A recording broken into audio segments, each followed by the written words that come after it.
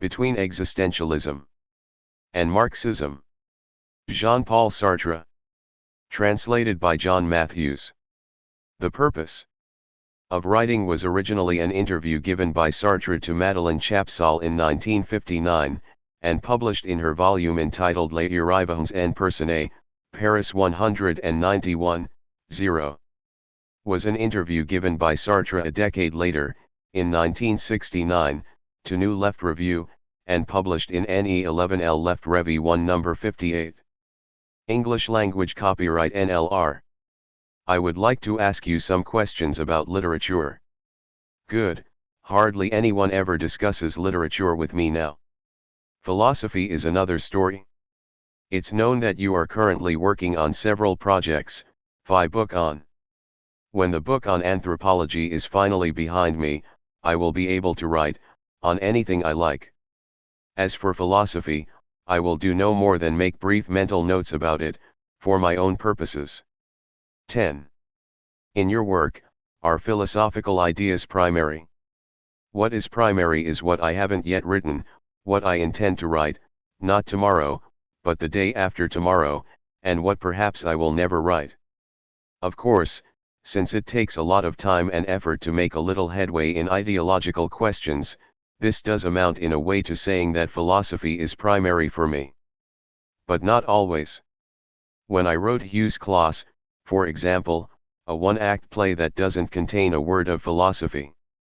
Being and Nothingness had already come out, or was at any rate in the process of being published. This story of mine about souls in torment was not symbolic. I had no wish to repeat being and nothingness in different words. What would have been the point? I simply made up some stories with an imagination, sensibility, and thought that the conception and writing of being and nothingness had united, integrated and organized in a certain way. If you like, my tome on philosophy was being narrated in the form of small non-philosophical stories.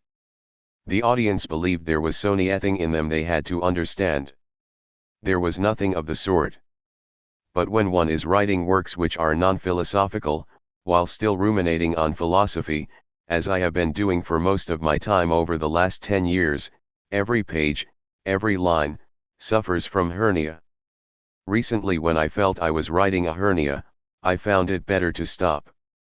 That's why I have all these books waiting to be completed. Of course, I would very much like to finish them. Equally I would like to write something completely different. For example, to say the truth. This is the dream of every aging writer. He thinks he has never told it, and yet he has never spoken of anything else. He is naked. Let us suppose that he insists, in any case, on doing a striptease himself. I have always produced a literature of occasional writings, I have always produced to order. Of course the employer can no longer be the state, nowadays it's everyone or someone, a political milieu in which I am involved, a particular event that calls for comment. The positive aspect of these orders is that they never allow the writer to indulge himself. And by the same token, his public is automatically defined. My present book on the dialectic had its beginnings in an order. A. 11. Polish Review asked me to write an article on existentialism. I did so. Then I rewrote it for the readers of Temps Moderns. And then, on rereading it, I saw that it lacked a foundation, the compass and valid tie of the dialectic needed to be established.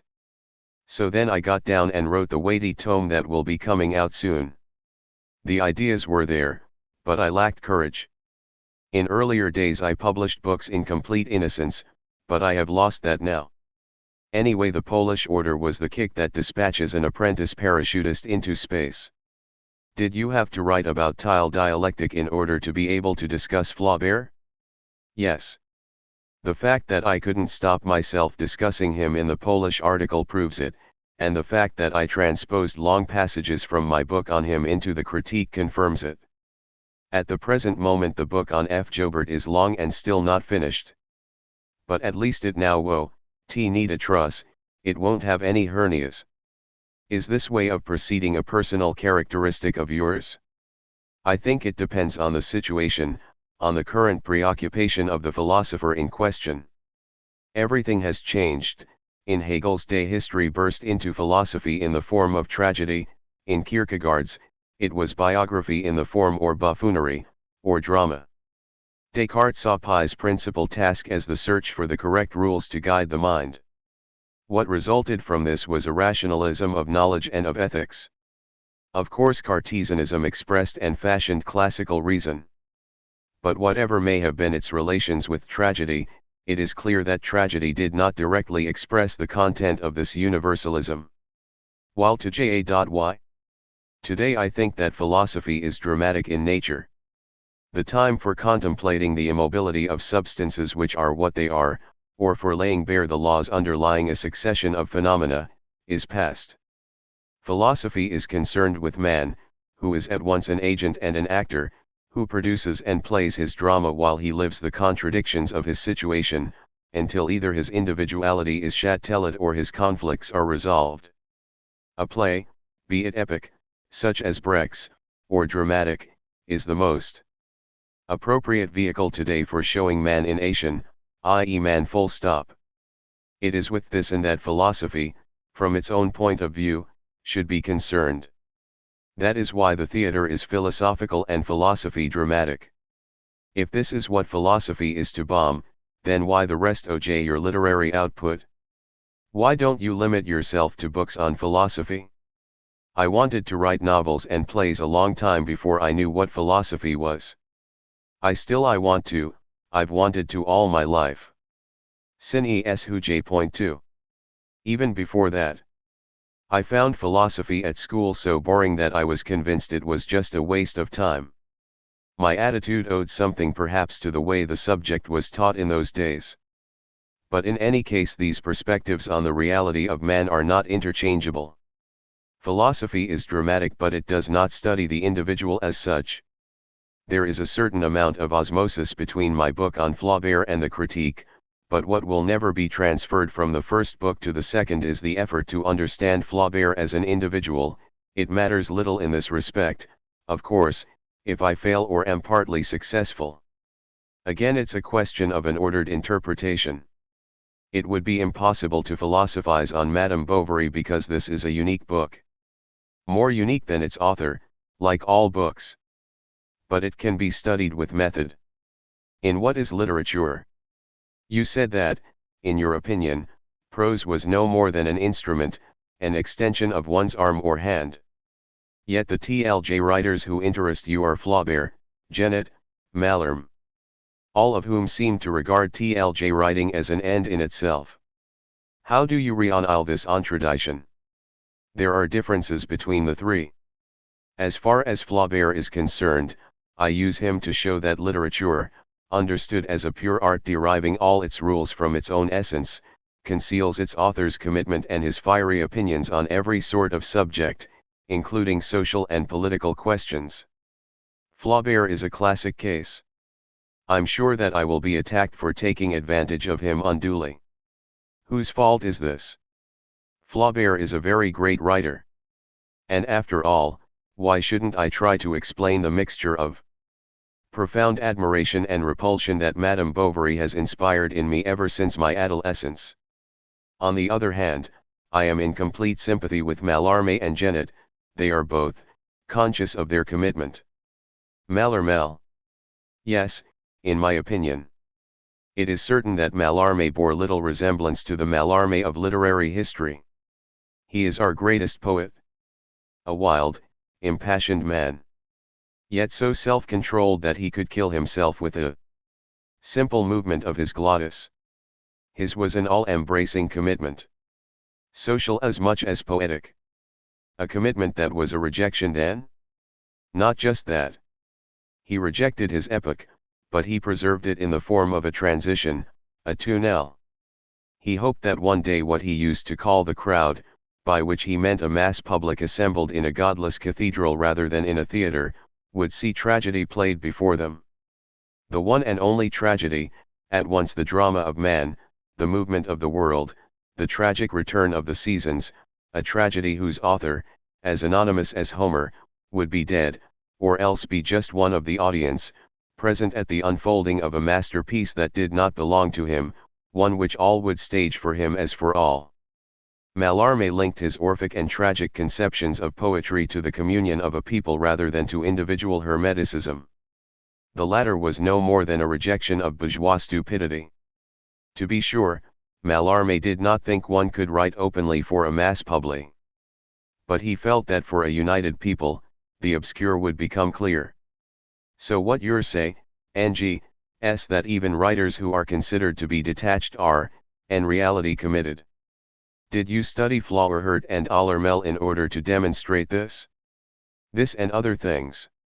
In the case of Mallarmé I have only just begun and won't be able to take him up again for a long time. I mention him only to indicate that pure literature is a dream. So you believe that literature is a/ways committed? THIRD is not everything's. It is worth nothing. This is what I mean by commitment. It wilts if it is reduced to innocence, or to songs. If a written sentence does not reverberate at every level of man and society, then it makes no sense. What is the literature of an epoch but the epoch appropriated by its literature? I have been accused of not taking literature seriously enough, of one #NGFO make it the asshole of politics. What do you say to that? I think it would be more logical for people to accuse me of exaggerating its importance. The beauty of literature lies in its desire to be everything and not in a sterile quest for beauty. Only a whole can be beautiful. Those who can't understand this, whatever they may have said, have not attacked me in the name of art, but in the name of their particular commitment. In your case, do you think that literature has fulfilled all its promises? I don't believe it can fulfill them, not in my case, nor in that of anyone in particular. What I have in mind are the exigencies of pride. An insane pride is necessary to write.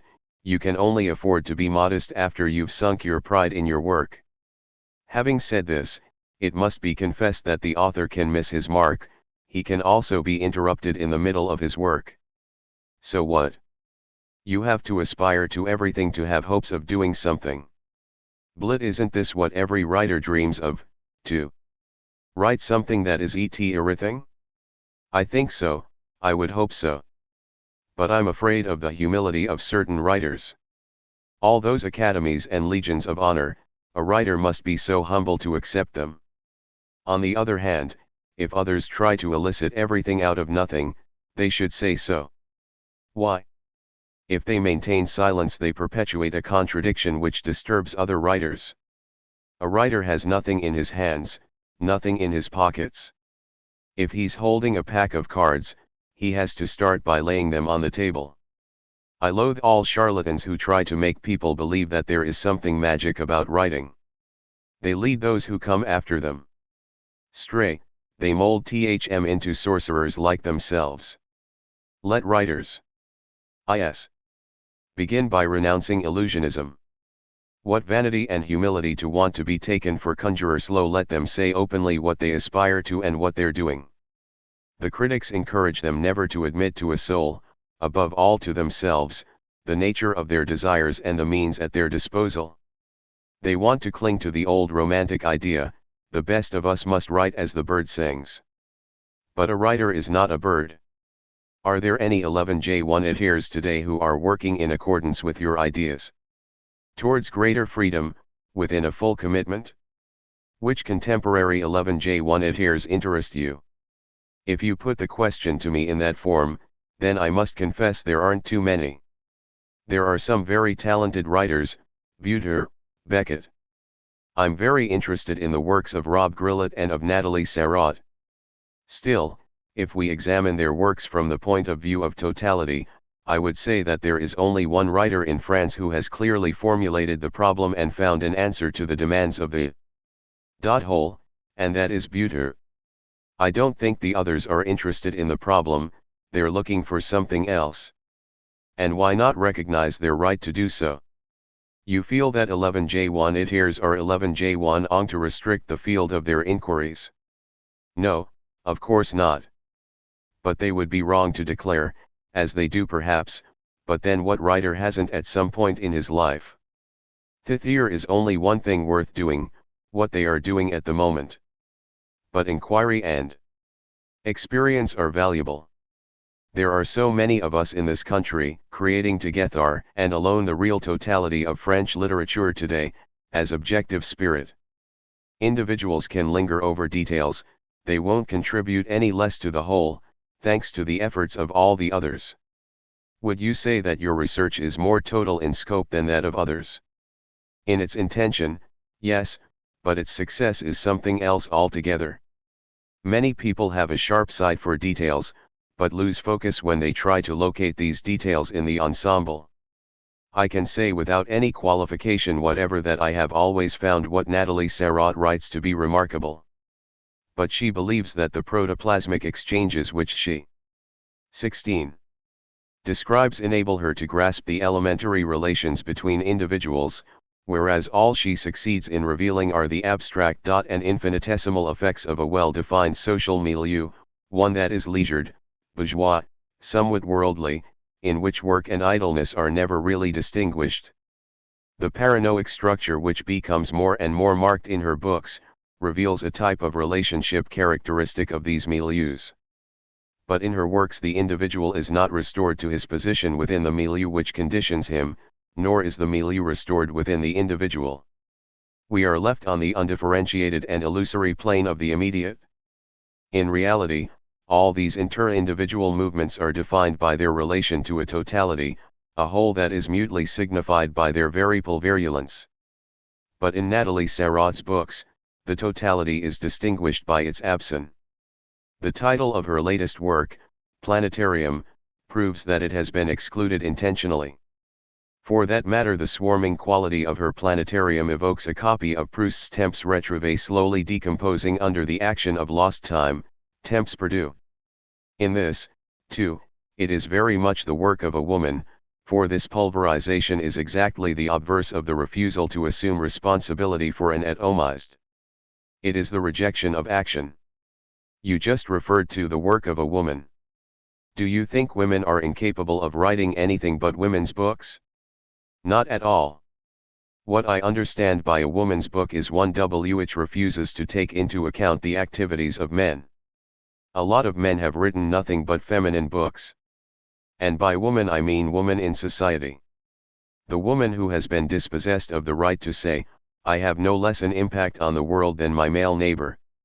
When I speak of a woman's novel, this is what I have in mind.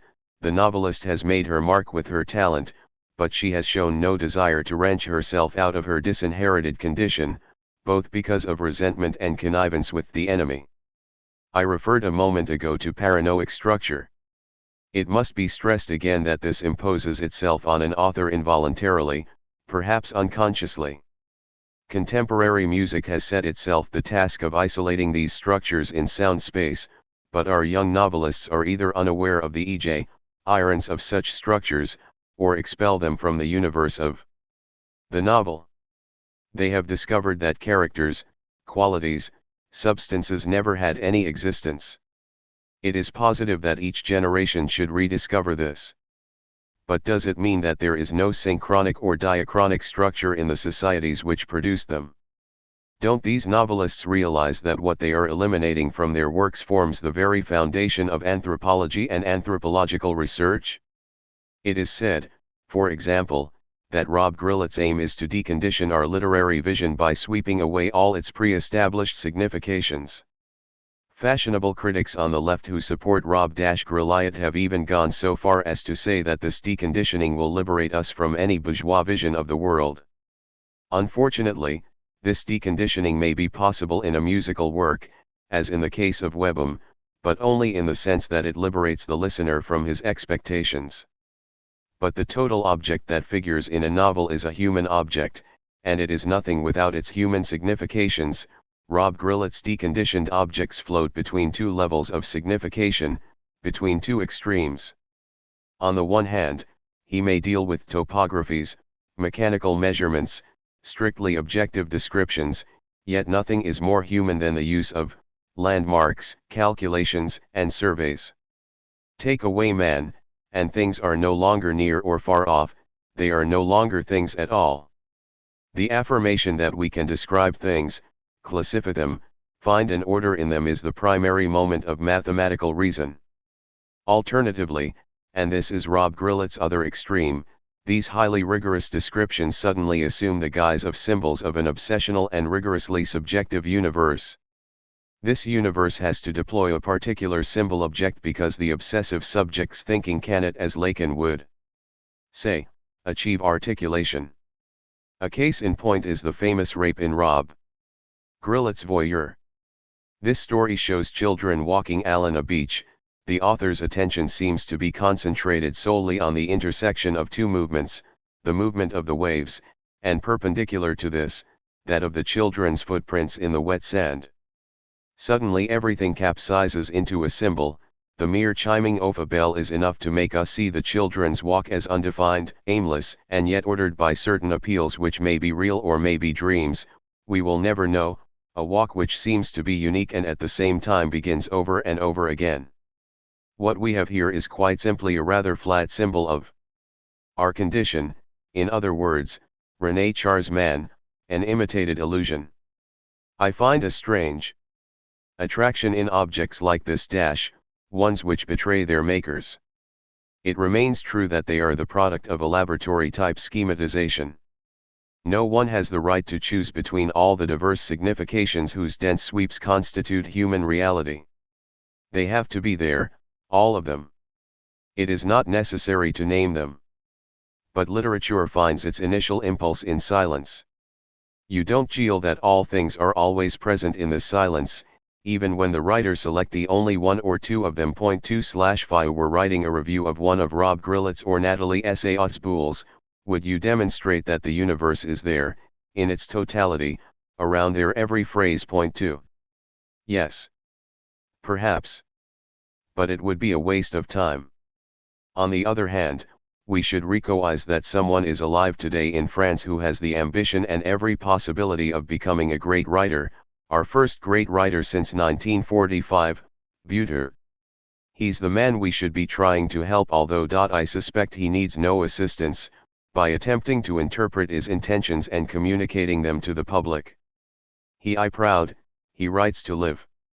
He aims to capture in his writing men who seem at times to come straight out of a populist novel, through the totality in which they are lost. And, because of this, none of these men turns out to be what we took him to be at first. Each one, LONT at FRST in the whole, ends up by interiorizing and expressing it, each one ends up by writing. I'm in the middle of reading De Grey's at the moment. Never before have I come across such an able and profound attempt to seize an individual in the light of the family and work relations which produce and condition him, and which he transforms. A new life comes Jane to existence. In this novel, a man cannot be reduced to a series of social attributes, nor is he properly an individual reality. Nor yet a mere mixture of social and individual characteristics. In fact, the principle of individuality is abandoned. Within professional and traditional groups we find recurrent groups and indeterminate groups appearing, and they are all the same. This book is certainly out of the ordinary. If I were a critic, I would very much like to discuss it. I am struck all the more in that I saw great promise in his earlier work, La Modification. Buter has given the objects which in Rob the purposes 0/writing 19. Grillett's hands are no more than an index of obsession, their true meaning, through a technique which is hardly new, but which reveals an extreme rigor. They become instruments which transform whoever uses them. An intention to catch a train acts as a center of intermination. But for the moment it is the train which acts, its trajectory, its stops, its traditions, the station and its irreversibility, both departure and destination are equally irreversible, while topographically the two stations are equivalent, the distances to the other people, all these factors modify the characters. I get the feeling from Buter's first three books that we are confronted here with a premeditated attempt, the perfectly hopeless attempt that only a true writer is capable of, to master everything. He has already covered a lot of ground, and he will go further. But what about you? What has your own experience of literary activity been? Have you used literature in the way you hoped to? Are you content, optimistic? Or do you feel disappointed? No, I've never felt disappointed. My work has always gone well. There have been books I had to abandon halfway through because I didn't know how to go on. Others that I had hopes for were published but got a bad reception, and I realized that I was wrong and the critics were right. But that's all part of the job. One way or another, you get the same frustrations in any profession. What I mean is that writing in itself cannot entail disappointment. In what follows I'm going to appear a bit confused, but the subject would take up too much time otherwise. So to be brief, in the domain of expression, success is necessarily failure. I'm not referring to those misunderstandings to which the aristocratic authors of the last century attributed their large circulations. I'm speaking of technical success. It is impossible to succeed, since at the outset you set yourself the goal of failure, to capture movement in immobile objects. For instance, after all the lies, you always come back to this in the end. So many little faults accumulate that the moment comes when you just can't take the work any further, all is lost. At this point, my friend Giacometti explains, you can throw your piece of sculpture in the rubbish bin or exhibit it in a Yanaliri. So there it is. You never quite grasp what you set out to achieve. 20. And then suddenly it's a statue or a book. The opposite of what you wanted. If its faults are inscribed methodically in the entive which you present to the public, they at least point to what it might have been. And the spectator becomes the real sculptor, fashioning his model in thin air, or reading the book between the lines. Since you mention the public, how would you describe your relation to it? How has this relation evolved? Haven't you said that the public plays an important role in the lift of a written war age? One has so many links not only to one's time but, in this epoch of nationalism, to national society as well that a writer's personal history is inevitably that of his public. One day, when we were young, Simone de Beauvoir and myself decided to go skiing, a serious and deliberate decision, which we thought quite original. The day we left, we discovered that all the older school children in Paris together with all their teachers had been just as original as ourselves. What this means is that I would never say what I felt unless I were sure that everyone felt the same. I don't want to express my public in spite of myself, after the fashion of those fin de siècle aristocrats of sensibility who aspired to an exquisite sense of Toledo or of Goya and who, in the end, merely expressed a bourgeois preciosity that was soon throttled by the First World War. My aim is to express, to the best of my ability, what I feel as an ordinary person. Who makes up your public? Students, teachers, people who love reading, who have a weakness for it. They make up a very small circle. My print run is of no significance, it can be large or small, but this particular readership is still the same. Not my readership but ours, that of everyone who is afflicted with the vice of writing. Journalists have an odd approach. They compile a list of circulations, calculate averages, and make statistical comparisons, of dubious accuracy since they are generally based on incorrect data, and then draw conclusions. What they've done is fuse the meaning of the print run of a book with that of their own newspaper. In a country like the USSR where their restate publish in Venturisal the circulation of book 3 real. 2. Mcdanning, if the public demands a new translation of Zoe, this means that people really want to read or reread Zoe. Whereas here, under conditions of liberal capitalism and free enterprise, circulation figures have no meaning. What relationship is there between a book like Swartz Bart's recent novel, a thoughtful, relentless, profound work, an attempt devoid of any illusions to recover all the dead we have killed, and the smartly dressed young woman with a hard, stupid face I saw the other day reading the last of the Just in the dining car as she ate a pastry? She was reading his book, but she wasn't part of his public. You haven't quite answered my question. Do you personally feel you have succeeded or failed? Point 2. Would you say that anything has changed because of what you have written? Point 2. Not a thing. On the contrary, ever since my youth I have experienced utter impotence. But that's neither here nor there. You could say, if you like, that to begin with I wrote a few books which weren't directly concerned with social problems, then came the occupation, people began to think it was necessary to act. After the war, we felt on CE more that books, articles, etc. could be of use. In fact they were of no use whatever. Then we came to feel, or at least I did, that books conceived and written without any specific relation to the immediate situation could be of long-term use. And these turned out to be just as useless, for the purpose of acting on people, all you found was a distortion of your own thoughts and feelings. You find your own words tuned against you and changed out of all recognition by a young man taking a casual swipe at you. Fair enough, I did the same myself. That's literary endeavor for you, you can see that it doesn't produce the results you wanted it to. All the same, those you have influenced and ed haven't all turned round and attacked you. Don't you ever come across writers in whom you recognize yourself one pith pleasure point two?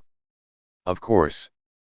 But you must understand, if I am to approve of them they must be making something new out of what I've made myself, and since I am still alive, this can only be in opposition to what I am doing myself.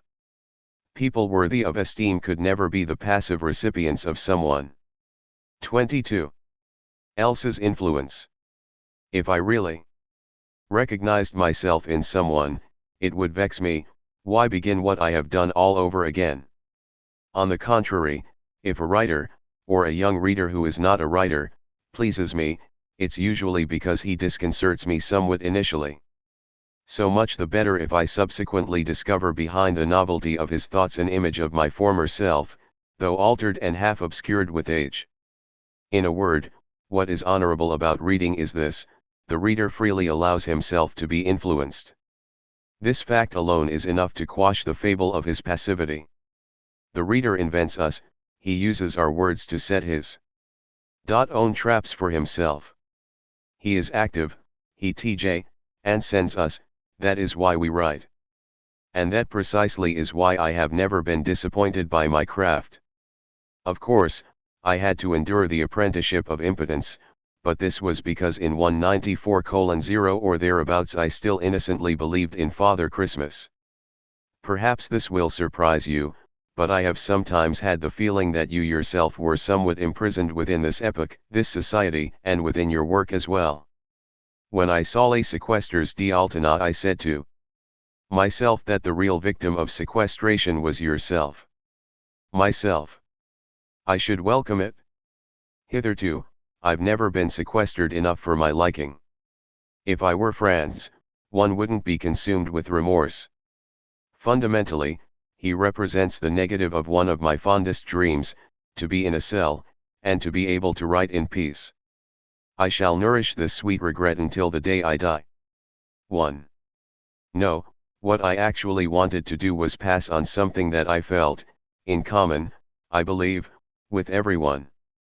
The men of my generation and those a little younger than ourselves, I'm 54, were gripped by a feeling of consternation when we looked upon this epoch we all helped to build, and we said, so, that's what it was. I'm not talking about what a young Russian might have felt, but of what a Frenchman felt when he looked back. You must understand, in our youth we were gentle, the problem of violence tormented us. The upshot was that the whole of the younger generation espoused a violent creed and so disposed of the problem. That's what one was trying to say to you, how difficult it is to recognize oneself in others. Because one is other. Precisely. One has the feeling that you whom the problem of violence tore. 2. Men are still worse at ease in this gloomy society of ours than others, that you feel restricted in it, that it stifles you, and that you secrete your work as a kind of refuge from it. THS is why I asked you whether you felt sequestered. No. The sense of gloom in les sequesters was essentially inspired by the current state of French society. It's a frightful wreckage, and like anyone else, I'm inescapably part of it. If I'm a prisoner, together with all who have said no and who go on saying no, it is of the present regime. What do you call violence? The people of my generation had lived through 2 periods of sacred violence by the time they reached their adolescence. In 1914 there was the war, we were told that it was just and that God was on our side. And in 1917 there was the Russian Revolution. In the interim, in fact, we had become a little less mystified, and by 1919 our hopes rested on the revolution. Don't get the idea that I am confusing the violence of a capitalist war with that of the insurrection of Petrograd. Today I firmly believe that the month of October 1917 irreversibly transformed the world. But I'm discussing how we felt as children. We were steeped in the violence of our fathers. From 1914 to 1918 I lived at La Rochelle. At that time children were in power, they thought they were at the front. One of my school friends chased after his mother with a knife, she had given him potatoes, and he didn't like them. In other respects, they were very sensible boys. But these events had in some way turned their heads. They were asked to interiorize the sacred violence. They did so and, in their ensuing disgust, many of them, including myself, experienced little difficulty in substituting a holy revolution for this holy war. When I became a student at the École Normale, no one, not even Athala, would have dared to openly reject violence. We were concerned above all to channel it, to restrict it. We sought a well-behaved and profitable violence. Most of us were very mild and yet we became violent beings. For one of our problems was this: could a particular act be described as one of revolutionary violence, or did it rather go beyond the violence necessary for the revolution? This problem has stayed with us all our lives, we will never surmount it. To Franz, Iters note, a militant Catholic student, from Surquivant à la Messe. Do you see what I mean? After that, many of us had children. Not myself, but then one taught other people's children. I was a teacher. All of us shared the responsibility for bringing them up, and then these children had children of their own. Now, it seems to me that these children have grown up under our influence and that many of them have radicalized the whole phenomenon of violence. The young people in London who recently started to lynch West Indians, young German anti-Semites or young French fascists all share a common indulgence in an absolutely pure and unconditioned violence. Such a brand of violence never calls itself into question. It makes no effort to criticize itself. It is in love with itself.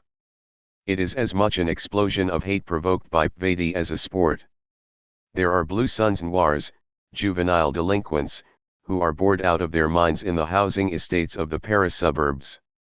They form gangs, and then everything is so cozy, so sinisterly cozy in these high-rise apartment blocks, carefully built by the neo-paternalism of our capitalists, that there's nothing for them to do but smash everything. This is what staggers us. One used to think, or at LST we thought, of violence as born of exploitation and oppression, and as directed against them. In a certain sense, there was a political motivation behind the construction of these apartment blocks, directed, like all paternalist policies, against the interests of the workers. Now we, older ones, would understand it if young people broke doors and windows in them as protest against this paternalism. I'm not saying they would be right, but that we would understand them. But no, they pick fights with each other, or beat up passers-by. It is certainly their situation which provokes this violence. But it only appears legitimate to them because it is anarchic. If it acquired the slightest political direction, they would begin to suspect it. In our eyes, violence could be justified if it were being used to safeguard the interests of the masses, a revolution, etc. But for these delinquents, violence can never be put to use, it is good only when it's senseless. I don't want to go on and discuss this, I'm merely giving you an example of influence at work. And of course these young people weren't conditioned by our conceptions, but by the Cold War. But then we were the ones who waged the Cold War. The purposes OJ writing 25. Do you believe that one fashions one's epoch when you reach the age of 54, you can be excused for speaking in the past tense. But it doesn't matter how old you are, it always remains true that history makes man and man makes history. Would you I that we are responsible for idle? Yes, both responsible and complicit. The whole of French society is responsible for the Algerian War, and for the way it is being conducted, torture, internment camps, etc. The whole of the society, including the men and women who have never stopped protesting against it. We are inextricably involved. The slightest discussion between the left-wing groups who were gradually assassinating each other had the effect of encouraging orchard, or a putsch. All these soft and well-meaning gentlemen we have become, we have all had to interiorize the war. The result is that we are solidary with it, plunged ever more deeply in violence. This, among other things, is what I was trying to convey in Les Sequestrals. The dying Franz, the executioner, he is us, he is myself. None of this stops a man from writing. What do you see as the function of literature, if you have this geeling of impotence, in a century that has seen more violence than any before it? Man lives in the midst of images. Literature offers him a critical image of himself. Then it's a mirror? A critical mirror. If literature is to be engaged, it must reveal, demonstrate, represent. That, people can look at each other face to face, and act as they want. In the 18th century, writers were carried along by history, but not today. Now they have become suspect. We should try to keep this role for ourselves. What would become of a society if it had no suspects? You think writers are suspect? Aren't you overestimating the importance accorded to them? They are suspected of having a mirror in their pocket, of wanting to take it out and hold it up to their neighbor, who might have a stroke if he saw himself as he really is. Writers are suspect because poetry and prose have become critical arts. It was Mallarmé who called his own body of work, critical poetry.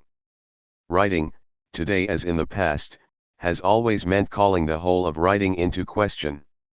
The same idol true of painting, sculpture, music, art in its totality is engaged in the activity of a single man, as he tests and pushes back its limits. But writing cannot be critical without calling everything into question. This is its content.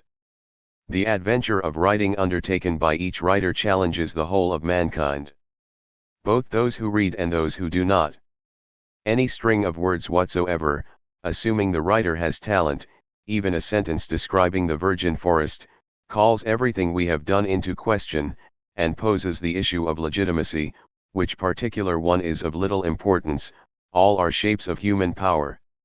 Compare these suspects to ethnologists. Ethnologists describe, but writers can no longer describe. They must take sides. Isn't the TLJ writer's occupation a strange one? Of course, TLJ writing demands a lot of energy, but at the same time it seems to derive from the TLJ writer's weakness. In my case, I chose writing in place of death, and because I lacked faith. That was certainly a sort of weakness. When I was 7 or 8 years old, I lived with my widowed mother together with a Catholic grandmother and a Protestant grandfather. At the dinner table, each poked fun at the other's religion. No malice was involved, it was simply a family tradition. But a child reasons in a straightforward fashion. I concluded from these exchanges that the two faiths were equally valueless. Even though my family saw it their duty to bring me up as a Catholic, religion never had any weight with me. Now about the same age I was terrified of death. Why? Perhaps, understandably, because I had no beneficent myth of eternal life to fall back on, beneficent for children, that is. I was already writing, in my childish way. I was already pouring my longing for immortality, literary immortality, of course, into writing. I have since abandoned the idea of literary survival, but it was certainly the initial focus of my cathexis. The Christian, in principle, has no fear of death because he knows he 27. Has to die in order to begin true life. Life on earth is merely a period of trial to earn glory in heaven. Various precise obligations go with this. There are rites to be observed, and vows can be taken, such as those of obedience, chastity, poverty. I inherited all this and transposed it bodily into literary terms. I would be unknown all my life, but I would merit immortal why through my dedication to writing and my professional integrity. My glory as a writer would date from the time of my death. One had some stirring debates with my conscience. Was it necessary for me to experience everything before I could write 3 books everything? Or should I live a monk's life in order to devote all my time to polishing my phrases? In either case what was at stake was everything. In my imagination, literary life was modeled on religious life. I dreamt only of ensuring my salvation. I wasn't aware of any of this until I was 40, simply because I never inquired into my motives for writing. I contested everything sae my own profession. Then one day I was writing down some thoughts on morality when it struck me that I was propounding a writer's ethics for the benefit of writers, though I was supposed to be addressing people who never did any writing. That forced me to go back to the origins of this bizarre attitude, to unearth its presuppositions, or, if you like, my childhood cathexes. Today I'm sure I came to the right conclusion. That I had transposed religious needs into literary longings. The more so since writers a little older than myself followed the same trajectory. It was the epoch that fashioned its future writers. So you're right in effect, writing is an escape, a sign of weakness. What does it matter to me, if I can write palliads? But didn't you just say that you no longer have any interest in literary glory? It's not that I no longer have any interest in it, but that from a certain point in my life onwards, it no longer made any sense. The more death became a reality, the more this glory became pure mystification. Someone said recently that he knew of nothing more ignominious than posthumous rehabilitation. One of our number is trapped, he dies from rage or grief, and then, a quarter of a century later, a monument is erected in his honor. And the jackals who make the speeches over his effigy are the very ones who killed him in the first place. They honor death in order to poison the living. As a matter of fact, no one, nothing, can be rehabilitated, especially not an assassin. As for the dead man, he suffers until the very end, he perishes in despair, and that's the end of it for him. In their own time, Nietzsche and Baudelaire were made wretched and senile, and now people turn round and tell us one was the prophet of the 20th century, and the other was France's greatest poet. What do these titles change? Death cannot be recilibrated. But what did you mean when you spoke of weakness? I don't think I've touched upon what you had in mind. I feel a typewriter always has a recourse to foil back on. He typewrites his work, good or bad. You said a moment ago that literary labor in itself cannot disappoint. When he finds reality disagreeable he can retreat and seek refuge with his pen and paper. While a man who involves himself in action is liable to lose everything. You speak as if a choice were possible. The fact is save in the case of a restricted circle of leisured members of the ruling class, you cannot choose between writing and politics. It's the situation that decides. Take the men who form the Algerian FLN, for example. For them the political problem was posed as something violent and immediate. A whole generation knew nothing but war from their earliest childhood. Ours to violence, in such a case, is not an option, but a course of action imposed by the situation. When the war is over, some of them will doubtless become writers. But politics and war will have been their lot initially. In France, it's the middle classes that supply both the literary and political personnel of the nation. The nation is rather shop-worn, and has been for many years. Therefore hesitation is permitted. You know the result, the wretchedness of French politicians. At this level there is no distinction between the two activities. Bad literature is redeemed by its political content, and politics is turned into bad literature. This lack of differentiation is such that writers are attacked, as I have been, for having lost wars, a right-wing attack, or for not urging the masses to the assault of our Bastilles, a left-wing attack. A few years ago a journalist came to see me, at a time when the affairs of state or universe weren't going too well. "What I need is a cry from the heart," he told me, "would you be so good as to make it?" Can you believe it? Sometimes I did, but with varied results, whereas each depended on other people, on the number of those who had decided before my intervention, of course, to join the demonstration. But this is the very grandeur and weakness of a literature pf pathos. In politics, it depends for its effect entirely on others. It is other people, who perhaps have not even read the writer, who swell his words with their passion. The real work of the committed writer is, as I said before, to reveal, demonstrate, demystify, and dissolve myths and fetishes in a critical acid bath. With a bit of luck, other people will utilize him to create new myths, or else, as happened in the case of Pushkin and of the Elizabethans, the purest or most flamboyant style can become the equivalent of political action because the writer enables the nation to discover its own language, as the ultimate moment of its unification. We were not given such opportunities. I feel that fewer and fewer young people are driven to write these days. In my time, you could hope to die in your bed. I felt assured of a long life when I looked at my ancient but active grandfather. I had the right to adopt a literary religion, as I had 60 years of faith and needs in front of me. But since the Cold War, young people have been brought up to believe that death could come any day. God has regained the upper hand over literature. He can save a soul at a moment's notice, whereas my God, a crueler deity, demanded a lifetime's work. And so the mystification begins all over again. History is full of such cycles and eddies. I've said all this to show you that explanations of literature based on psychological concepts of weakness or strength, or any other subjective notion, are at once superficially correct and far too simple. Don't forget that a man carries a whole epoch within him, just as a wave carries the whole of the sea. You think people are borrowing net to write. There's no lack of inclination, certainly. But do writers today want to do nothing else but write? Maybe one day the faculty of writing will belong to everyone, someone will make use of it somewhere, then it will disappear and reappear in their neighbor. Full-time writers will be a thing of the past. There will simply be people who do several things, including writing. This will be a much more satisfactory situation, one which will 30.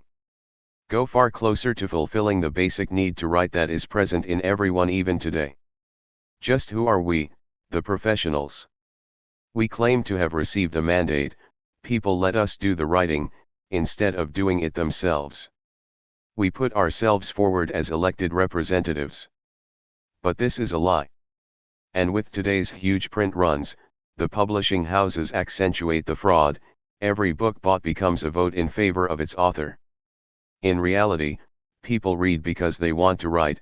Anyway, reading is a sort of rewriting. From this point of view, yes, people discover that they have a need to express their lives. During my time as a prisoner of war in a German stalag, I came across a little poacher. He'd really been through the mill, abandoned child, brought up by the state, every sort of misfortune. One day, after he had joined up in the army, he got a letter telling him his wife was deceiving him. He left at once with his gun, found her in bed in the arms of her lover, and shot the two of them on the spot. Then he came back and gave himself up. This was in May 1940. He was thrown into a military prison. Then the Germans came, and packed him off to a prison camp in Germany. His story of passion and crime, no longer subject to sanction, remained unresolved. We, his comrades, knew all about it. An official from the military tribunal was able to confirm it. But this wasn't enough. The man felt cheated. All the more so since mourning was doing its work inside him, and there would soon be nothing left of the experience but an abstract memory. He then invented the idea of writing it down in order to express it, in other words, to possess it in all its clarity and distinction, and at the same time to let the story take possession of him and so survive, with its author, frozen and objectified within it. Of course, he wrote it very badly. This is where the difficulties start. Read Blancot's Le Paradoxe d'Art. He explains marvelously how this initial desire to say everything results in everything being hidden. But that's another question. What I'm trying to say is that people everywhere, wish their own life, with all its dark places that they sense, to be an experience not only lived, but presented. They would like to see it disengaged from all the elements that crush it, and rendered essential by an expression that reduces what crushes them to inessential conditions of their person. Everyone wants to write because everyone has a need to be meaningful, to signify what they experience. Otherwise it all slips away. You go about with your nose to the ground, like the pig made to dig for truffles, and you find nothing. I've shed a lot of literary illusions, that literature has an absolute value, for instance, that it can save a man or simply change men, except in special circumstances. Today all this seems long out of date to me. But the writer goes on writing, having lost these illusions, because as the psychoanalysts say, he has invested everything in his occupation. He goes on writing for the same reason that others go on living with people of whom they are no longer fond, or are fond in a different way. Because they are their family. But I still possess one conviction, one only, and I shall never be shaken from it: writing is a need felt by everyone. It's the highest form of the basic need to communicate. In that case, shouldn't those who have chosen TLJTI#NG as a career be the most satisfied of people, since they spend their whole time doing what others only dream of? No, because it's their job. Every person is always faced in his own lifetime with the task of wresting his life from the various forms of night. Is a reader necessary? Of course. The Crit, written cry, to use Cocteau's phrase, only becomes an absolute when it is preserved in other people's memories, when it is integrated into the objective spirit. It goes without saying that the public you aim to reach, it may be imaginary, will never coincide exactly with the public you actually reach. But perhaps this real public takes the place of the one you aimed at? Deep do TPN, then, everyone would like to be a TLJ-titer.ts and no. A writer alienates himself to his writing, which is unfortunate. When I was 8, I thought that nature herself was not insensible to the appearance of a good book. When an author finished his manuscript with the words "the end," I fancied a falling star would appear in the sky.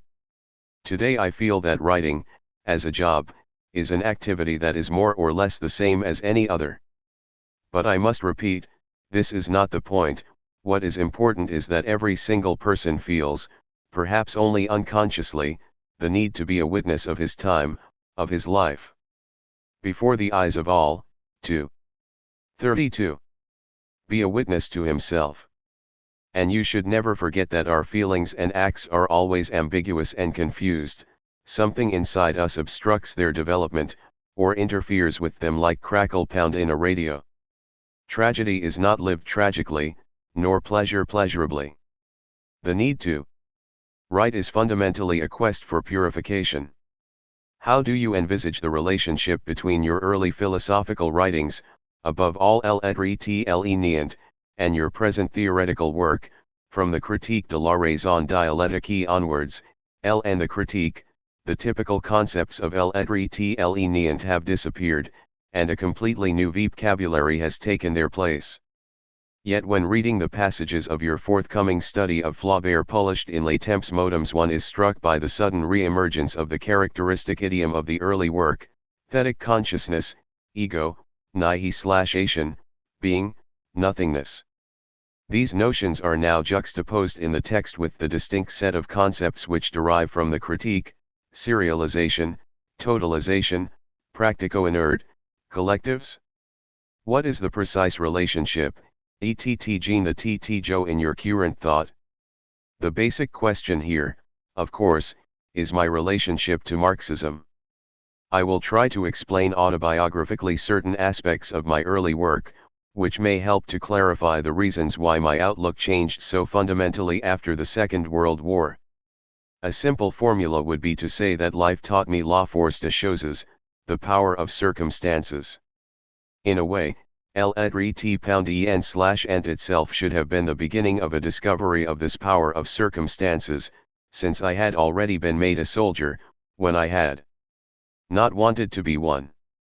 Thus I had already encountered something that was my freedom and which steered me from without. Then I was taken prisoner, a fate which I had sought to escape. Hence I started to learn what I have called human reality among things, being in the world. Then, little by little, I found that the world was more complicated than this, for during the resistance there appeared to be a possibility of free decision. For my state of mind during those years, I think that the first plays I wrote are very symptomatic. I called them a theater of freedom. The other day, I reread a prefatory note of mine to a collection of these plays, Les Mouches, Hughes Claus, and others, and was truly scandalized. I had written, whatever the circumstances, and wherever the sight, it man. 34. Is always free to choose to be a traitor or not. When I read this, I said to myself, it's incredible, I actually believed that. To understand how I could have done so, you must remember that there was a very simple problem during the resistance, ultimately, only a question of courage. One had to accept the risks involved in what one was doing, that is, being imprisoned or deported. But beyond this, a Frenchman was either for the Germans or against them, there was no other option. The RL political problems, of being for, but or against, but, were not posed by this experience. The res_LLT was that I concluded that in any circumstances, there is always a possible choice. Which is false. Indeed, it is so false that I later wanted precisely to refute myself by creating a character in Le Diable et le Bon Dieu, Heinrich, who cannot choose. He wants to choose, of course, but he cannot choose either the Church, which has abandoned the poor, or the poor, who have abandoned the Church. He is thus a living contradiction, who will never choose. He is totally conditioned by his situation. However, I understood all this only much later. What the drama of the war gave me, as it did everyone who participated in it, was the experience of heroism. Not my own, of course, all I did was a few inans. But the militant in the resistance who was caught and tortured became a myth for us. Such militants existed, of course, but they represented a sort of personal myth as well. Would we be able to hold out against torture too? The problem then was solely that of physical endurance, it was not the ruses of history or the paths of alienation. A man is tortured, what will he do? He either speaks or refuses to speak. This is what I mean by the experience of heroism, which is a false experience. After the war came the true experience, that of society. But I think it was necessary for me to pass via the myth of heroism first. That is to say, the pre-war personage who was more or less Stendhal's egotistical individualist had to be plunged into circumstances against his will, yet where he still had the power to say yes or no, in order to encounter the inextricable entanglements of the post-war years as a man totally conditioned by his social existence and yet sufficiently capable of decision to reassume all this conditioning and to become responsible for it. For the idea which I have never ceased to develop is that in the end one is always responsible for what is made of one. Even if one can do nothing. 35. Else besides assume this responsibility. For one believe that a man can always make something out of what is made of him. This is the limit one would today accord to freedom, the small movement which makes of a totally C0J1 the one social being someone who does not render back completely what his conditioning has given him. Which makes of Genet a poet when he had been rigorously conditioned to be a thief. Perhaps the book where one have best explained what one mean by freedom is, in fact, Saint Genet.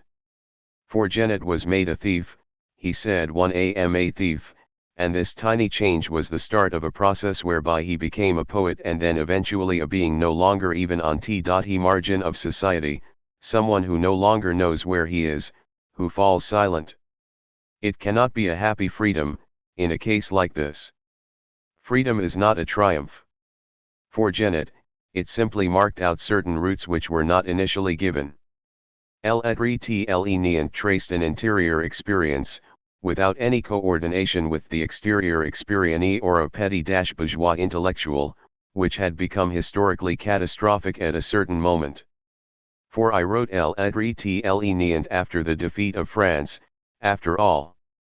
But catastrophes have no lessons, unless they are the culmination of a praxis. Then one can say, my action has failed.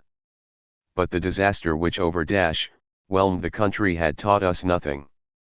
THLLS, in Lenient, what you could call subjectivity is not what it would be for me now, the small margin in an operation whereby an interiorization re-exteriorizes itself in an AET. But subjectivity and objectivity seem to me entirely useless notions today, anyway. I might still use the term objectivity, I suppose, but only to emphasize that everything is objective.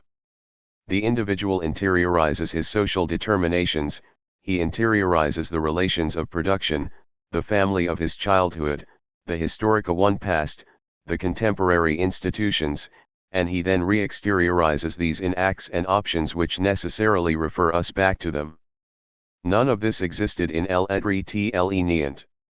In Lenient, you radically reject, the concept of the unconcise, saying that it was a philosophical contradiction, the model of consciousness in while early work effectively uses any idea of it whatever. Consciousness is always transparent to itself, even ije subject creates a falseman of bad faith. Since then, you have among other things 1p1 written a film script on Freud. I broke with Houston precisely because Houston did not understand what the unconscious was. That was the whole problem. He wanted to suppress it, to replace it with the preconscious. He did not want the unconscious at any price. The question one would like to ask is H01LJUCTM and I the precise theoretical statute of the 1L jork of Freud today? Given your class position, it is not perhaps so surprising that you did not discover Marx Hef or the 1L jar. But H01LJ, did you miss Freud? Surely the opaque evidence of the unconscious, its resistances should have been accessible to you even then? They are not exactly comparable to the class struggle. The two questions are linked, however. The thought of both Mann and Freud is a theory of conditioning in exteriority. When Mann says, it matters little the bourgeoisie thinks it does, the important thing is what it does, one could replace the bourgeoisie via hysteric, and the formula would be one of Freud. Having said this, I must try to recount my relationship to Freud's work biographically. I will begin by saying that I undoubtedly had a deep repugnance for psychoanalysis in my youth, which needs to be explained as much as my innocence of the class struggle. The fact that I was a petty bourgeois was responsible for the latter, one might say that the fact that I was French was responsible for the former. There would certainly be a lot of truth in this. You must never forget the weight of Cartesian rationalism in France. When you have just taken the Hacote at the age of 17, with the I think, therefore one am of Descartes as your set text, and you open the psychopathology of everyday life, and you read the famous episode of Signorelli with its substitutions, combinations, and displacements, implying that Freud was simultaneously thinking of a patient who had committed suicide and of certain Turkish Maoris, and so on, when you read all that, your breath is simply taken away. Such investigations were completely outside my preoccupations at the time, which were at bottom to provide a philosophical foundation for realism. Which in my opinion is possible today, and which I have tried to do all my life. In other words, how to give man both his autonomy and his reality among real objects, avoiding idealism without lapsing into a mechanistic materialism. I posed the problem in this way because I was 19 ignorant of dialectical materialism, although I should add that this later allowed me to assign certain limits to it, to validate the historical dialectic while rejecting a dialectic of nature, in the sense of a natural process which produces and resolves man into an ensemble of physical laws.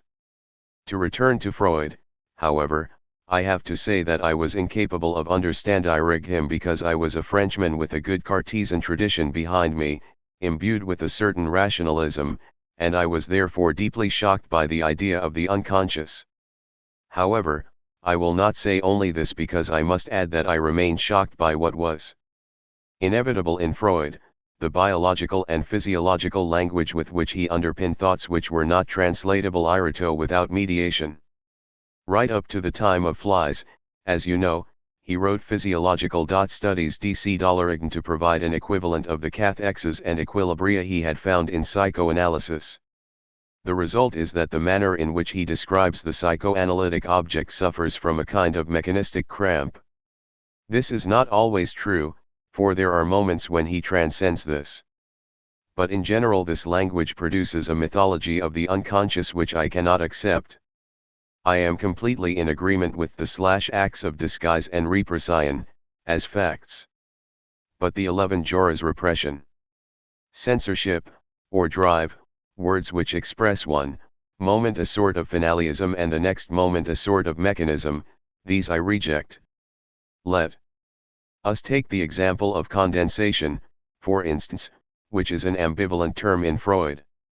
One can interpret it simply as a phenomenon of association in the same way as your English philosophers and psychologists of the 18th and 19th centuries. Two images are drawn together extremally, they condense and form a third. This is classical psychological atomism. But one can also interpret the term on the contrary as expressive of a finality. Condensation occurs because two images combined answer a desire, a need. This sort of ambiguity occurs again and again in Freud. The result is a strange representation of the unconscious as a set of rigorous mechanistic determinations, in any event a causality, and at the same time as a mysterious finality, such that there are ruses of the unconscious as there are ruses of history, yet it is impossible to reunite the two in the work of many analysts, at least early analysts. I think that there is always a fundamental ambiguity in them. The unconscious is one moment another consciousness, and the next moment other than consciousness. What is other than consciousness then becomes simply a mechanism. Thus I would reproach psychoanalytic theory with being a syncretic and not a dialectical thought. The word complex, indeed, indicates this evidently, interpenetration without contradiction. I agree, of course, that there may exist an enormous number of larval contradictions within individuals, which are often translated in certain situations by interpenetrations and not by confrontations. But this does not mean these contradictions do not exist. The results of syncretism, on the contrary, can be seen in the idea of the Oedipus complex for instance. The fact is that analysts manage to find everything in it, quali well the fixation on the mother, love of the mother, or hatred of the mother, as Melanie Klein argues. In other words, anything can be derived from it, since it is not structured. The consequence is that an analyst can say one thing and then the contrary immediately afterwards, without in any way worrying about lack of logic, since after all opposites interpenetrate. A phenomenon can mean this, while its contrary can also mean the same thing. Psychoanalytic theory is thus a soft thought. It has no dialectical logic to it.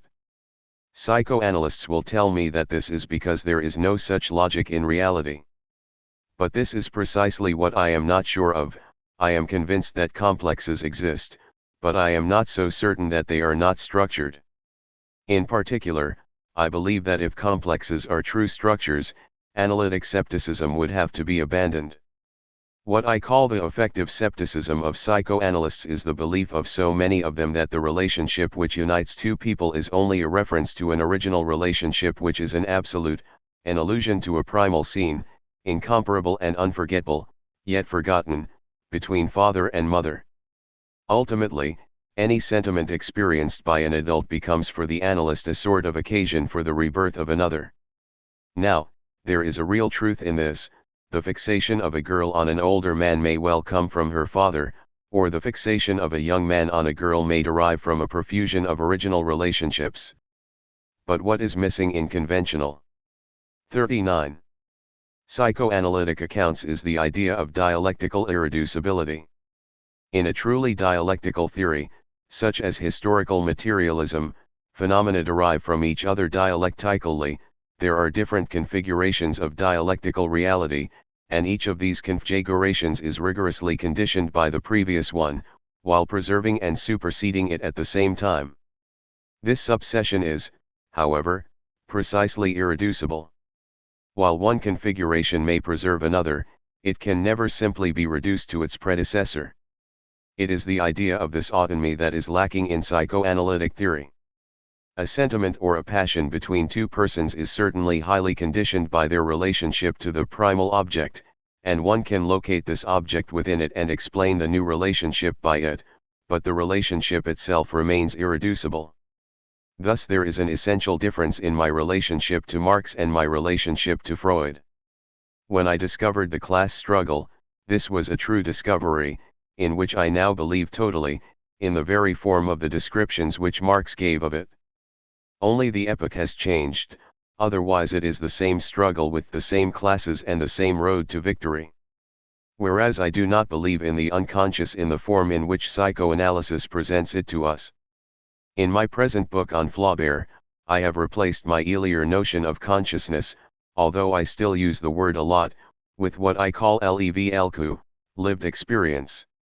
I will try to describe in a moment what I mean by this term, which is neither the precautions of the preconscious, nor the unconscious, nor ensious ness, but the terrain in which the individual is perpetually overflowed by himself and his riches, and consciousness plays the trick of determining itself by forgetfulness. In l'être lenient, there is not much room for the phenomenon of dreams. For Freud, dreams were a privileged Spakeloft conscious. The Z.1W psychic analysis was discovered. You try to situate the space of dreams in your current works. This would be a concrete test of your present relationship to Freud. My work on Flaubert deals with dreams. Unfortunately, Flaubert himself reports very few of his DLEMs. But there are two extremely striking ones, both nightmares, which he recounts in Malmo, Reste un fou, an autobiography he wrote at the age of 17, and which are thus perhaps partly invented. One concerns his father, the other his mother. Both reveal his relationship to his parents with an extraordinary evidence. The interesting thing, however, is otherwise Flaubert virtually never mentions his parents in his writings. In fact, he had very bad relationships with both his father and his mother, for a whole number of reasons which I try to analyze. He says nothing about them. They do not exist in his early works.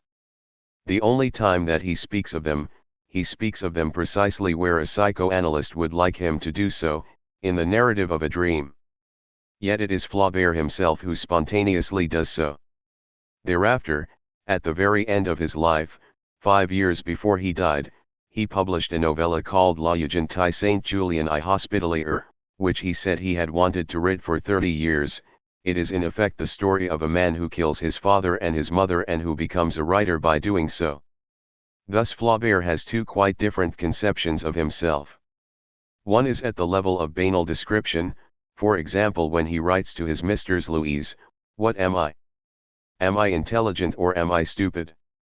Am I sensitive or am I stolid? Am I mean or am I generous? Am I selfish or am I selfless? I have no idea. I suppose I am like everyone else. I waver between all these." In other words, at this level he is completely lost. Why? Because none of these notions has any meaning in themselves. They only acquire a meaning from intersubjectivity, in other words what I have called in the critique the objective spirit within which each member of a group or society refers to himself and appears to others, establishing relations of interiority between persons which derive from the same information or the same context. Yet one cannot say that Flaubert did not have, at the very height of his activity, a comprehension of the most obscure origins of his own history. He once wrote a remarkable sentence: "You are doubtless like myself, you all have the same terrifying and tedious depths, les metals profondeurs terribles et ennuyables." What could be a better formula for the whole world of psychoanalysis, in which one makes terrifying discoveries, yet which always tediously come to the same thing? His awareness of these depths was not an intellectual one. He later wrote that he often had fulgurating intuitions, akin to a dazzling bolt of lightning in which NE simultaneously sees nothing and SE everything. Each time they 41 went out, he tried to retrace the paths revealed to him by this blinding light, stumbling and falling in the subsequent darkness. For me, these formulations define the relationship which Flaubert had with what is ordinarily called the unconscious, and what I would call a total absence of knowledge, but a real comprehension. I distinguish here between comprehension and intellection. There can be intellection of a practical conduct, but only comprehension of a passion. What I call l'EVU, lived experience, is precisely the ensemble of the dialectical process of psychic life, insofar as this process is obscure to itself because it is a constant totalization, thus necessarily a totalization which cannot be conscious of what it is. One can be conscious of an external totalization, but one cannot be conscious of a totalization which also totalizes consciousness. Lived experience, in this sense, is perpetually susceptible of comprehension, but never of knowledge. Taking it as a point of departure, one can know certain psychic phenomena by concepts, but not this experience itself. The best form of comprehension of lived experience can forge its own language, which will always be inadequate, and yet which will often have the metaphorical structure of the dream itself. Comprehension of a dream occurs when a man can express it in a language which is itself dreamt. Lacan says that the unconscious is structured like a language. I would say that the language which expresses it has the structure of a dream. In other words, comprehension of the unconscious in most cases never achieves explicit expression. Flaubert 1 constantly speaks of l'indicible, which means unsayable, only the word does not exist in French. It should be indéniable, perhaps it was a regional usage in Flaubert's tie, but in any case it is not the normal word. The unsayable, how.ver, was something very definite for him. When he gave his autobiography to his mistress at the age of 25, he wrote to her, "You will suspect all the unsayable." Which did not mean family secrets or anything like that. Of course, he hated his elder brother, but this is not what he was talking about. He meant precisely this kind of comprehension of oneself which cannot be named and which perpetually escapes one. The conception of lived experience marks my change since l'être. My early work was a rationalist philosophy of consciousness. It was all very well for me to dabble in apparently non-rational process. In the individual, the fact remains that l'être is a monument of rationality. But in the end it becomes an irrationalism, because it cannot account rationally for those processes which are below consciousness and which are also rational, but lived as inatio illal. Today, the notion of lived experience represents an effort to preserve that presence to itself which seems to me indispensable for the existence of any psychic fact, while at the same time this presence is so opaque and blind before itself that it is also an absence from itself. Lived experience is always simultaneously present to itself and absent from itself.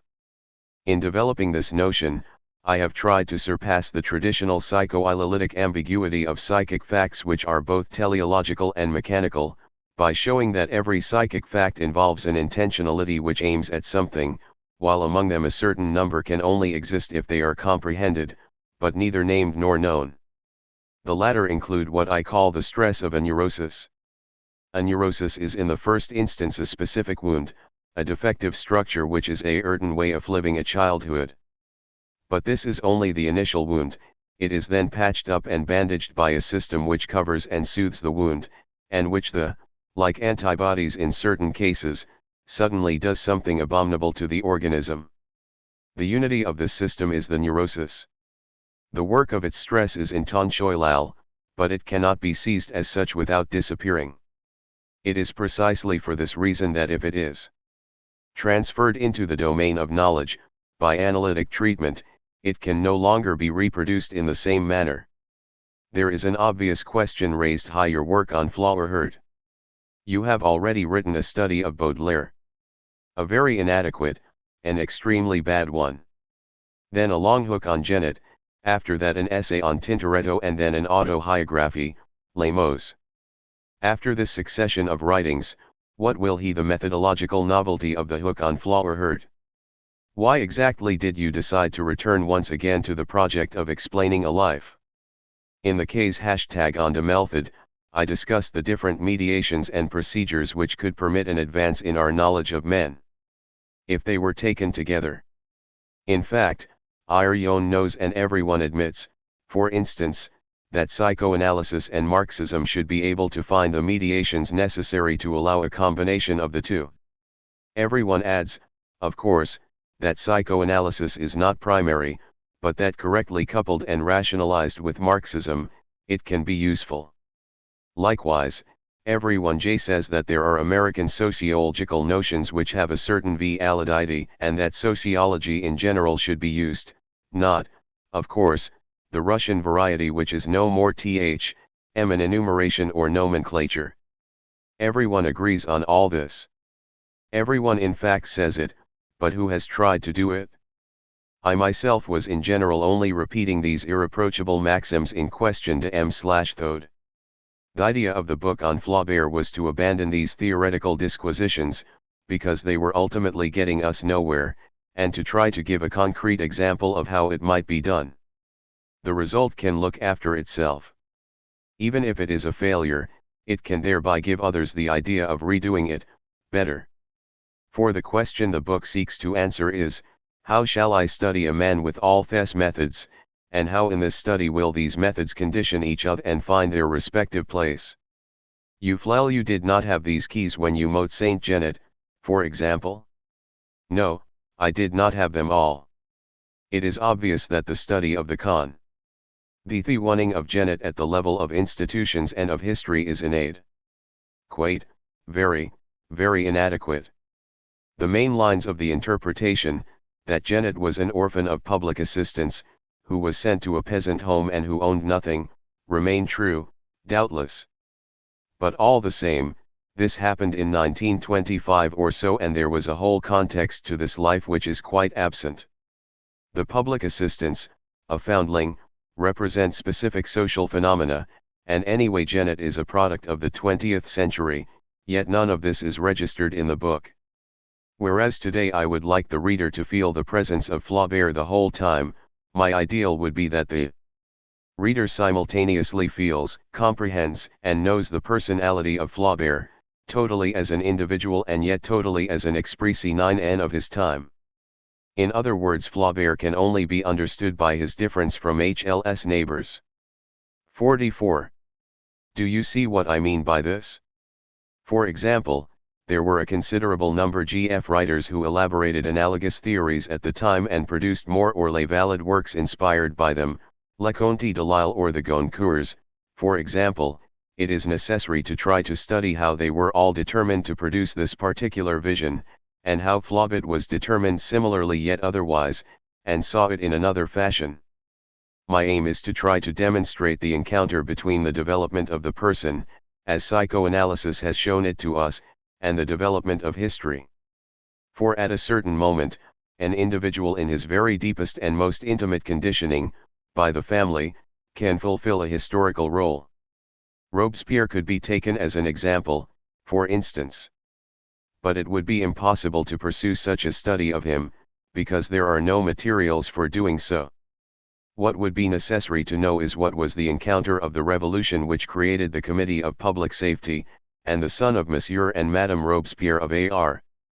This is the theoretical aim of your present work. But why exactly the choice of Flaubert? Because he is the imaginary. With him, I am at the border, the barrier of dreams. There have been writers or politicians who have lived a certain work and who could equally well provide the material for such a study.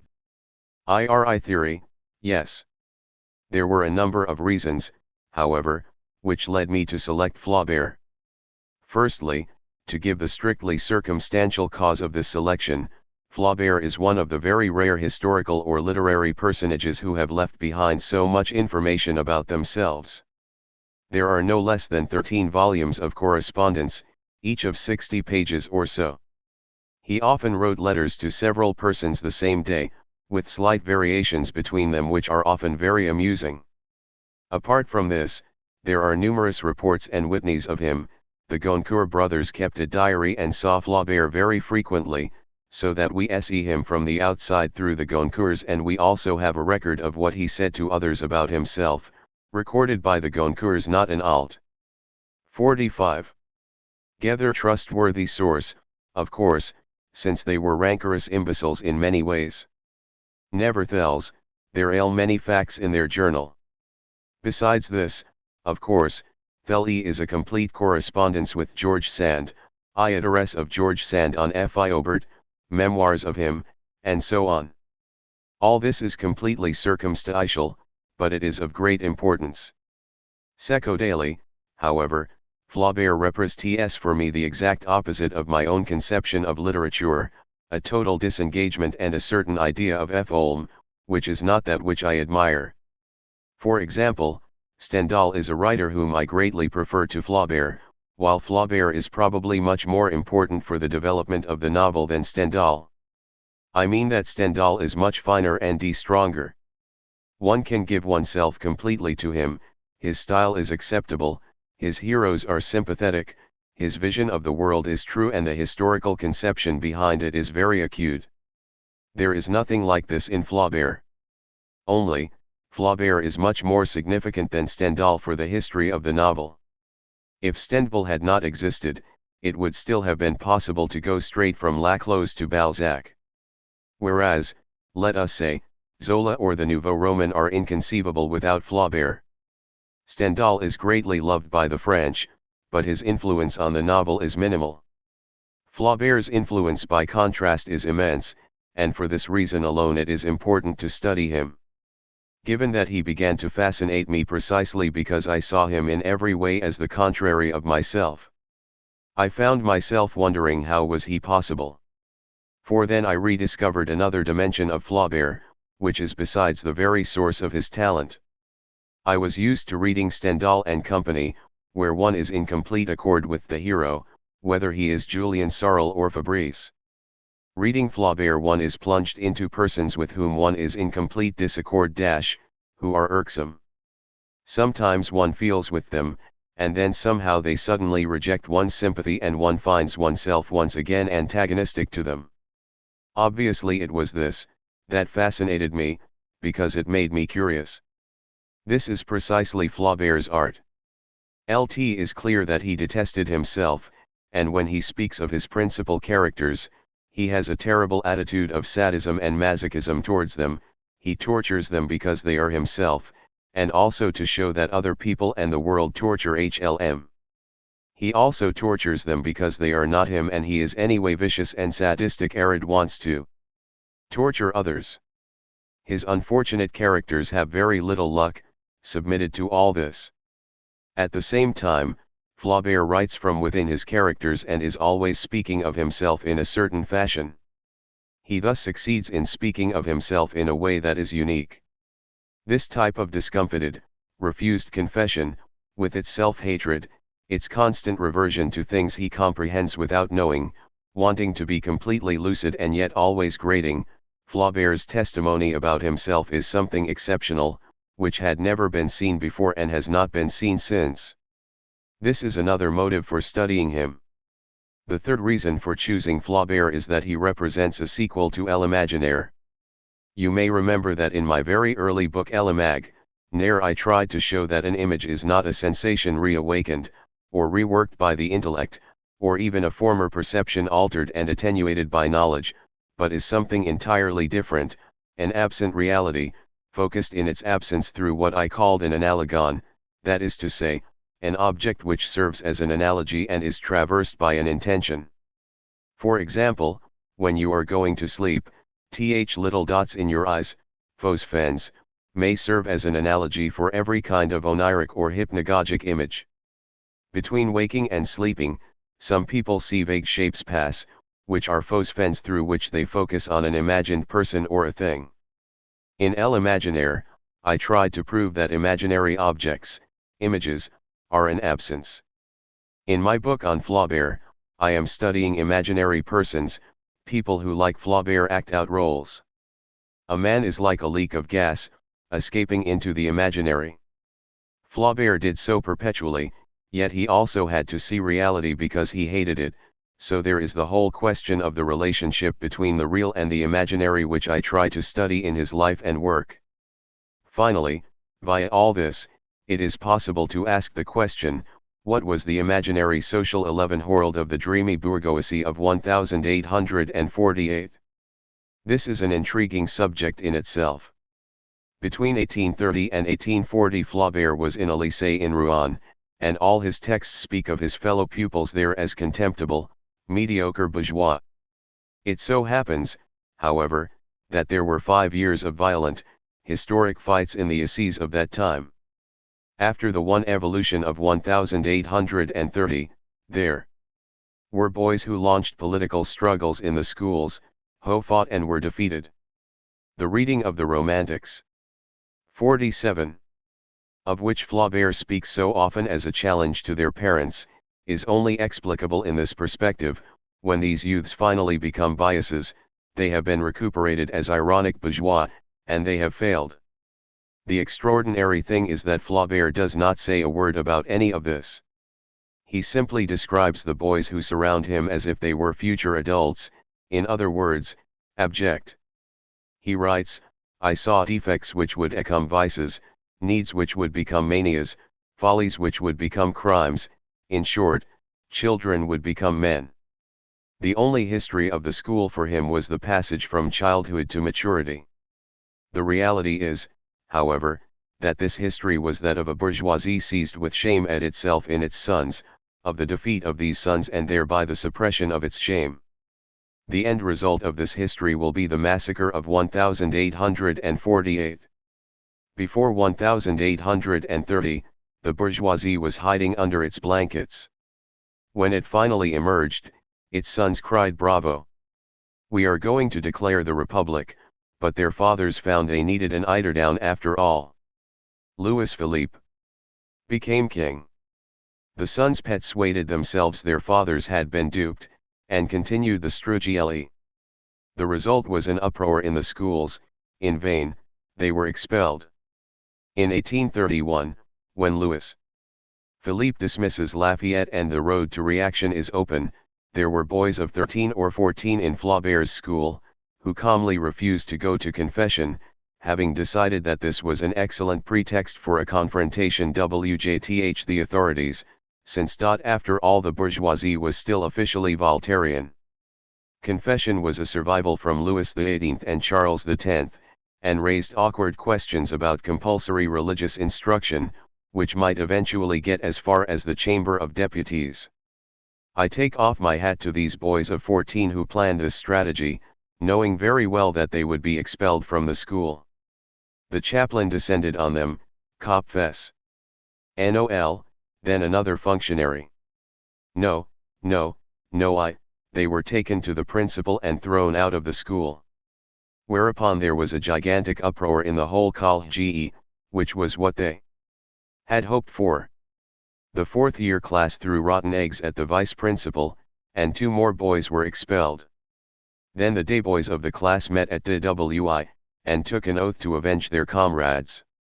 The next day at 6 in the morning, the boarders opened the doors to them. Together, they seized and occupied the building. Already, in 183-1.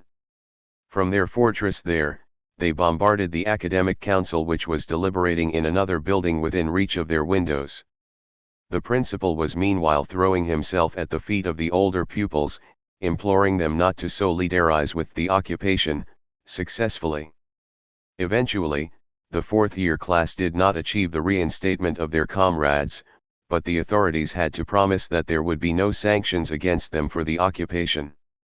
3 days later, they found they had been tricked, the college was closed for 2 months. Exactly like today. The next year, when they came back, they were naturally raging and there was constant turbulence in the lycée. This was the time in which Flaubert lived, and yet he did not experience it like that. He wrote a great deal about his childhood and youth, but there is not a single text which refers to this history. In fact, what happened, of course, was that he lived the me-evolution of this generation in his own way. He was unaffected by this violent episode and yet he arrived at the same result by a different route somewhat later. The philosophy teacher in the school fell ill, and a substitute took over for him. The pupils decided the substitute was an incompetent and made life impossible for him. The principal tried to victimize 2 or 3, and the whole class solidarized with them. Flaubert now wrote their collective letter to the principal, denouncing the quality of the course and the threats of punishment. The upshot was that he and 2 or 3 others were expelled from the school. The meaning of the protest this time is very clear. Flaubert and his classmates were young bourgeois demanding a proper bourgeois education.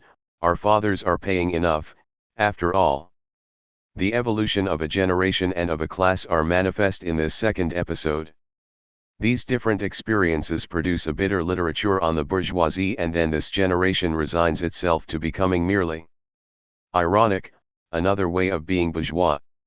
Why have you opted for hagiography and the theatre in recent years, and abandoned the novel? Is it that you think Marxism and psychoanalysis have rendered the novel as a form impossible, high the weight of their concepts? I have often asked myself that on. It is, in fact, true that there is 49. No technique that can account for a character in a novel as one can account for a real person, who has existed, by means of a Marxist or psychoanalytic interpretation. But if an author has recourse to these two systems within a novel, without an adequate formal device for doing so, the novel disappears. These devices are lacking, and I do not know if they are possible. You think that the existence of Marxism and of psycho, ui.lysis parents. At y. Novelist from 1pri#ng, so to speak, naively today? By no means. But if he does so, the novel will all the same be classified as naive. In other words, a natural universe of the novel will not exist, only a certain specific type of novel, the spontaneous, naive novel. There are excellent examples of the latter, but the author who writes them has to make a conscious decision to ignore these interpretative techniques. Thereby he necessarily becomes le naive. There is another type of novel today in which the work is conceived as a sort of infernal machine, fake. Novels like those of Gombrowes, for example. Gombrowes is aware of psychoanalysis, and of Marxism and many other things, but he remains skeptical about them, and hence constructs objects which destroy themselves in their very act of construction. Eating a model for what might be a novel with an analytic and materialist foundation. Why have you personally stopped writing novels? Because I have felt no urge to do so. Writers have always more or less chosen the imaginary. They have a need for a certain ration of fiction. Writing on Flaubert is enough for me by way of fiction. It might indeed be called a novel. Only I would like people to say that it was a true novel. I try to achieve a certain level of comprehension of Flaubert by meas 9f hypotheses. Thus I use fiction, guided and controlled, but honnête helis fiction, to explore why. Let us say, Flaubert wrote one thing on the March 15th and the exact opposite on the March 21st, to the same correspondent, without worrying about the contradiction. My hypotheses are in this sense a sort of invention of the personage. You have reproached a book like The Children of Sanchez for not being a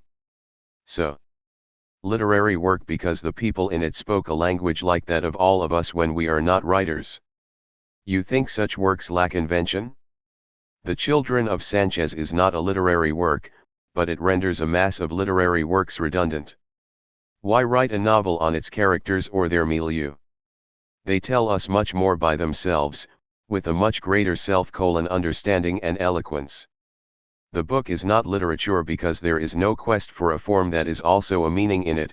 For me the two, form and meaning, are always linked. There is no production of an object, a constructed object. You continue to write plays? Yes, because plays are something else again. For me the theater is Essen. Entirely a myth. Take the example of a petty bourgeois and his wife who quarrel with each other the whole time.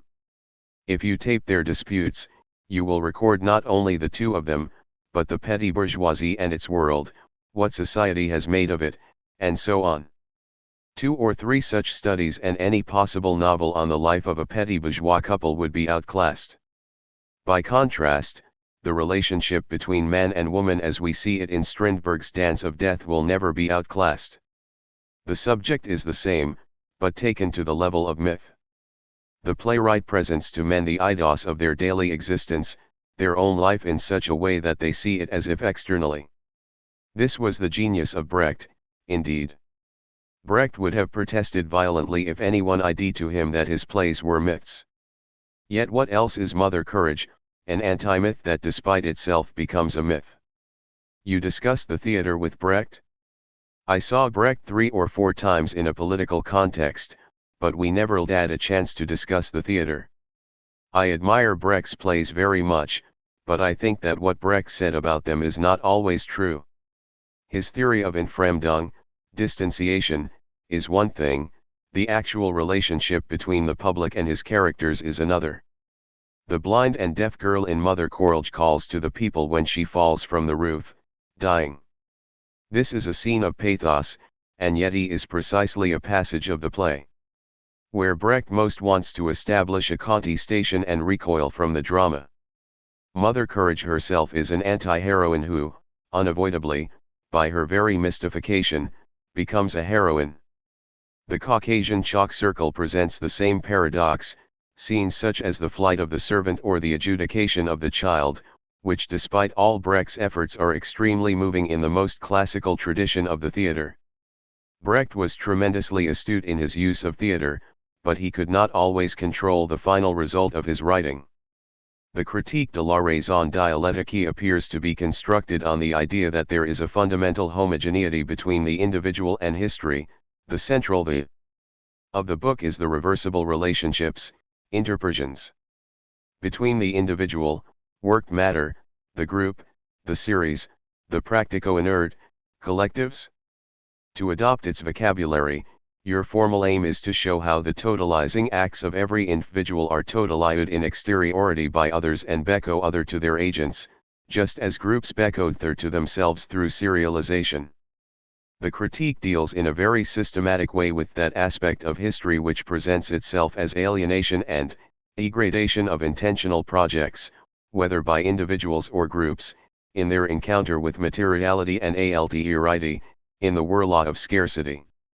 There is, however, another aspect of history which is not accounted for by the critique.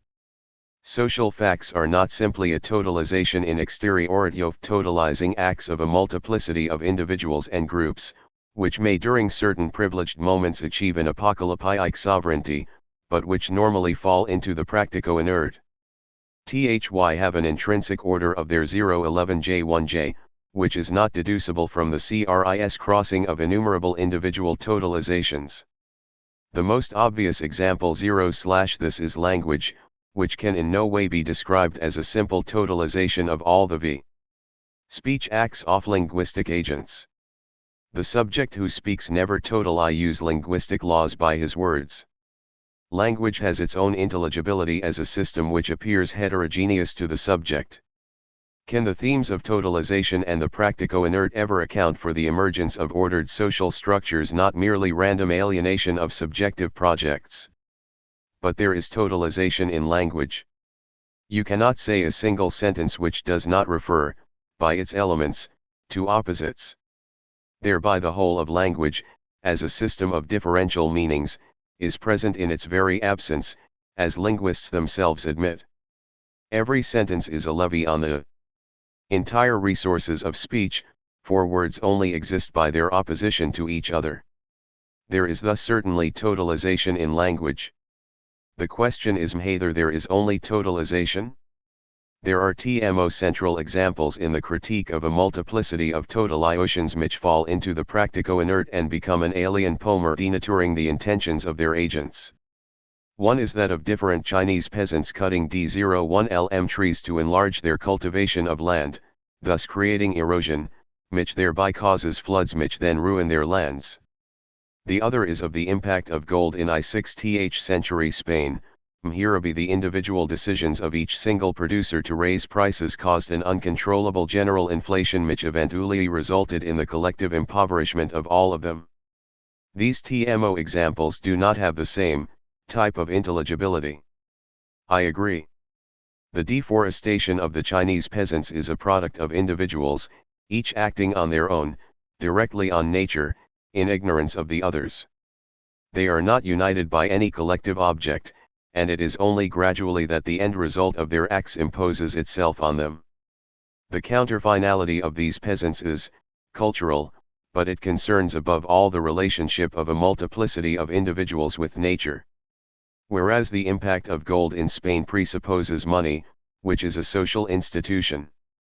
Money has nothing natural about it, it is a conventional system in some ways very similar to language. Thus gold is a preeminently social fact. I therefore am perfectly in agreement that there is a specific reality of social facts. This reality implies precisely that every totalization of the individual in relation to this reality either fails, is deviated by it, or is a negative totalization. When I speak, I never say completely what I want to say, and I often do not know what I say, given that my words are robbed from me and revealed to me as other than what I intended. But the important thing is that these social facts are, in spite of everything, the product of the social activity of collective ensembles. I will be discussing this in the second volume of the critique. Language exists only as a convention. But where does the order of this convention come from? To ask the same question in a different way, by the end of the critique the reader has been taken through all the different reversible relationships of individuals, groups, series and the practico-inert. 1 constitute for you the formal elements of AD history. Yet from this perspective there seems to be no reason why history should not thme an arbitrary chaos of interblocking projects, a sort of colossal traffic jam. There are a number of reasons. The first is that accumulation exists. There are crucial domains where accumulation occurs: science, capital, goods, which thereby produce a history, change. This is something different from a mere transition. There are periods which are transitions, until something is invented that changes. For EPLE, the whole feudal period of the 9th, 12th and 13th centuries is a perpetual turmoil. There were events everywhere, yet there was no emergence from the Middle Ages because the elements for doing so did not exist. Then, one day, a certain number of procès coincided, social and economic facts like the indebtedness of the lords, the ruin of the church, the change in the nature of Catholicism, the peasant revolts, scientific discoveries, and a spiral development of history resulted. Science, of course, in a sense advanced in a straight line through all its conversions, hesitations, and errors. These mistakes and confusions might be classified as subjective, they have little importance in the development of science. On the other hand, they whirl about every level of science and deform its discoveries and practices, changing them into other than themselves. A discovery made a cause of war in time of war will serve in peace, while a discovery in time of peace will serve for war. Simultaneously, there are whole plateaus where the chess struggle changes because there is a new mode of production. I have not discussed any of this in the first volume of the critique, both because I believe in the general schema provided by Marx and because I intend to study it at the level of history proper. For it is at the level of history that one should determine to what extent there is or is not progress, to what extent progress exists only where there is a cumulatic, and whether it produces in its train total modifications which are not necessarily progressive. What is going to be the architecture of the second volume of the critique? I will simply try to show the dialectical intelligibility of a movement of historical temporalism. S4. A movement. The movement. The difference between the FRST and second volume is this: the first is an abstract work where I show the possibilities of exchange, degradation, the practico-inert, series, collectives, recurrence and so on. It is concerned only with the theoretical possibilities of their combinations. The object of the second volume is history itself. But I know no other history than our own, so the question "what is history?" becomes what is our history? The history in which Muhammad was born and not one in which he never lived. It is irrelevant to wonder whether there are other histories in other laxes. Perhaps there are, but we know nothing of them, and they consequently have no importance for us. Thus all the notions which will emerge from the second volume will be rigorously applied to our own history. My aim will be to prove that there is a dialectical irretelligibility of the singular. For ours is a singular history. It is determined by the forces of production and the relations of production, their correspondences and their conflicts. It is possible that in completely primitive societies there exist the global facts of which Mauss speaks, a kind of undifferentiated social conditioning. But even if this were so, it is not the history that I will be studying. What I will seek to show is the dialectical intelligibility of that which is not universalizable. It is still very difficult to see how a multiplicity of individual AAS, and never give birth to total structures WHKH have their own laws, discontinuous. The MWHI, H for U formally, constitute a history, al dial, T.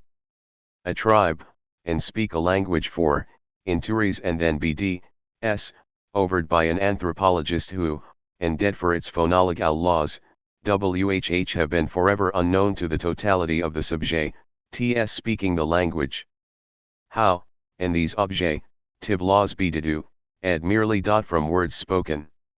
I believe that all the same language is a totalized and detotalized result of the ensemble of human activities during a certain time. Language is imposed on each of us as a practico-inert. The annotation OJPRA, TI, O-inert, esprit, isly that of a brute, random mass alien to human agents. The problem is, how does T, mass happen to have a rigorous structure, the laws of grammar, or more fundamentally, the relations? 55. Of production. These structures are never intentional objects, they are heterogeneous to the historical acts of individuals. There is a historical problem of the passage from non-language to language in early human communities. It is impossible to reconstruct T.S. passage, but probably it was accomplished within certain early institutio M. For language sustains institutions, institutions are a language, and language is itself an institution. From the moment that a limited system of signs exists, which has an institutional character, both invented by the group and already dividing the group, language can change men into collective. I have tried to explain this in the critique. An institution or collective object is always a product of the activity of the group in matter, whether verbal matter or physico-chemical matter, and is thereby sealed and surpassed by an inertia which separates the group and imposes itself on it as the instituted and sacred. The subjective here capses into the objective and the objective into the subjective, the result is an instituted object. Thus I am in complete agreement that social facts have their own structures and laws that dominate individuals, but I only see in this the reply of worked matter to the agents who work it. Why is this reply a adherent discourse? For me the fact of being worked does not endow matter with a system, but the fact of becoming inert converts work into a system. Not everything that #inert is a system. Structures are deleted by activity which has no structure, but suffers its results as a structure. Hof an individual ats result in ordered structures, and nqt a tangled labyrinth, unless you believe in a sort of pre-established harmony bet japin. Them. You are forgetting the level of power and therefore of generality. If a decision is taken at a certain level, civ political or religious power, an objective unity is given by the project at that level. What then happens is that others deviate and deform the project, but they simultaneously create something else by their work, other structures with their own internal relations which constitute a queer kind of object, but a potent and significant one. In the last chapter of the critique, entitled Towards History, I started to discuss this problem. I tried to argue that an object created by a plurality of different or antagonistic groups is nevertheless, in the very moment of their shock against each other, intelligible. In the second volume, I was going to take the elementary example of a battle, which remains illegible after the confusion of the two armies engaged in combat in it. From there I plan to develop a study of the objects constituted by entire collectivities with their own interests. In particular, I want to analyze the example of Stalin to see how the objects which constituted Stalinist institutions were created through the ensemble of relationships between groups and within groups in Soviet society, and through the relationship of all these to Stalin and of Stalin to them. Finally, I was going to end by studying the unity of objects in a society completely rent asunder by class struggle, and considering several classes and their actions to show how these objects were completely deviated and always represented a detotalization while at the same time preserving a determinate intelligibility. Once one has reached this, one has reached history. Hence, I had the embryo of an answer to the question you have been asking me. There is an institutional order which is necessarily, unless we are to believe in God the Father or an organicist mythology, the product of masses of men constituting a social unity and which at the same time is radically distinct from all of them, becoming an implacable demand and an ambiguous means of communication and non-communication between them. Aesop said that language is both. The same is true of institutions. Indeed, I would like to write a study of work and technology to show exactly what happens to material in industry, how it becomes an inhuman image of man, by its demands. For I believe that the existence of different ethics in different epochs is due to matter, it is because of inert, inanimate objects that there are demands in us. A demand is fixed and inert, a duty has no life in it, it is always immobile and imbecile, because whenever anyone tries to do his so-called duty, he always finds himself in opposition to others. This contradiction ultimately derives from the demands of materiality in us. To sum up what I have been saying in a sentence, my aim in the second volume of the CRI#K was precisely a study of the paradoxical object which is an institutional ensemble that is perpetually detotalized. There is another dimension of the critique which must be stricken for any new reader of it today. The book in some respects appears in anticipation of two of the major historical events of recent years, the Alt in France and the cultural revolution in China. THER long analyses of the dialectical relationship Belliepine class, cars, trade unions and political party during factory. Taking 1936 as a model, which often seemed to prefigure the trajectory of the French proletariat in May 68. At the same time, there is a passage where you evoke the official parades in Tiananmen Square in the Peking of the early 60s as a sort of pyramidal mineralization of man, whereby a bureaucratic order manipulates dispersed series beneath it to confer on them a false semblance of groups. Do you then interpret the cultural revolution as an attempt to retrce the deterioration of the Chinese revolution into a set of bureaucratically institutionalized groups manipulating passive masses, by a sort of gigantic apocalypse? Throughout China which recreates fused groups such as once made the Long March and the People's War, to use the language of the critique. I should say that I regard myself as very inadequately informed about the Cultural Revolution. The specific evil of the phenomenon is that of ideology, culture, and politics, in other words, superstructures which are the higher instances of any dialectical scale.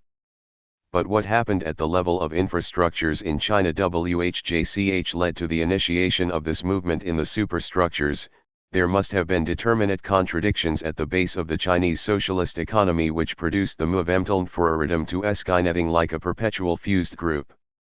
It is possible that the origins of the Cultural Revolution are to be foljld in the conflicts over the Great Leap Forward, and the investment policies undertaken at that time. Japanese Marxists have often maintained this. But I nevertheless must confess that I have not succeeded in understanding the causes of the phenomenon in its totality. The idea of a perpetual apocalypse is naturally attractive, but I am convinced that it is not exactly this, and that the infrastructural reasons for the Cultural Revolution must be sought. You do not think that Sino-Soviet conflict was a crucial determinant? Part of the Chinese leadership appears to consciously been determined to avoid any reproduction of the present state of the USSR in China. Is it 58. Necessary to assume insurmountable contradictions within the Chinese economy to explain the literal revolt/tia? I certainly do not think that the Cultural Revolution is in any way a mechanical reflection of infrastructural contradictions, but I think that to understand its total meaning one should be able to reconstruct the precise moment of the historical process and of the economy at which it exploded. It is perfectly clear, for instance, that Mao was virtually marginalized for a certain time and that he has now resumed po/year. This change is undoubtedly linked to internal Chinese conflicts, which go back at least to the Great Leap Forward. Equally striking are the contradictions within the Cultural Revolution. There is a central discordance between the unleashing of mass initiatives and the cult of the leader. On the one side, there is the perpetual main tenlums of the fused group with unlimited personal initiatives within it, with the possibility of writing anything in big character posters, even Zhou Enlai to the gallows, which did, in fact, happen in Peking. On the other side, there is the fetishization of the Little Red Book, read aloud in waiting rooms, in airplanes, in railway stations, read before others who repeat it in chorus, read by taxi drivers who stop their cab to read it to passengers, a hallucinating collective catechism which resounds from one end of China to the other. Your own analysis of the fundamental reason for the degradation of groups into series in the critique is that scarcity ultimately renders inevitable the rail of any tip perfect into the practic inert. China remains a very poor country, with a low level of development of productive forces. Your own account of the reign of scarcity leads to the conclusion that it is impossible to abolish bureaucracy in such a country. Any attempt to overcome bureaucratic degradation of the revolution will inevitably be profoundly marked by the objective limits imposed by scarcity. This line of argument would explain the bureaucratic safety rails, whether institutional like the army or ideological like the cult of personality, which trammel mass initiative in China. It is evident that completely untrammeled initiatives can lead to a sort of madness.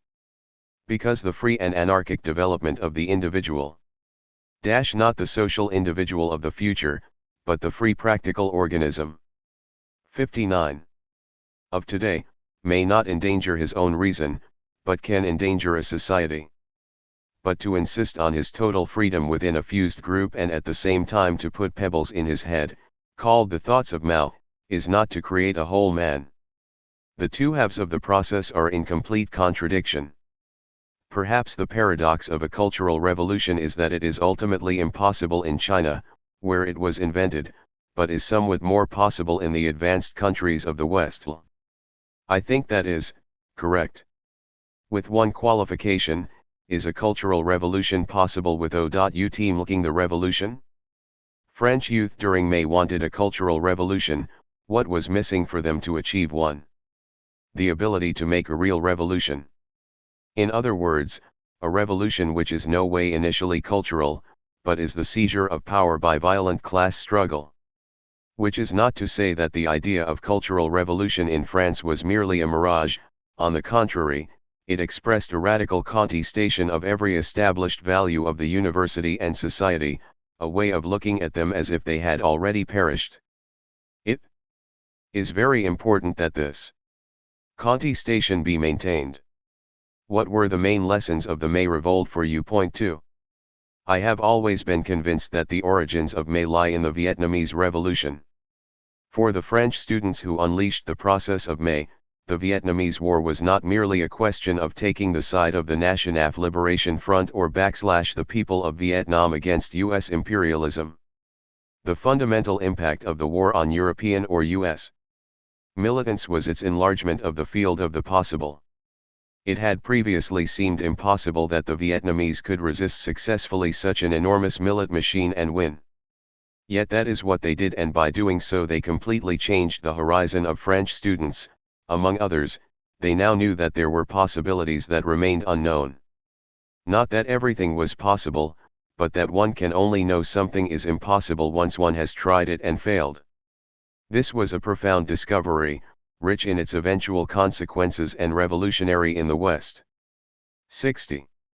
Today, over a year later, it is clear that to a certain extent we have discovered the impossible. In particular, as long as the French Communist Party is the largest conservative party in France, and as long as it has the confidence of the workers, it will be impossible to make the free revolution that was missed in May. Which only means that it is necessary to pursue the struggle, however protracted it may be, with the same persistence as the Vietnamese, who after all are continuing to fight and continuing to win. May was not a revolution, it did not destroy the bourgeois state. To make the revolution. Next time. Organization will be necessary to coordinate and lead the struggle. What sort of poll #Organisation do you judge to be the appropriate instrument today? It is obvious that anarchism leads nowhere, today as yesterday.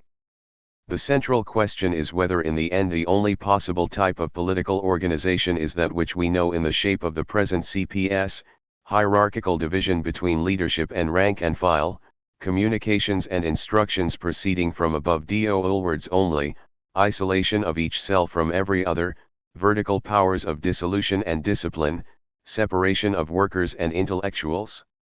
This pattern developed from a form of organization which was born in clandestinity in the time of the Tsars. What are the objective justifications of its existence in the West today?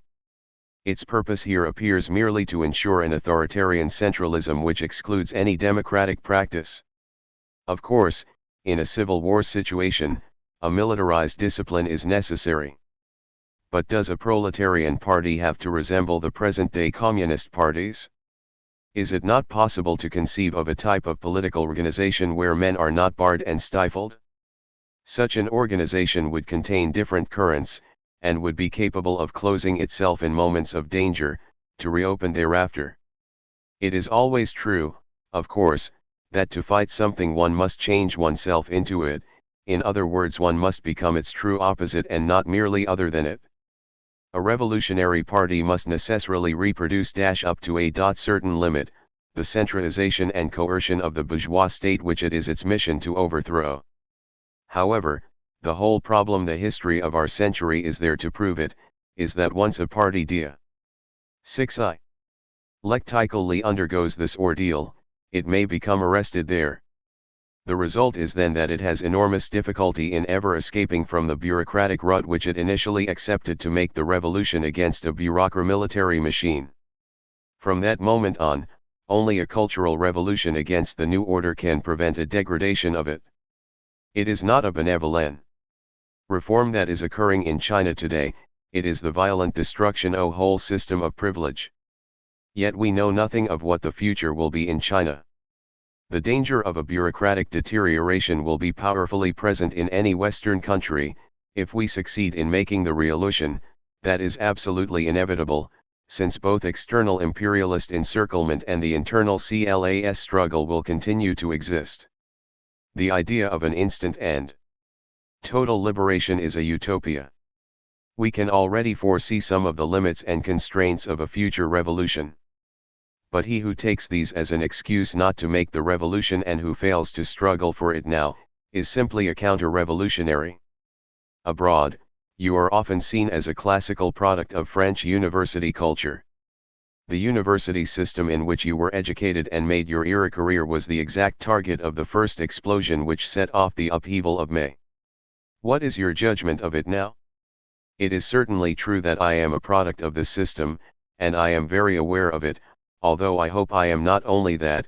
When I was a student, only a very small elite got to university, and if one had the additional luck to get into the École Normale, one had every material advantage.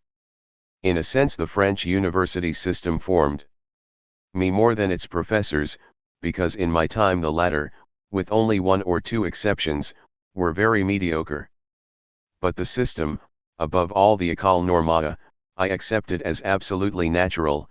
Son and grandson of petty bourgeois intellectuals, it never occurred to me to question it. The lectures of the cours magistral seemed idiotic to us, but only because the teachers who gave it had nothing to tell us. Later, others saw that the lecture course itself was irredeemable. We merely abstained from ever going to the Sorbonne. Only once, when law students threatened to invade it, did we go to the lectures there, otherwise never. Most of the École Normale students of my time were very proud if they became agrégés, for instance, although there were a few who thought the hierarchy of agrégés and Lice 1L, IIS was monstrous. Nizan was an exception, of course. He detested the École Normale, for very good reasons, its class function in creating a privileged elite. Although he was academically successful, he never fitted into the system. By the third year he was in such a state of malaise that he escaped to Aden. Of course, this was related to neurotic problems in his personal history, but the fundamental fact was that he could not breathe within these institutions designed to perpetuate a monopoly of knowledge. What is your view of a correct Marxist practice within the institutions of bourgeois culture, the educational system, after May? Is a positive revolutionary culture conceivable today? For me, this is the most difficult problem posed by your question. My frank opinion is that everything within bourgeois culture that will be surpassed by a revolutionary culture will nevertheless ultimately also be preserved by it. I do not believe that a revolutionary culture will forget Rimbaud, Baudelaire, or Flaubert, merely because they were very bourgeois and not exactly friends of the people. They will have their place in any future socialist culture, but it will be a new place determined by new needs and relations. They will not be great principal values, but they will be part of a tradition reseeded by a different praxis and a different culture. But how can they be raised today, when a revolutionary culture does not exist? They have only one place within existing society, the site assigned to them by bourgeois culture. What is the correct use of Rimbaud for a young socialist militant in Vincennes or Nanterre? The question is unanswerable. It is true that a certain number of university intellectuals of an older generation became revolutionaries within a society that dispensed this culture to them. But the situation has changed radically since then. To take only the material conditions of a university education, in my time an orthodox lecture course was trundled out to perhaps 15 or 20 people. It was less shocking, because it could formally be contested, a student could interrupt and say he disagreed, and the lecturer would tolerate this because it hid the completely authoritarian character of the whole course. Today, there are 100 or 200 students where there were once 15. There is no longer any chance of this. Where it was once possible to turn bourgeois culture against itself, showing that liberty, equality, and fraternity had become their opposites, today the only possibility is to be against bourgeois culture. For the traditional system is collapsing.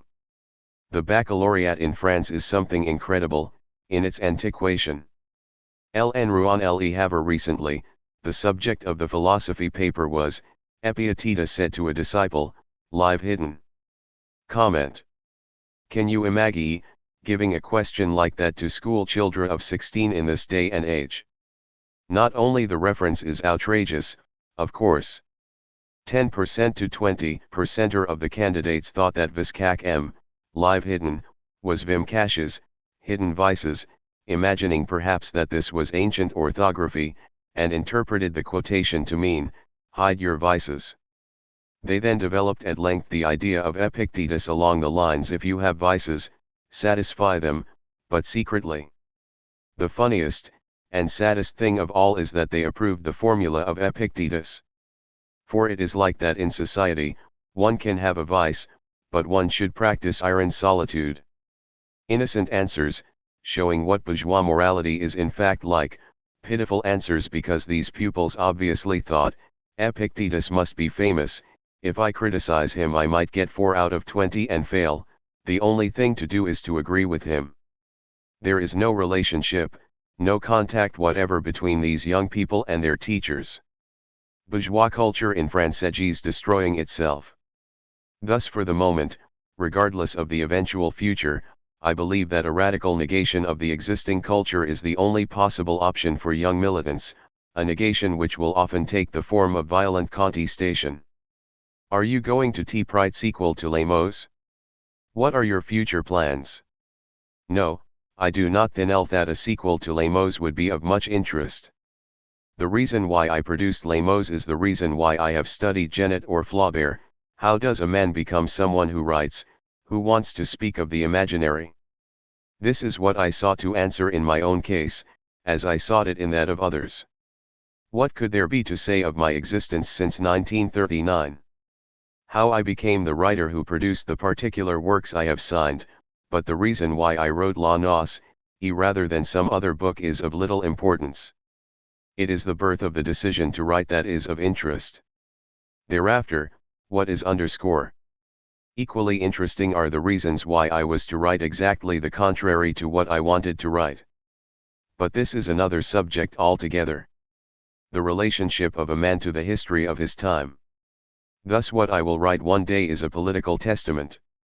The title is perhaps a bad one, since a testament implies the idea of giving advice. Here it will simply be the end of a life. What I would like to show is how a man comes to politics, how he is caught by them, and how he is remade other by them, because you must remember that I was not made for politics, and yet I was remade by politics so that I eventually had to enter them. It is this which is curious.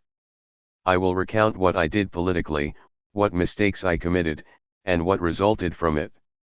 In doing so, I will try to define what constitutes politics today, in our own phase of history.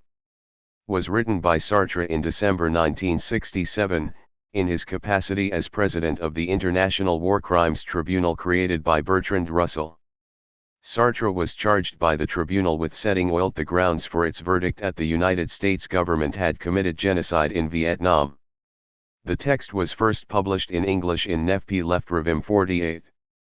Czechoslovakia, the Soya/ism that came in from the cold was written in 1970, as an introduction to a volume of interviews with Czechoslovak intellectuals edited by Antonin Lim, entitled Trois Generations, Paris 1970. France, Masses, Spontaneity, Party was an interview, discussion with the Italian journal I/Manifesto, given in August 1969. It was first published in English in the Socialist Register 1970, the translation below is used by permission of Merlin Press. Vietnam, Imperialism and Genocide. The word genocide has not been in existence for very long, it was coined by the jurist Lernken between the two world wars. The thing is as old as mankind, and so far no society has existed whose structure has prevented it from committing the crime. In any case, genocide is a product of history, and it bears the mark of the society from which it comes. The example which we are to consider is the work of the greatest capitalist power in the present-day world. It is as such that we must try and examine it, in other words, in so far as it expresses both the economic infrastructure of this power, its political aims, and the contradictions of the present set of circumstances. In particular, we must try to understand the intentions, in respect to genocide, of the American government in its war against Vietnam. Because Article 2 of the 1948 Convention defines genocide on the basis of intent.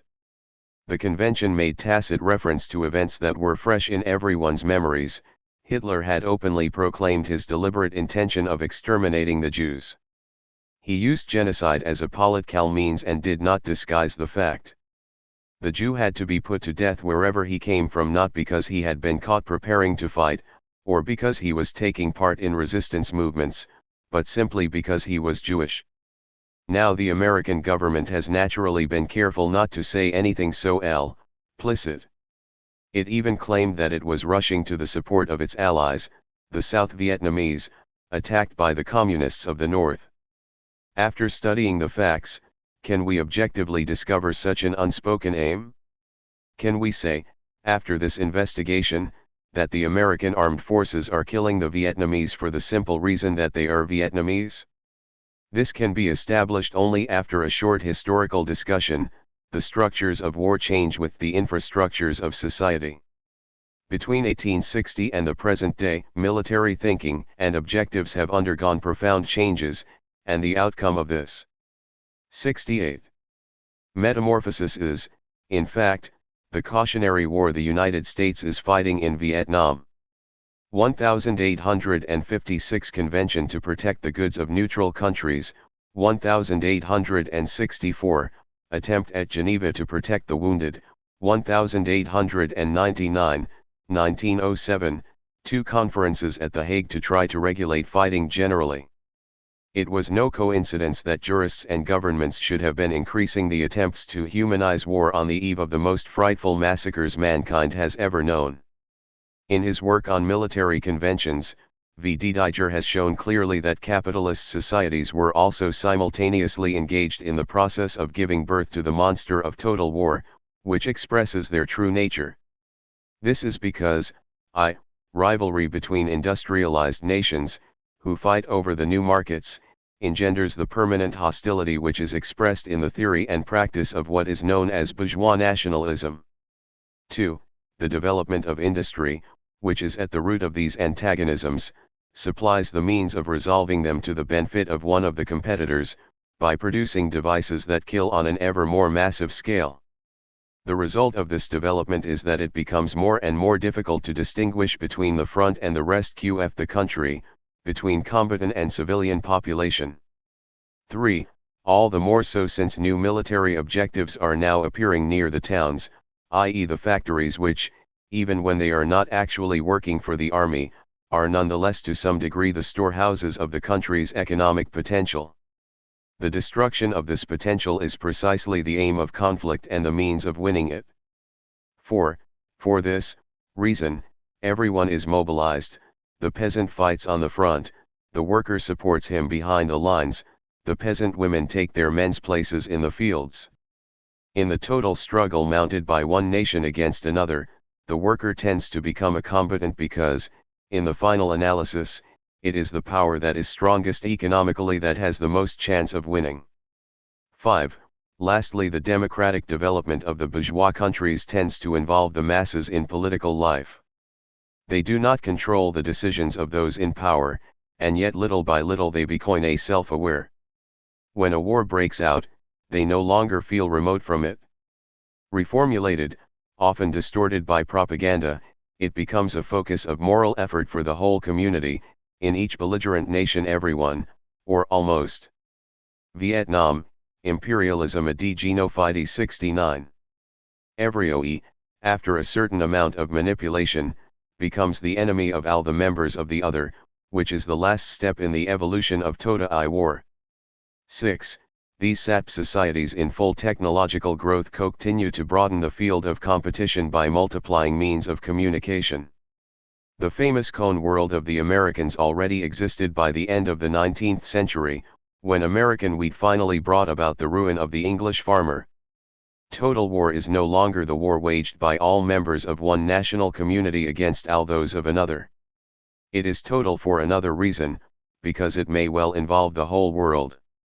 So that war between bourgeois nations, of which the 1914 war was the first example, but which had been threatening Europe since 1900, was not the invention of a single man or a single government, but the simple need for total effort which became obligatory, from the beginning of the century onward, for those who wished to continue politics by other means. In other words, the choice was clear: no war or that war. It was that war that our fathers fought. And the governments, who saw it coming without having the intelligence or the courage to avoid it, tried in vain to humanize it. Yet during the Third World conflict, the intention of genocide appeared only sporadically. It was primarily a question, as in previous centuries, of shattering the military power of a country, even if the underlying aim was to ruin its economy. but, if it was true to say that one could no longer distinguish clearly between civilians and soldiers, it was rarely. For this very reason, that the population was overtly aimed at, with the exception of a few terror raids. In any case the belligerents, at any rate those who were actively conducting the war, were industrial powers, which implied a certain balance at the outset. Each possessed a force for the decision of possible exterminations, i.e. the power to apply the law of retaliation. This explains why, even in the midst of the massacre, a sort of prudence still reigned. However, after 1830 and during the whole of the last century, there were inane examples of genocide outside Europe. Some of these were 70. The expression of authoritarian, political structures and the others. Those relevant for the understanding of the sources of United States imperialism and the nature of the war in Vietnam, had their origin in the internal structures of the capitalist democracies. To export goods and capital, the great powers, England and France in particular, built themselves colonial empires. The name given by the French to their conquests, possessions d'outre-mer, overseas possessions, indicates clearly that they had managed to obtain them only by wars of aggression. The aggressor seeks out the adversary on his own ground, in America, in Asia, in the underdeveloped countries, and, far from waging a total war, which would presuppose a certain reciprocity at the outset, he take advantage of his absolute superiority in arms to commit only an expeditionary corps to the conflict.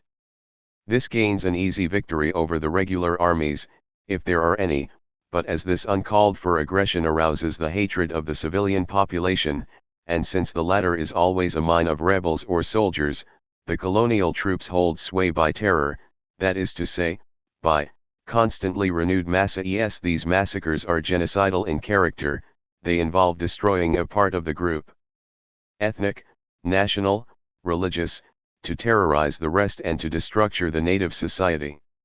When in the last century the French, after wreaking havoc in Algeria, imposed on its tribal society, where each community owned the land jointly, the practice of the Code Civil, which introd /1 said the legal norms of bourgeois ownership and enforced the dividing up of inheritances, they systematically destroyed the economic infrastructure of the country, and the land soon passed from the peasant clans into the hands of traders from the parent country. In point of fact, colonization is not a matter of mere conquest, like the annexation in 1870 by Germany of Alsace-Lorraine. It is, of necessity, cultural genocide. Colonization not take place without the systematic elimination of the distinctive features of the native society, combined with the refusal to allow its members integration with the parent country, or to benefit from its advantages. Colonialism is, in fact, a system. The colony sells raw materials and foodstuffs at preferential rates to the colonizing power, which, in return, sells the colony industrial goods at the price current on the world market. This curious system of exchange can be established only if work is imposed on a colonial proletariat for starvation wages. G.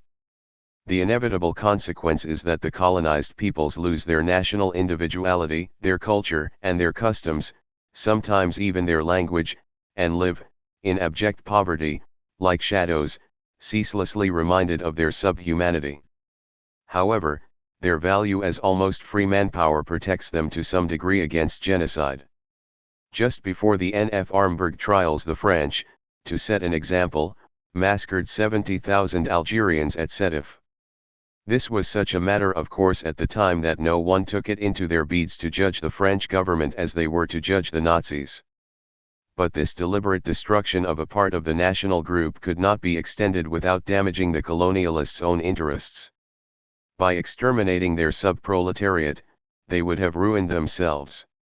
It was because they could not liquidate the Algerian population and, equally, because they could not integrate it, that the French lost the Algerian War.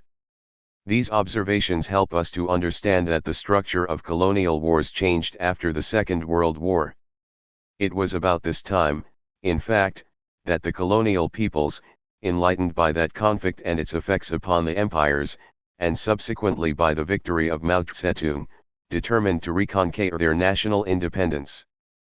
The characteristics of the struggle were laid down in advance. The colonialists had superiority in arms, the natives in numbers. Even in Algeria, a colony which the French had not merely exploited but also settled, the ratio in terms of numbers was 1:9. During the two world wars, many native Algerians had been trained as soldiers and had become seasoned fighters. However, the scarcity and poor quality of arms, at least at first, meant that fighting units were necessarily few in number. Their action too was dictated by those objective conditions: terrorism, ambushes, harassment of the enemy, hence extreme mobility of the combat groups, who had to strike suddenly and then vanish immediately. This was possible only with the participation of the entire population, hence the famous symbiosis of the liberation forces and the people in general. Everywhere the Army of Liberation organized agrarian reform, political power, education, the people supported them, fed them, hid their soldiers and gave 72 them their young men to make good their losses. It is no coincidence that the People's War made its appearance, with its principles, its strategy, its tactics, and its theoreticians, just when the industrial powers were taking total war to its limits with the industrial production of atomic power. Nor is it a coincidence that THJS should have resulted in the collapse of colonialism. The contradiction which gave victory to the Algerian PLN can be SKN to have been present in many other places at the time. As a matter of fact, the People's War tolled the knell of classical warfare, just as the hydrogen bomb did at the same time. Colonial armies were powerless against partisans backed by the entire population. They had only one means of escaping the harassment that was demoralizing them and threatening to end in new bienfaux, and that was to get rid of the water as well as the FSH, meaning the civilian population. Indeed, the soldiers of the parent country soon learned to regard these silent, obstinate peasants who, half a mile away from an ambush, KNC.W nothing, had seen nothing, as their most formidable enemies. And since it was a whole and united people which was holding the classical AY at bay, the only anti-guerrilla strategy that could pay off would be destruction of this people, i.e. of civilians, of women and children. Torture and genocide, this was the response of the colonial powers to the revolt of their subject peoples. And this response, we Dao, is useless if it is not radical and total. That determined population, unified by its army of partisans, politicized, savage, will no longer be intimidated, as in the heyday of colonialism, by a cautionary massacre. The reverse, its hatred will simply be redoubled. Therefore it is no longer a question of terrorizing but of physically liquidating a whole people. But this is not possible without at the same time liquidating the colonial economy, and therefore, as a direct and logical result, the whole colonial system. So the settlers panic, the parent countries weary of sinking men and money into an endless war, the masses within them ultimately oppose the continuation of a barbarous conflict, and the colonies become sovereign states. However, there do exist cases where genocide as a response to a people's war is not restrained by infrastructural contradictions. Total genocide then emerges as the absolute basis of anti-guerrilla strategy. And, in certain circumstances, it may CVTLN appear as the ultimate objective, to be attained immediately or gradually. This is exactly what is happening in the war in Vietnam. This is a new moment IJJ the imperialist process which is usually ly called neocolonialism, because it can be defined as aggression against a former colony, which has already obtained its independence, to subject it once again to colonial rule. From the O_Z it is ensured by the financing of a putsch, or by some other machination, that the new rulers of the state will not represent the interests of the masses but those of a thin layer of privileged people and, consequently, those of foreign capital. In the case of Vietnam, what happened was the appearance of DM, imposed, supported, and armed by the US. and the announcement of his decision to reject the Geneva Agreements and to set up the Vietnamese territory situated below the 17th parallel as an independent state. What followed was the necessary consequence of these premises. A police force and an army were needed to hunt down former combatants, who, balked of their victory, became ipso/mto and he for any effective resistance the enemies of the new regime. In short, there was a reign of terror, which provoked a new uprising in the South and rekindled the People's War. Did the United States ever believe that DM would crush the revolt in the bud? Be that as it may, they did not hesitate to send in first experts and then troops, and promptly found themselves involved in the struggle up to the neck. And we nd once again more or less the pattern of the war that Ho Chi Minh fought against the French, although the American government declared, at the begging, that it was sending troops only out of generosity and to fulfill its duties towards an ally. That is how things appear on the surface. But looked at more closely, these two successive struggles appear basically different. The United States, unlike the French, have no economic interests in Vietnam, apart from a few private firms who have invested a certain amount there. And these interests are not so considerable that, if the need arose, they could not be sacrificed, without harm to the American nation as a whole and without really damaging the monopolies. So that, since the government of the United States is not engaged in the struggle for TIR and T/Y economic reasons, it has no reason to hesitate to end it by an absolute strategy, i.e. by genocide. Obviously this is not enough to prove that it is. 74. Envisaging such a strategy, merely that there is nothing to prevent it from doing so. In fact, according to the Americans themselves, this conflict has two objectives. Light recently, Rusk stated, "It is ourselves we are defending. It is no longer DM, the ally in danger, nor KY whom they are so generously assisting, it is the United States which is in danger in Vietnam." This means clearly that their first aim is military, to encircle Communist China, the main obstacle to their expansionism. For this reason they will not allow Southeast Asia to slip through their fingers. They have put their men in power in Thailand, they control 2/3 of Laos and threaten to invade Cambodia. But these conquests will have been to no avail if they find themselves faced with a free, united Vietnam with a population of 31 million. This is why military chiefs are apt to talk of a key position. This is why Dean Rusk says, with unwitting irony, that the American armed forces are fighting in Vietnam to avoid a Third World War. Either this phrase has absolutely no meaning, or one must interpret, to win it. In short, the first objective is dictated by the need to establish a Pacific defense line. A need, be it added, that only arises within the framework of the general policy of imperialism. The second objective is economic. General Westmoreland defined it in these terms at the end of last October: "We are waging war in Vietnam to show that guerrilla warfare does not pay. To show this to whom? To the Vietnamese themselves? This would be 9id, to say the least. Is it necessary to consume so many lives and so much money to prove this to a nation of poor peasants fighting thousands of miles away from San Francisco? And, above all, seeing that the interests of the big companies there are more or less negligible, what need was there to attack that nation, to provoke it to conflict just to be able to crush it and prove the futility of its struggle?" Westmoreland's phrase, like Rusk's quoted above, needs completing. It is the others who must be shown that guerrilla warfare does not pay. All the exploited and oppressed nations who might be tempted to throw off the Yankee yoke by a people's war, waged first against their pseudo-government and the compradors supported by a national army, then against the special forces of the United States, and lastly against the GIs.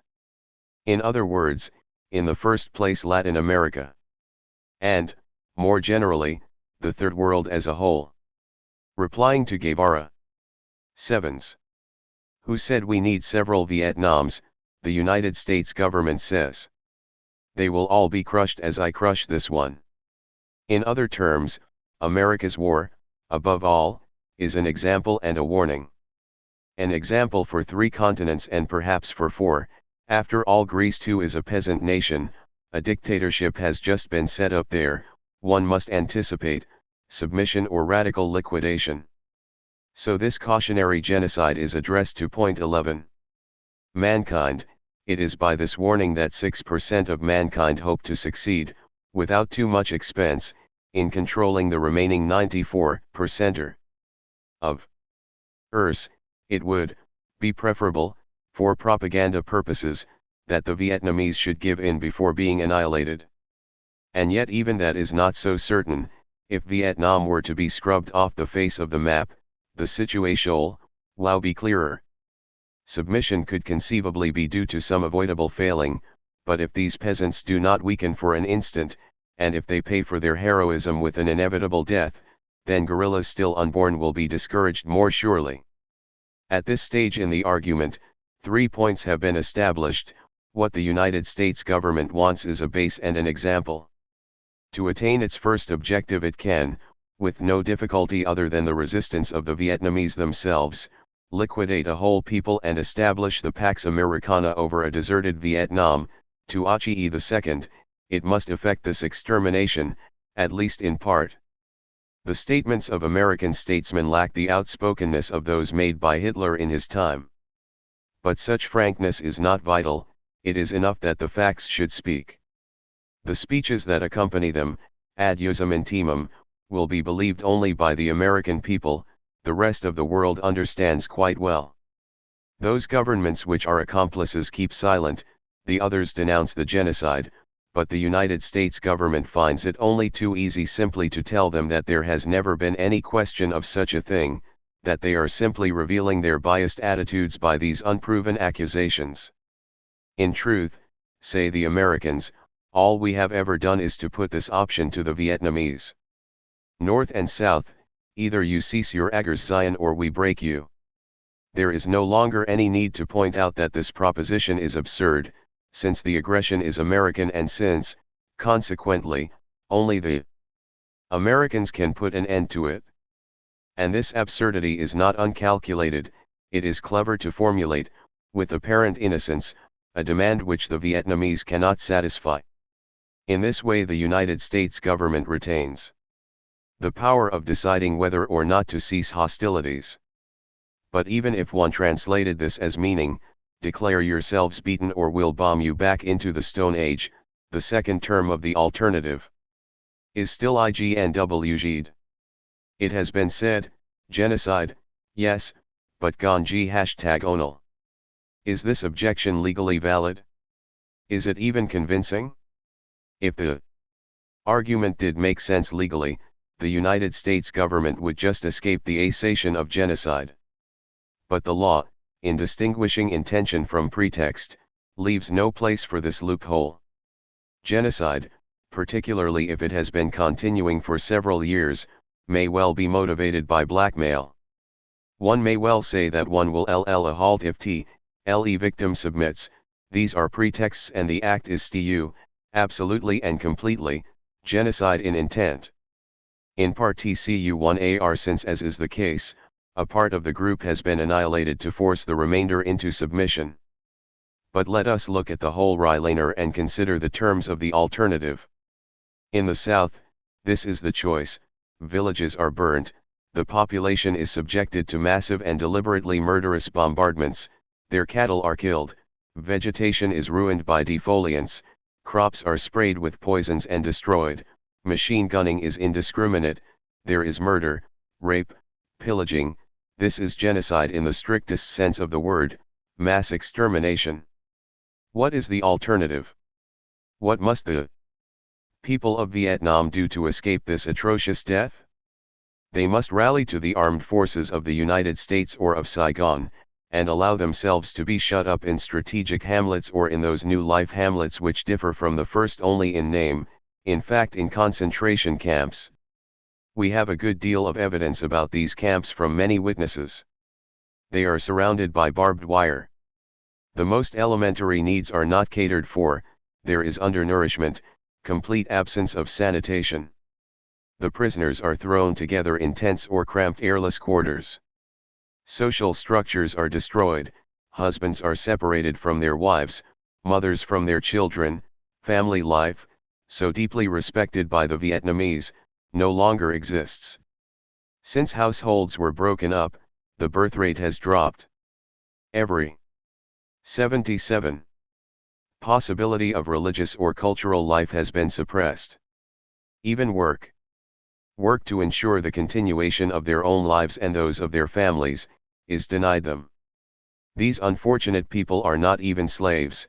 Slavery did not prevent a rich culture from existing among the Negroes in the United States. Here the group is reduced to the state of a formless mass, to the extremes of vegetative existence. If it wishes to emerge from this state, the bonds re-established among these pulverized, hate-ridden men can only be political. They form clandestine groups of resistance. The enemy guesses this. The result, even these camps themselves are combed through 2 or 3 times, even there, security is never attained and the pulverizing forces have to work relentlessly. If by chance a fatherless family is freed, children with an older sister or a young mother, they go to swell the subproletariat of the big towns. The oldest sister or the mother, without a breadwinner and with other mouths to feed, complete their degradation by prostituting themselves to the enemy. What I have just described, the lot of a third of the population in the South, according to the evidence of Dona I.D. Duncan, is in fact another sort of genocide, equally condemned by the 1948 Convention, Article 11. b. Causing serious bodily or mental harm to members of the group. c. Deliberately inflicting on the group conditions of life calculated to bring about its physical destruction in whole or in part. d. Imposing measures intended to prevent births within the group. e. Forcibly transferring children. In other words, it is not true to say that the choice turns on death or submission. Because submission itself, in these circumstances, is genocide. It would be more apt to say that they must choose between immediate death by violence and slow death at the end of a period of physical and mental degradation. Or rather, there is no CMKE, there is no condition to be fulfilled, the blind chance of an operation, or sometimes indiscriminate terror, may decide the type of genocide that an individual will undergo. Ls it different in the North. 78.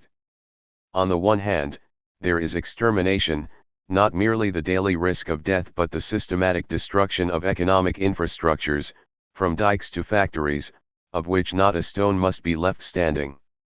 Deliberate attacks on the civilian population, especially in rural districts. Destruction of hospitals, schools, places of worship, a sustained effort to annihilate the achievements of 20 years of socialism. Is it simply to terrorize the population? But this can be achieved only by the daily extermination of an ever-growing part of the group. And then this terrorism itself, in its psychosocial consequences, is genocide. There is no way of knowing if, among children in particular, it may not cause mental disturbances which will long, indeed possibly always, damage mental balance. The alternative is surrender. This means that they accept that their country should be cut into 2 and that American dictatorship, directly or through intermediaries, should be imposed upon their compatriots. Even upon members of their own families whom war has separated from them. Would this intolerable humiliation end the war? It is far from certain. The National Liberation Front and the Democratic Republic of Vietnam, although closely allied, have a different strategy and different tactics, because their situations within the war are different. If the National Liberation Front continued the struggle, the American bombers, despite the surrender of the Democratic Republic of Vietnam, would continue attacking the latter. But if the war were to end, we know, from official declarations, that the United States would be eager generously to pour more $millions of dollars into the reconstruction of the Democratic Republic of Vietnam. This means quite simply that they would destroy, by private investment or conditional loans, the whole economic basis of socialism. And this too is genocide. You cut a sovereign state into 2 parts, you occupy one of the 2 halves, and rule there by terror. You ruin the enterprise achieved at such a price by the other half and, by means of calculated investments, you keep it nicely at heel. The national group known as Vietnam is not physically eliminated, yet it no longer exists. It has been economically, politically, and culturally suppressed. In the North as in the South, there is a choice only between two types of destruction, collective death or disintegration. The most significant thing is that the American government has been able to test the resistance. 79. Of the National Liberation Front and of the Democratic Republic of Vietnam. It knows that destruction, unless it is total, will always be ineffectual. The front is more powerful than ever, North Vietnam is unshakable. For this very reason, the calculated extermination of the Vietnamese people cannot be aimed at making them capitulate. They are being offered an honorable peace with the knowledge that they will not accept it, and this apparent alternative is concealing the real intention of imperialism, which is gradually to push escalation to its utmost limits, le. to total genocide. It may be objected that the United States government could have gone about it more directly and cleaned up Vietnam by a blitzkrieg of all its inhabitants.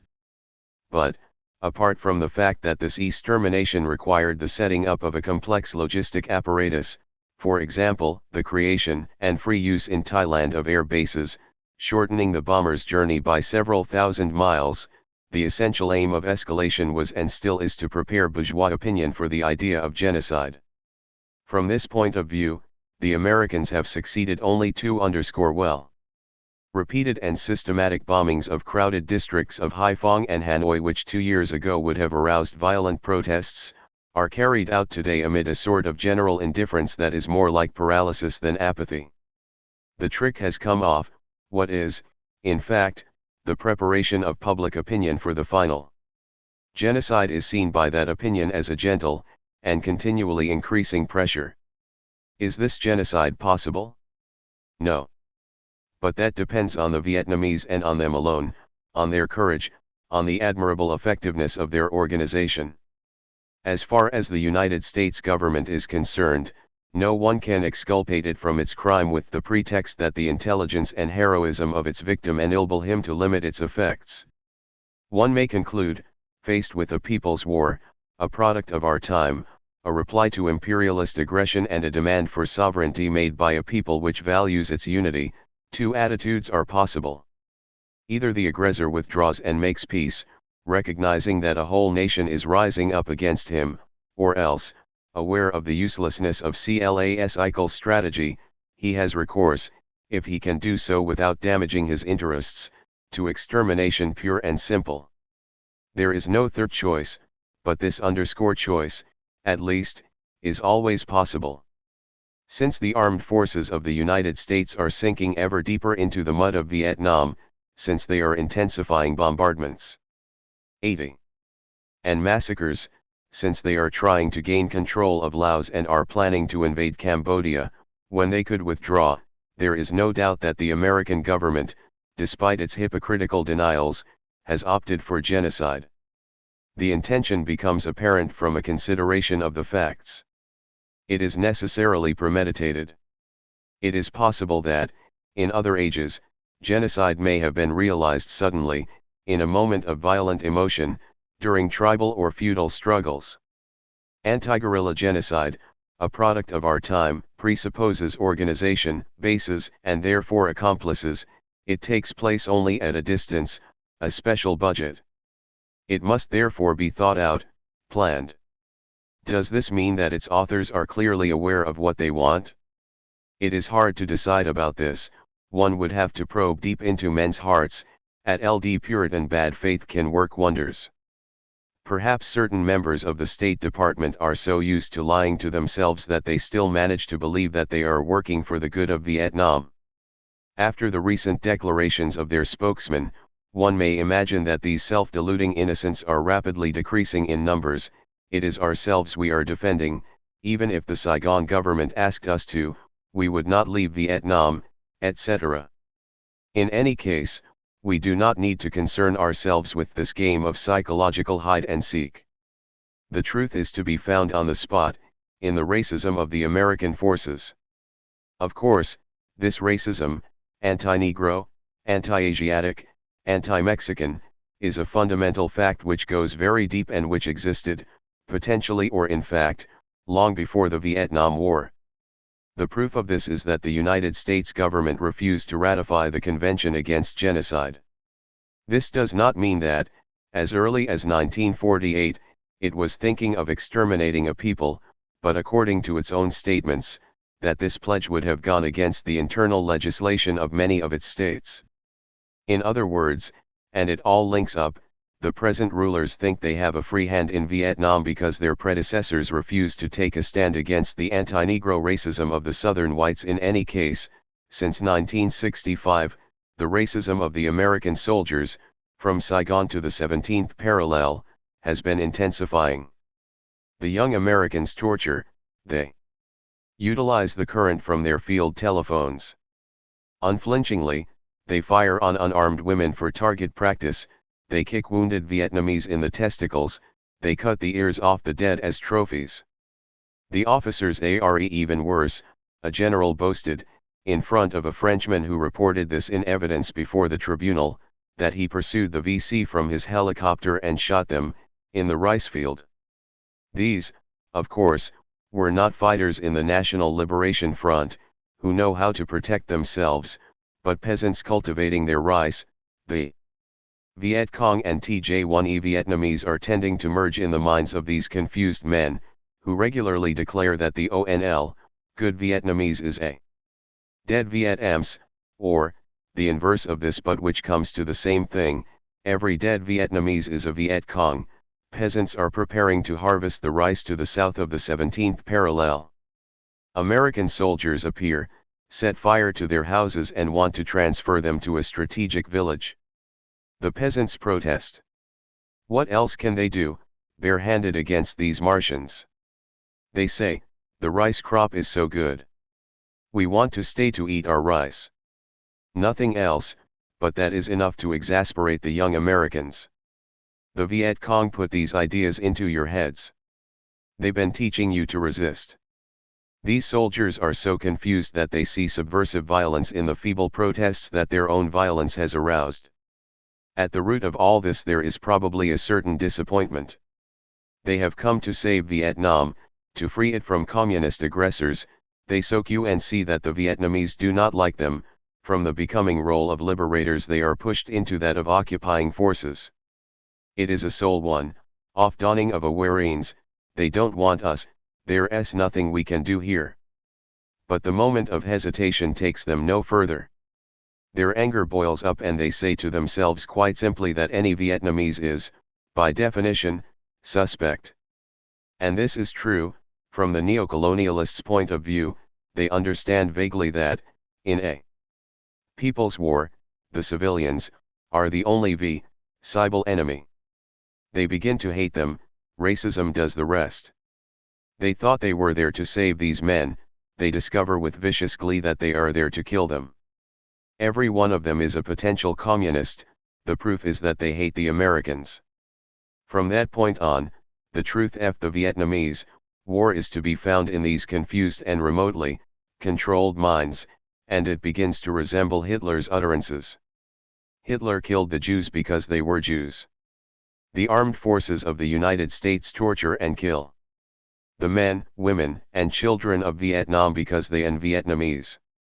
In this way, whatever the lies and verbal precautions taken by the government, the drive to genocide is lodged in the heads of the soldiers.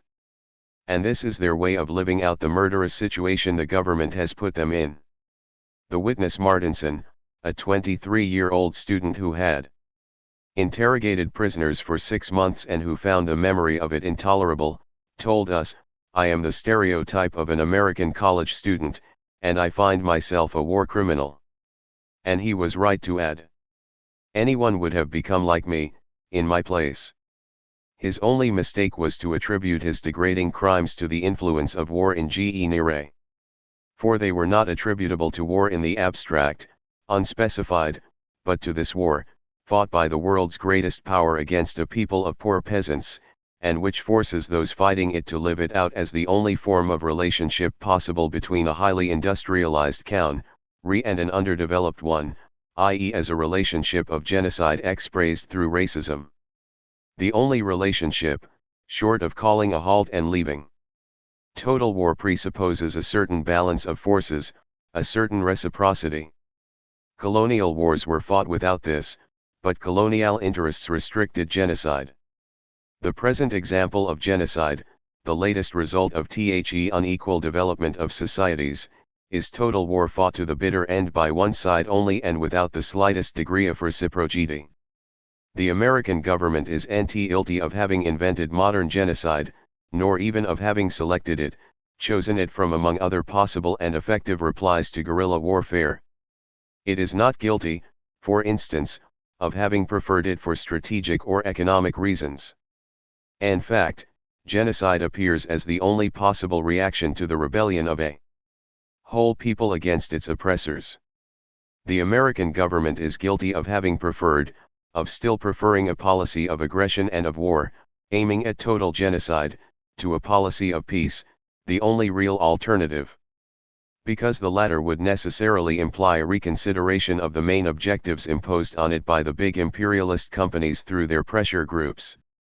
It is guilty of continuing and intensifying the war, although each of its members understands more clearly each day, from the reports of the military chiefs, that the only means of winning is to liberate Vietnam from all of the Vietnamese. It is guilty, by plotting imperialism ANJ gets at 83. Misrepresenting, lying and self-deceiving, of becoming more deeply committed every instant, despite the lessons of this unique and intolerable experience, to a course which is leading it to the point, no return. It is guilty, self-confessedly, of knowingly carrying on this cautionary war to make genocide a challenge and a threat to peoples everywhere. We have seen that one of the features of total war was a constant growth in the number and speed of means of transport. Since 1914, war can no longer remain localized, it must spread throughout the world. Today the process is becoming intensified, the links of the one world, this universe upon which the United States wishes to impose its hegemony, are ever closer. For this reason, of which the American government is well aware, the present act of genocide, as a reply to a people's war, is conceived and perpetuated in Vietnam not only against the Vietnamese but against humanity. When a peasant falls in his rice field, mown down by a machine gun, we are all struck. In this way the Vietnamese are fighting for all men, and the Americans against all men. Not in the figurative sense or the abstract. And not only because genocide in Vietnam would be a crime universally condemned by the law of nations. Brit. Because, gradually, the threat of genocide is extended to the whole human race, backed up by the theory of atomic warfare, i.e. the absolute point of total war, and because this crime, perpetrated every day before the eyes of all, makes all those who do not denounce it the accomplices of those who commit it and, the better to bring us under control, begins by degrading us. In this sense, imperialist genocide can only become more radical, because the group aimed at, to be terrorized, through the Vietnamese nation, is the human group in its entirety.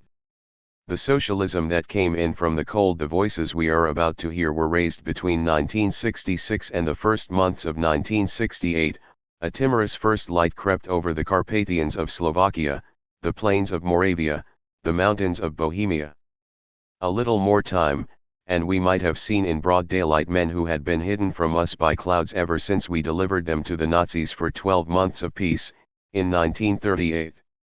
Dawn, however, never came, no lark sang. Since then socialism has fallen back into the long night of its Middle Ages. I remember a Soviet friend saying to me towards 1960, "Have patience, improvements will take time perhaps, but you will see that progress is irreversible." Today I sometimes feel that nothing was irreversible except the steady, remorseless degeneration of Soviet socialism. These SL.Oval and Czech voices remain, bouquets of caught breath, still warm and alive, disavowed, unrefuted. We cannot hear them without unease. They speak of a sinister and grotesque past, they tell us that it is buried forever, and yet this resuscitated past has once again become the interminable present of They cautiously announce a better future that, soon afterwards, a great wind blew out like a candle. It is tempting to compare them to the light that falls from dead stars. All the more so since they bore a message, before the country was once again plunged into silence, that was not addressed to us. However, it is now that we must understand them. I shall try to explain here why these voices concern us. 13 interviews, 14 accounts, or if you like, 14 confessions. For a confession, in the sense which Rousseau gave to the word, is the exact opposite of a self-criticism. Those who speak here, novelists, playwrights, poets, essayists, there is even a philosopher, seem relaxed, measured, rarely harsh, often ironic. If they burn with revolutionary rage, they scarcely reveal it. They assert less than they question, and question themselves. Apart from this, they differ in every respect. Some of them are sons of workers, of peasants, of teachers. Much's father, Czechoslovakia's, was a painter, and Kundera's a musician. Havel is a descendant of the Upper Barg 9 ICQF, the pre-war epoch. Some are Czechs, others Moravians, and others Slovaks. The eldest, Novomeski, was 62 when these intervic/vs took place. The youngest, Havel, was 32 and could have been his son. Novomeski witnessed the birth and death of the First Czechoslovak Republic. He was one of the three main leaders of the Slovak uprising in 1944, then as a cabinet minister after TBE war he helped make his country what it became, which did not prevent him later from ending, like so many others, in prison.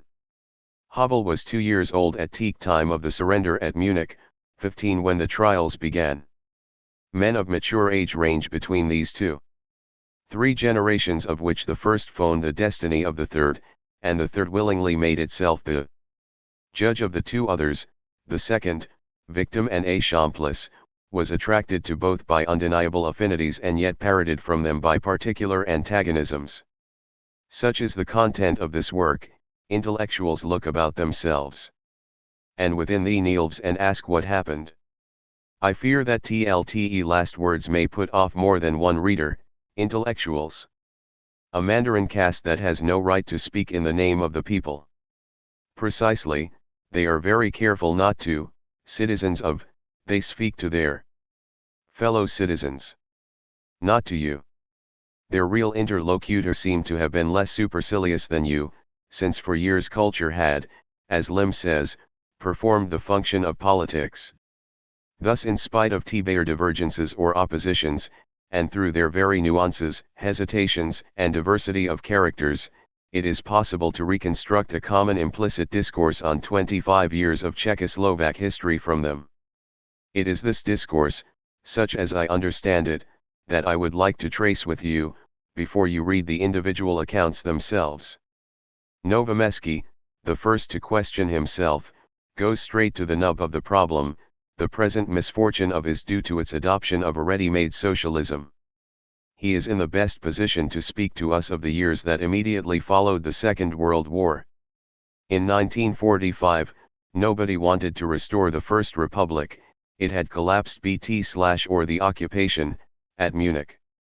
For the angry young men of the time, the capitulation of 1938 was not merely the fault of their allies, it was first and foremost the responsibility of their own bourgeoisie. The humanism of Bainey had 86. Proved a mere plaster mask. It was now pulverized, and behind it there was not a human face, not even a ruthless one, only mechanical cogs. Why else had a united people not risen up against the German diktat in 1938? Would resistance have been useless?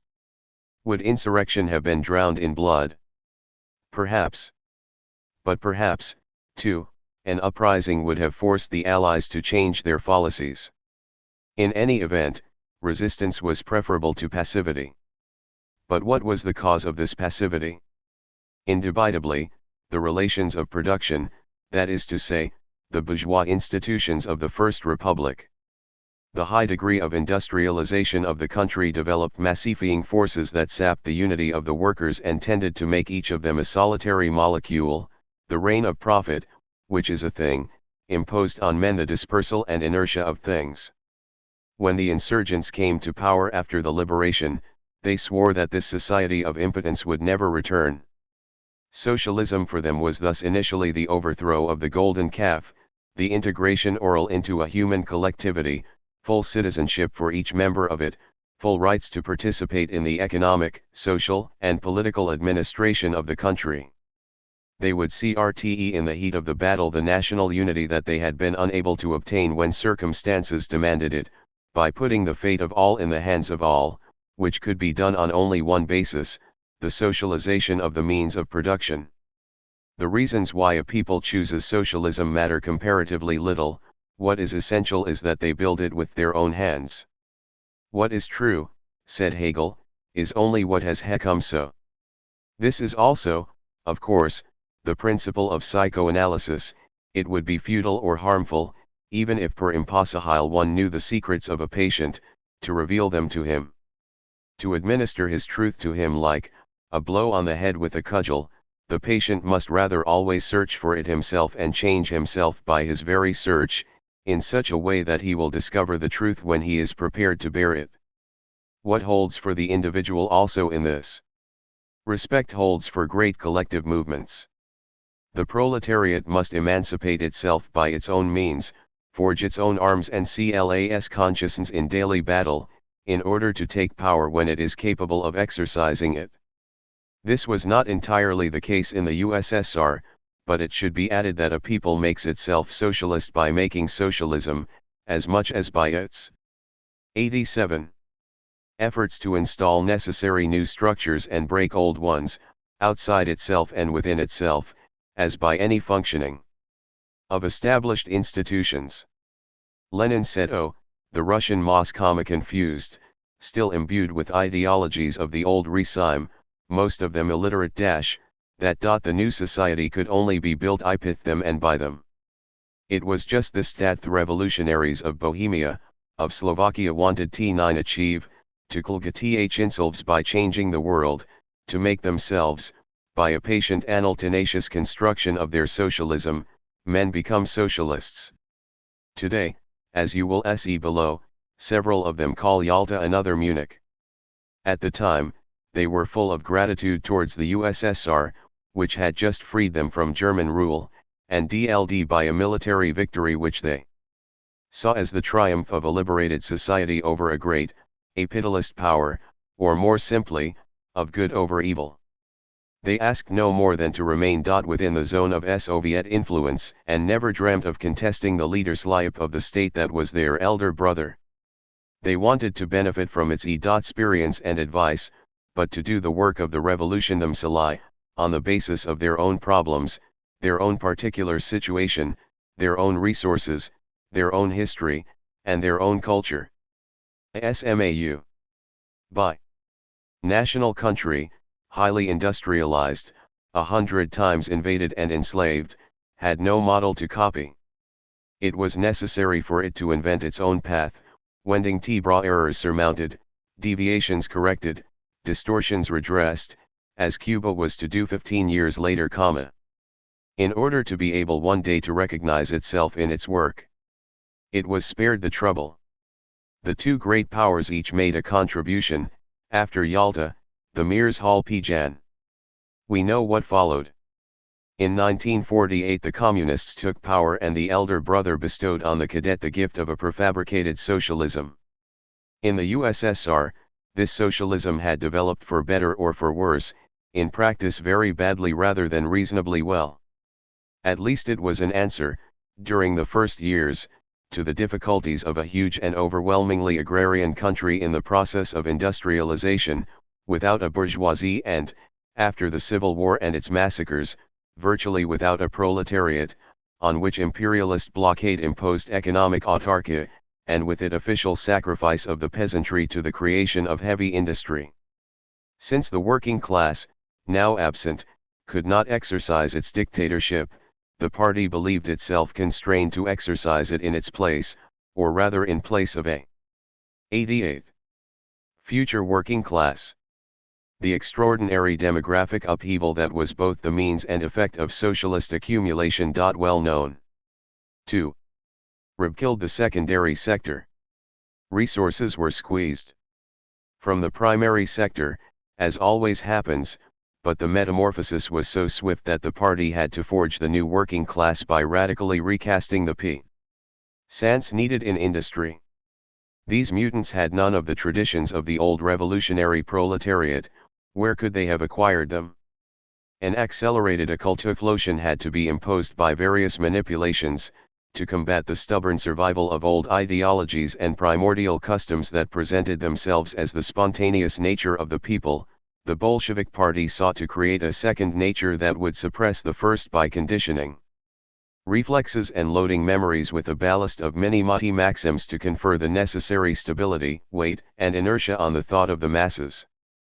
Driven by the necessities, the time, the party, far from express e.g. the conscious 5s of the workers, was obliged to produce it.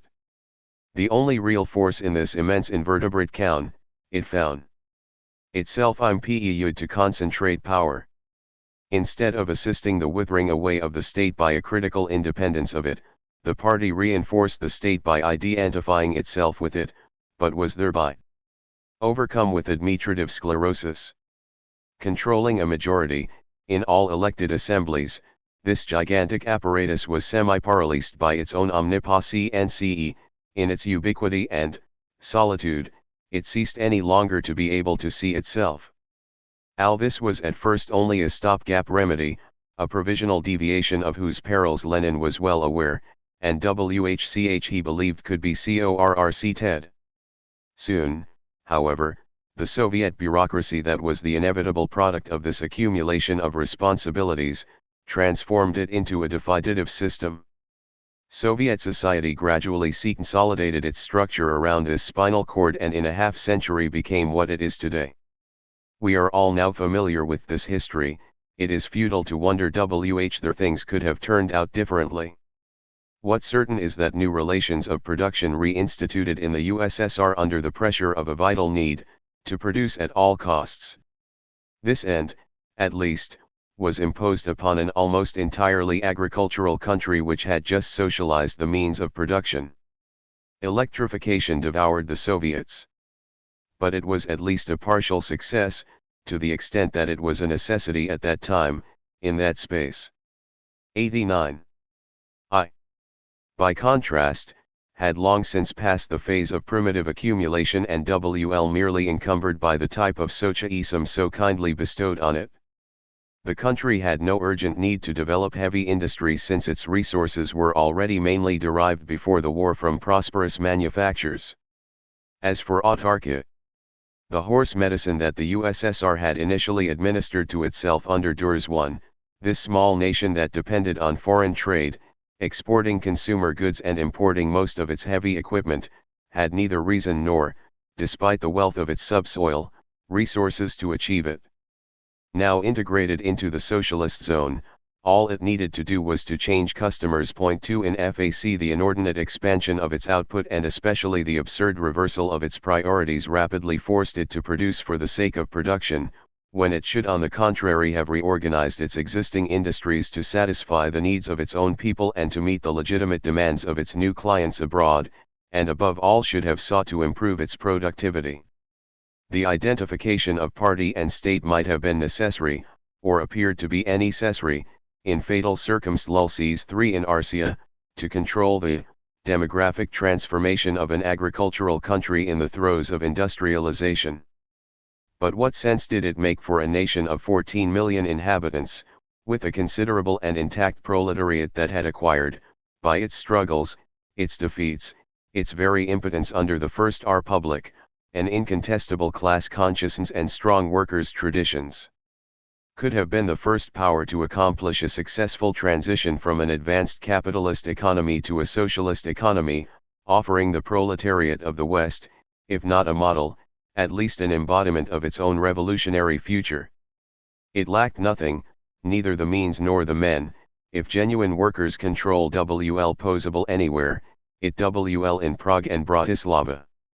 To its misfortune, the manipulators in MOSCQW, manipulated by their own manipulations, could not even understand the idea of such a socialism. They imposed their system instead. This imported, disadapted model, with no real foundations in the country, was sustained from the eye. The country also, of course, had the necessary resources to be self-sufficient.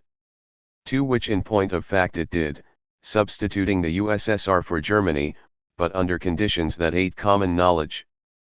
3 Rosa Luxemburg. 90. Outside by the solicitude of the elder brother. It was installed as ale idol, that is to say, a fixed set of unconditional demands, indisputable, undisputed, inexplicable, unexplained. The Czechoslovak workers had freed themselves from the reign of profit only to fall under that of feudal chist production. One nail drives out another, the thing in power in the old republic was evicted and replaced by another thing, one alienation substituted by another alienation. Once its heavy machinery was installed, it dislocated every structure, slowly, at first, then with increasing speed, and ravaged the country.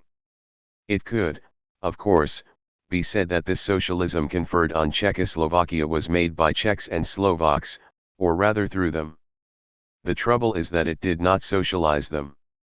Let there be no misunderstanding, the men of 1945 were convinced revolutionaries and most of them remained so, but the system forbade them the experience of building socialism themselves. In order to change them, the experience would have had to take them as they were, the system took them as they WC equals re not. Instead of presenting itself as an open set of problems calling for both a rational transformation of structures and a constant modification of ideas, in other words a reciprocal and dialectical interaction of practice and theory, it posed with incredible complacency as a gracious gift of providence, a socialism with 9 tiers, in other words, without revoluti, or any contestation whatever. The tasks were already defined, it only remained to execute them. All knowledge was already complete, it only remained to memorize it. Under such conditions, it is not surprising that the men of the first generation, those who had been militants in the Communist Party, CSK, before the war and had fought in the Arstance during the occupation, should have reverted after 1956, as Novomesky says, to their options of 1920. Prevented from building anything, they had altered nothing of them.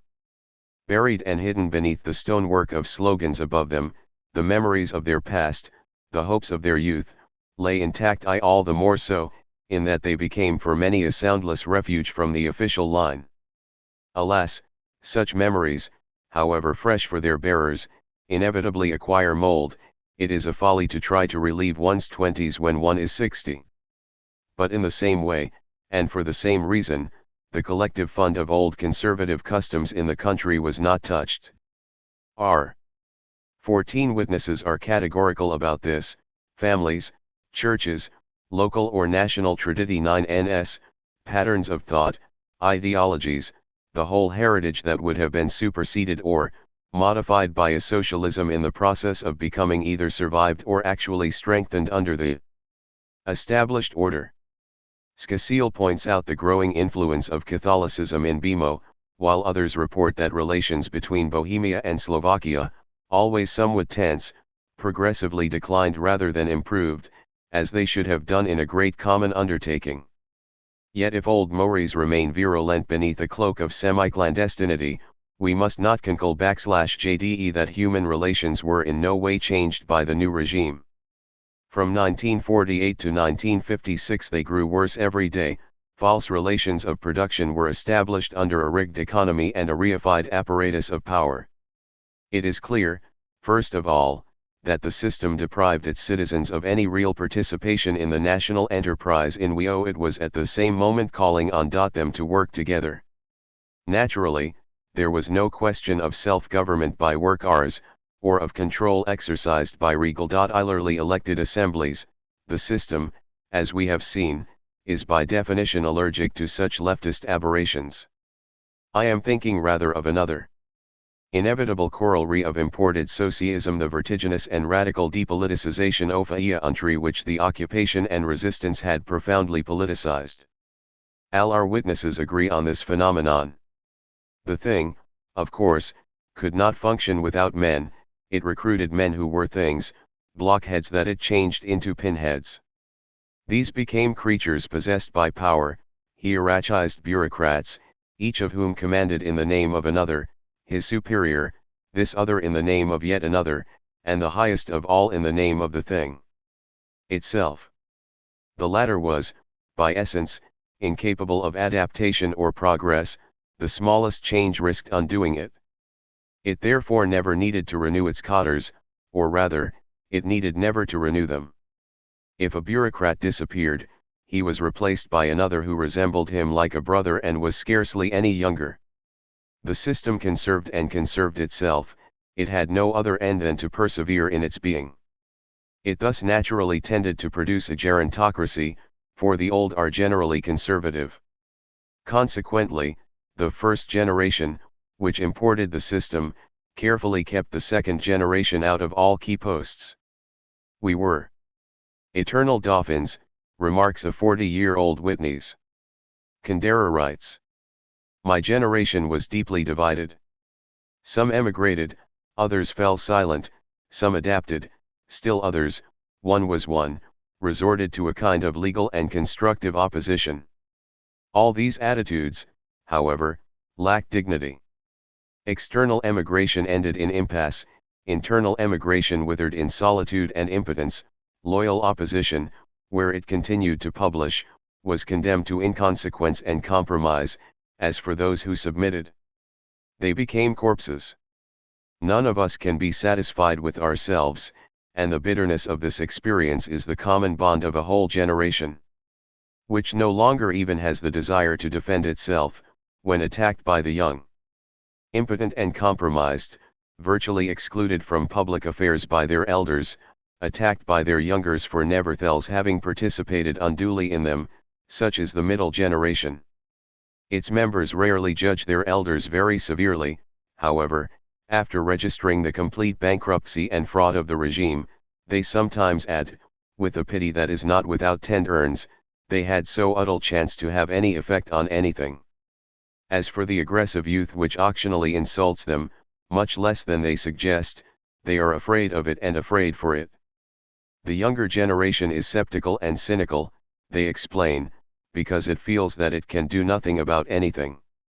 They feared that this age group, raised in ignorance, when knowledge was debased, would suffer a destiny worse than their own.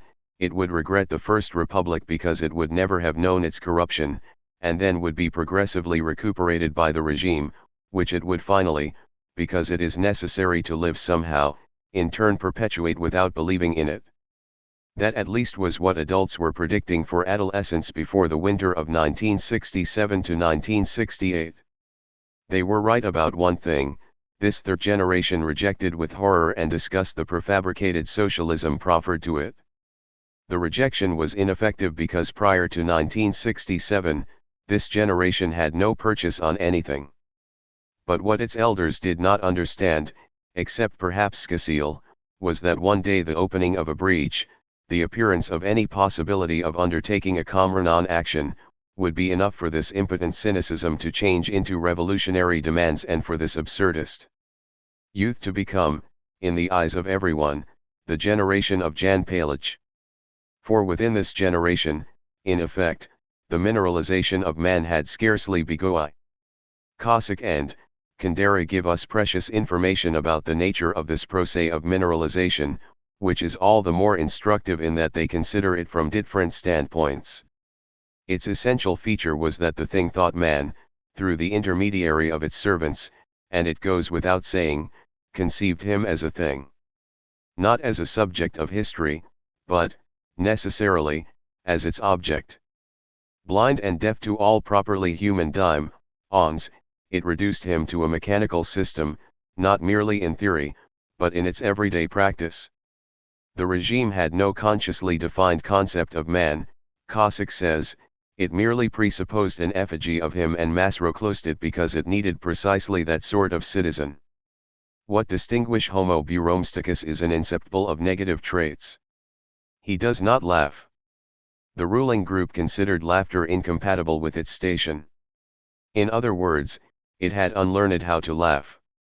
If one of its members, contrary to his institutional character, permitted himself any display of gaiety, he risked both himself and his entourage. An example of the official attitude was the misadventure, recounted by Lim, of the I-91 pudent young saintess who thought that they could make fun of an evil with impunity. This grotesque episode, I imagine, was the origin of the joke. It was forbidden to want to laugh. An illuminating imperative, which follows rigorously from its premises, laughter contests, so when the revolution is conservative, it is counter-revolutionary. Official man, in Cossack's phrase, does not die either, because ideology does not acknowledge death, for good reason. A robot is not alive, and hence cannot die. When it goes wrong, it is repaired or scrapped. In a sense, Cossack adds, he possesses no body either. Naturally, the system has cogwheels and transmission belts but no organs, those who think. For it have no eyes to see organisms, those anti-bureaucratic integers that might take themselves for ends if undue attention were paid to them. The Czech philosopher adds that Homo bureaucraticus knows neither the grotesque, nor the tragic, nor the absurd, because these existential categories have no discernible relationship to production, and consequently no reality. They are mere misty mirages of the dreamy bourgeoisies of the West. He concludes, official man has no conscience, and no need of one. What on earth would he have done with one, indeed? His 94 paths are laid out, his tasks are preordained, his reflexes are conditioned by tried and tested methods, including the cerebral reflex improperly known as thought. This superb object, external to itself and moved by external forces, is regulated solely by Pavlovian mechanics. It is eminently manipulable and infinitely corvable. Yet men, Cossack writes, are not born careerists, mean, blinkered, insensible, incapable of reflection, amenable to corruption. It was the system that needed such men and procured them, to assure its own operation. The men of the system, as products of fetishized production, are suspect by definition, doubly suspect, both because they are reified and because they are never completely so. Robots are designed to be manipulated and are therefore potentially treacherous instruments. Since the holders of power know how to work their controls, why should not foreign agents find out how to do so too? Then who is to know who is actually pulling the strings? But at the same time, to the very extent that mineralization is not complete, and it never is, for these mineral bips are men who must live their mineralization as human beings, their very existence is a danger to the regime. To laugh, weep, to die, even to sneeze, is to reveal a malignant and possibly bourgeois spontaneity. To live, in short, is to contest, if not in fact, at least in principle. Hence the necessity for constant surveillance. The EGMA benefited doubly from its double suspicion.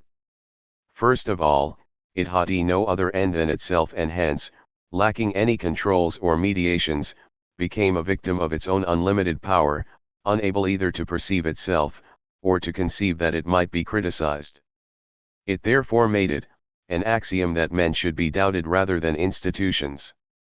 Consequently, it suited the regime that in these animal machines the animal should sometimes reappear beneath the machinery. Animality is evil, the irreducible residue of a succession of corrupted millennia. Criticism never revealed an imperfection of the system, but rather the profound vice of the critic, the serf will which leads every man to sin sooner or later, at least in spirit, against the building of socialism. But, above alii, the principle of the permanent corruptibility of Homo bureaucraticus had two manifest advantages. It justified recourse to the Machiavellian practices of buying or terrorizing men, and it allowed the thing to liquidate its own ministers when the need arose. When the machine rattled or stalled, it eliminated a few leaders rather than sought Che and Ho/Ovakianines repair, which would anyway have been futile. Such leaders were traitors in the pay of the enemy. The motor itself was working well, it's inexplicable. Seizures were simply due to the fact that they were trying to sabotage it. In short, the thing was forced to use men, but it distrusted, despised, and detested them, just as the master does his slaves. Or the boss his workers. Suspicion, hatred and contempt were the fine sentiments that it sought to inculcate in the relations between men and Q. The relation of each man to himself. It remains to know whether it succeeded in doing so. RWINS's reply that there is no doqt that it did.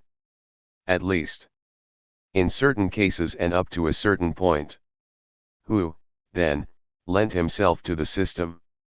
The corrupt, the cowardly, the ambitious. On the contrary, the best men, the most sincere, the most devoted, the most scrupulous communists. Kundera tells us why. The mechanist vision of man is not, as Cossack seems to think, the cause of bureaucratic socialism, it is its product or, if you like, its ideology. The revolution of 1917 bore with it immense hopes. Marxist optimism mingled with old dreams of 1848, with romantic ideals, with Babeuf's egalitarianism, with utopias of Chstian origin. When scientific socialism triumphed, it did not jettison this humanist bric-a-brac, it claimed to be the heir and executor of its deep, if idealist ambitions. Its goal was to liberate the workers from their chains, to put an end to exploitation, to replace the dictatorship of profit, when men are the products of their products, by a free and classless society where they are their own product. When the party, now bureaucratized, eventually merged with the state, these principles, these ideals, these great objectives did not disappear for all that. On the contrary, Dollar-Overman spokesmen made frequent allusions to them in their speeches, at a time when numerous Muscovites had acquired the habit of NQT going to sleep until the first light of dawn, after having assured themselves that the milkman had already passed their door.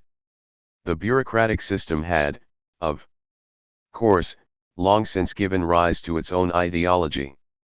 But this ideology was never explicit, present everywhere. In practical acts, it could only be glimpsed in the turn of a phrase, a fleeting passage in official speeches, for T was masked by another ideology, proclaimed ad usum populi, a vaguely Marxian humanism. It was this that bemused the young Slovaks and young Czechs of the time.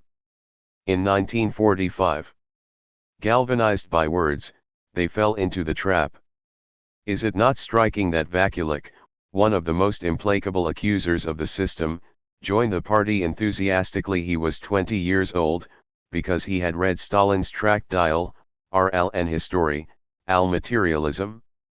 It is with this in mind that Kundera, without pretending to compare German society to Soviet society, declares that Hitlerism was in one respect much less dangerous than what he calls Stalinism. One at least knew what to expect from Nazism. It spoke out loud and clear. A Manichean vision of the world has rarely been more starkly expressed. But Stalinism was something very different, it was designed to confuse its victims. There were two axes of reference in it, two visions of the world, two ideologies, two types of reason, one dialectical, the other mechanist. Official culture repeated Gorky's egregious slow N, man, that sounds proud, while its functionaries were sending actual men, weak and sinful by nature, to prison camps. How could the contrasts be reconciled? The very idea of socialism seemed to have gone mad. Of course, it had not. But the servants of the thing demanded, apparently without cynicism, that their fellow citizens and themselves accept the system in the name of socialist humanism. They presented, perhaps in good faith, the man of the future as the ultimate term of a bold and sublime enterprise in the name of which his ancestor, the man of the present, was called upon to let himself be treated, and to treat himself, as reified and culpable. This was not wholly their fault, their brains were suffering from a malady ordinarily located in the bladder, an affliction of stones. But all those who tried, out of loyalty to the principles of socialism, to look at themselves with the Medusa's gaze of these men, experienced a generalized distortion of thought.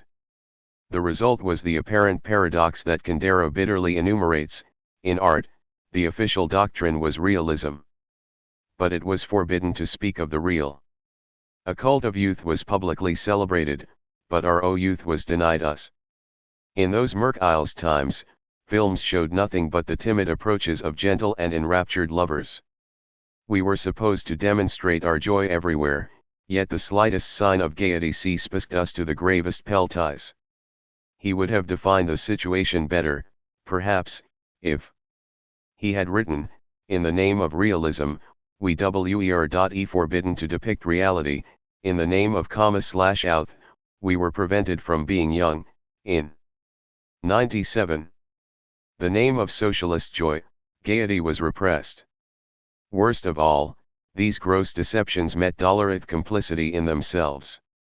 So long as they still believed in bureaucratic socialism, at least as the thankless and painful road that leads to true socialism, these men used their living and dialectical reason to justify the reign of petrified reason, which necessarily led them to ratify the condemnation of the former by the latter. Convinced by propaganda that, as Mirabeau said, the road that leads from evil to good is worse than evil, they first resigned themselves to evil because they believed it to be the sole means of attaining good. Then, driven by what one of them calls the demon of consent, they came to see it as good itself, and assumed their own resistance to petrification to be evil. Cement poured into them through their eyes and through their ears, and they considered the protests of their simple good sense to be the residue of a bourgeois ideology that divorced them from the people. All the witnesses who are in their 40s admit that they felt a need to disqualify in advance every temptation to criticize, for fear that it might reveal the rebirth of individualism in them. They recount the care with which they buried smallest surprise or unexpected malaise in the darkest corner of their memory, the effort which they made not to see what might have shocked them. For, in effect, they ran a great risk. A single doubt would have been enough to put the whole system in question, and they were certain that criticism would have reduced them to an ignoble solitude.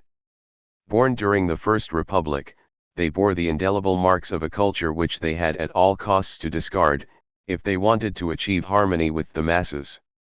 In point of fact, the discourse of the thing proclaimed itself the thought of the working class itself, and the claim was self-evident since the thing exercised its dictatorship in the name of the proletariat and was the consciousness of the class. In practice no one actually thought the declarations of the thing, for they were precisely unthinkable. But each took them to be certified expressions of the objective spirit at the time, and while waiting to understand them learnt them by heart and installed them like mysterious icons, within THIR personal inner shrine. Workers, peasants, or intellectuals, were unaware that they were the victims of a new alienation and atomization.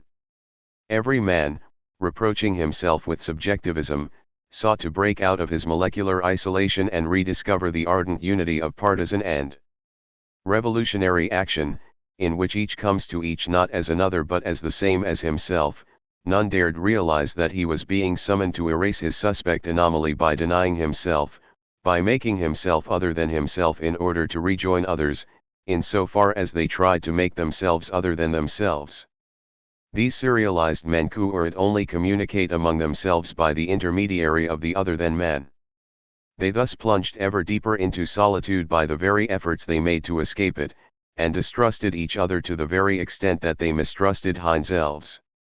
Lim has graphically described here the ultimate hysterical temptation, the logical conclusion of the whole process, falling on one's knees to believe, and replacing reason by faith, credo quia absurdum. Which amounts to saying that under the reign of fetishized production every real man appears to himself, in his simple daily existence, as an obstacle to the construction of socialism and can evade the crime of living only by suppressing himself altogether. Such attitudes, obviously, occurred only in extreme cases. For many workers the system essentially meant a growing disinterest in public affairs, numbness. To compensate them, they were granted a title, Every worker was deemed a functionary. Many intellectuals, by contrast, were frenetic exponents of self-destruction. It must be said that they were accustomed to the role. In bourgeois democracies as in people's democracies, these specialists of the universal often feel encumbered by their singularity. But, as Kundera remarks, their masochism is completely innocuous in the West, nobody pays any attention to it. But in the socialist countries, they are never trusted and the powers that be are always ready to help them to destroy themselves. They hasten to plead guilty to the slightest reproach, using their intelligence only to recast absurd accusations until they had made them acceptable, and to recast themselves until they could accept them. In the party, moreover, the best leaders, who were by no means all intellectuals, also recast themselves, from loyalty. It is only when seen in this light that the famous confessions during the trials of the 1950s can be understood. To secure them, the process of self-destruction had to be driven to extremes. It was no longer a question of tacitly refining improbable imputations to give them a semblance of truth. The interrogators were charged with the task of blunting the 99 critical faculties of the accused. By threats, blows, deprivation of sleep and other techniques, to make them accept accusations that were inherently unacceptable. But if the percentage of failures was negligible, it was because Czechoslovak man had long been prepared for confession.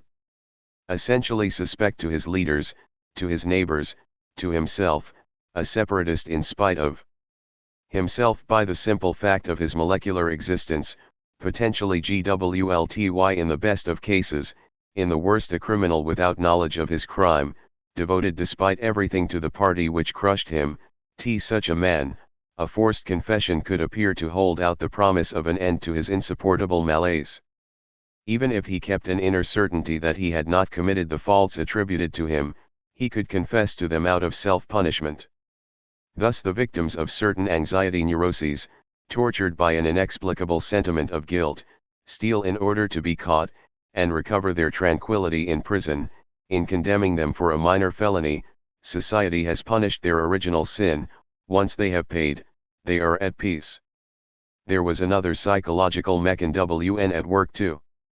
Goldsticker reports that after his release from prison, he read the work of a psychoanalyst who saw in confession an identification with the aggressor, and he adds that in his own experience this interpretation was not very far from the truth.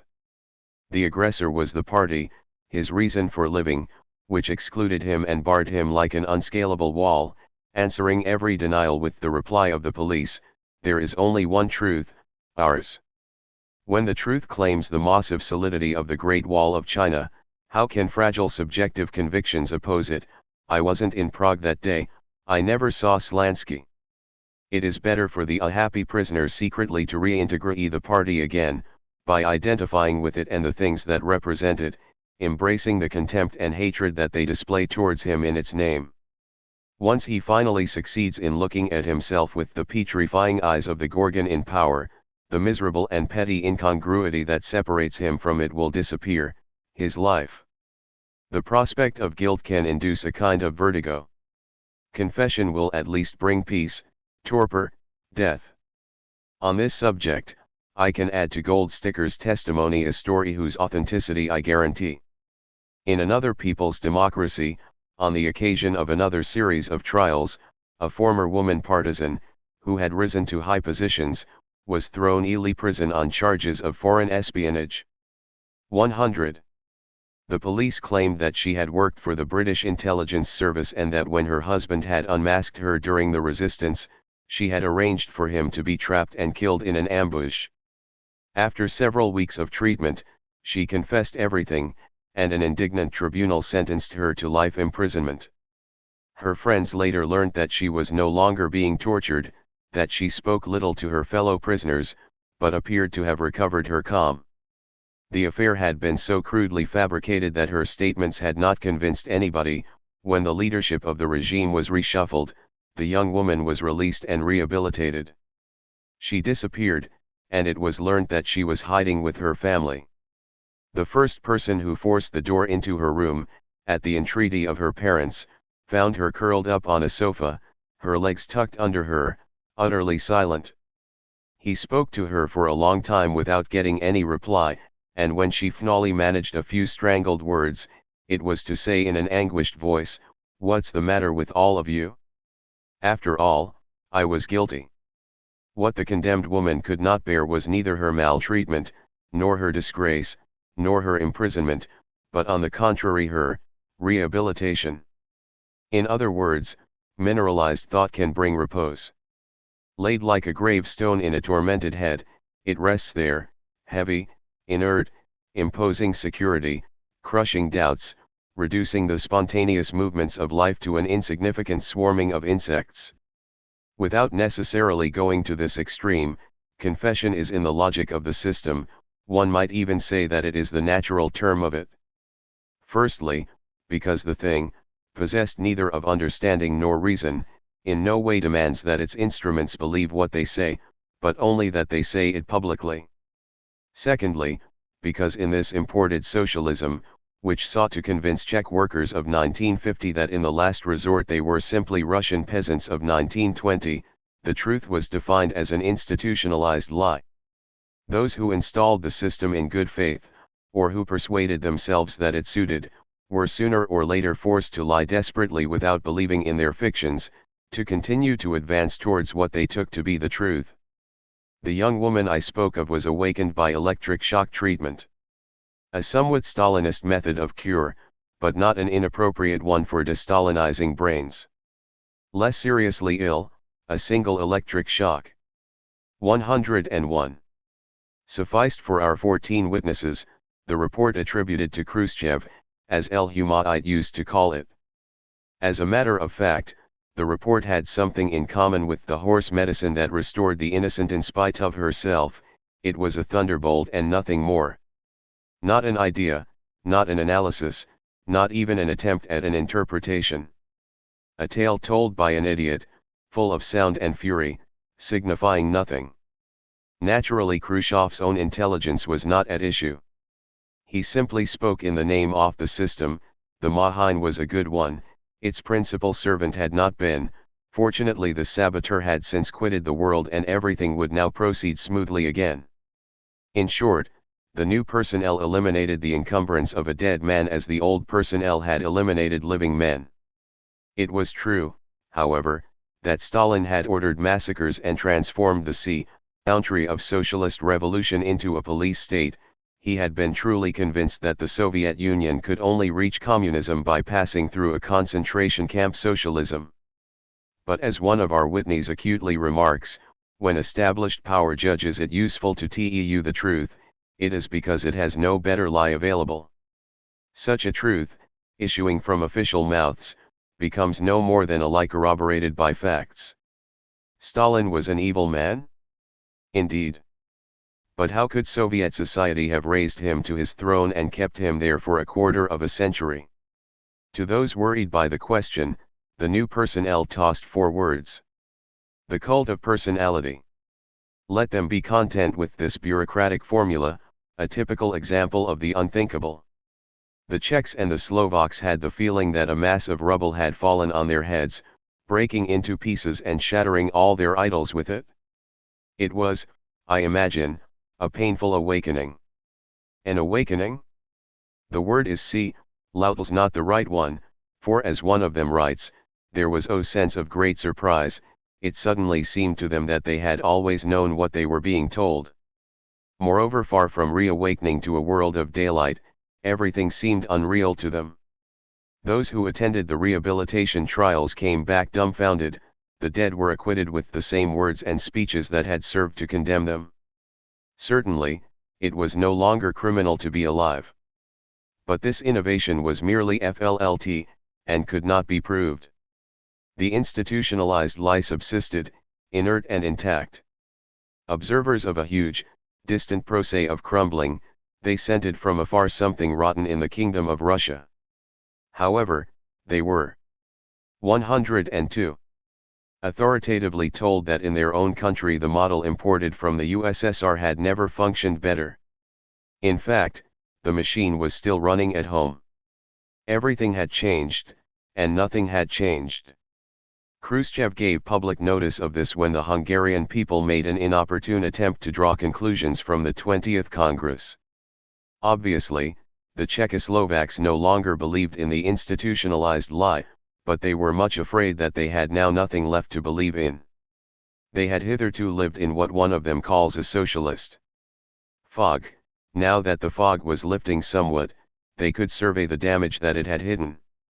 A devastated economy was on the point of collapse. Antiquated factories were churning out products of mediocre quality, without the slightest concern for the real needs of the conjuncture. Technical and professional skills were sinking in standard day by day. The humanities were declining inexorably. Kundera. The country had literally no idea of its real situation, for official lies and falsification of statistics had both destroyed previous elements of knowledge and halted all new socio-economic surveys or research. It was not even the case that the leaders of the region knew the truth and concealed it. In this sense the truth simply did not exist, and no one had the means to ascertain it. The youth of the country were unquestionably the most disarmed of all. The knowledge of the young is fragmentary, atomized. Disconnected, our secondary schools are incapable of providing their pupils with a coherent vision of anything, including our national history. As for world history, it is better left unmentioned. Our pedagogic level is past belief. Gold sticker. Our witnesses found themselves in an unknown country, on an unidentified planet, between the secret East and the forbidden West. They suspected that Khrushchev's tragi-comic speech on Stalin's crimes would find its truth if it were integrated into a Marxist analysis of Soviet society. But what confidence could they retain in Marxism when the thing in power never ceased to invoke it? If it was the official lie, how could it at the same time be the truth? And if there were two Marxisms, one false and one genuine, how could they products of the false tell which was the genuine? They realized then that they were themselves the least known natives in Tki's sequestered land. It is said that when Joseph L. E. Bone, a deputy of the convention, was interrogated by his 103 judges in 1795 about the reasons for his terrorism in the Pas-de-Calais, he replied with a sort of astonishment, "I don't understand. Everything happened so quickly." Nothing went very quickly in from 1948 to 1956, but doubtless fatigue, habit, resignation, lack of imagination and self-delusion created a mournful probability of the improbable, a normality of the abnormal, a daily life of the unlivable, all shrouded in mist. Now the mist was broken, and as its last wisps drifted across the plain, disabused men were to be found saying, in their turn, "I don't understand." Who were they, who had lived the unlivable, tolerated the intolerable, taken the destruction of their economy for the construction of socialism, abandoned reason for faith in the name of scientific socialism, and, finally, admitted faults or confessed crimes they had not committed? They were unable to remember their past lives, to measure the weight of things said and done, to evoke their most intimate memories, without falling into the slight daze that Freud calls estrangement. At first, their reactions differed widely, from disgust to shame, from anger to scorn. Kundera chose black humor. "I was born on the 1st of April, which was not with Q/LT its metaphysical consequences. People of my generation are bad company for themselves. I have no great liking for myself." What he calls the ebb of Stalinism led him to absolute scepticism. Stalinism was based on lofty ideals which it gradually transformed into their opposite, love of humanity into cruelty to men, love of truth into delation. In my first book, at the height of Stalinism, I tried to react against it by appealing to an integral humanism. But when the ebb of Stalinism came, I asked myself the question, why in fact should one love man, anyway? Today, when I hear talk of the innocence of a child or the self-sacrifice, O mother, of our sacred duty to increase and multiply, I know the litany all too well. I've learned my lessons. This lyricist abandoned poetry to recapture lost categories, the comic, the grotesque.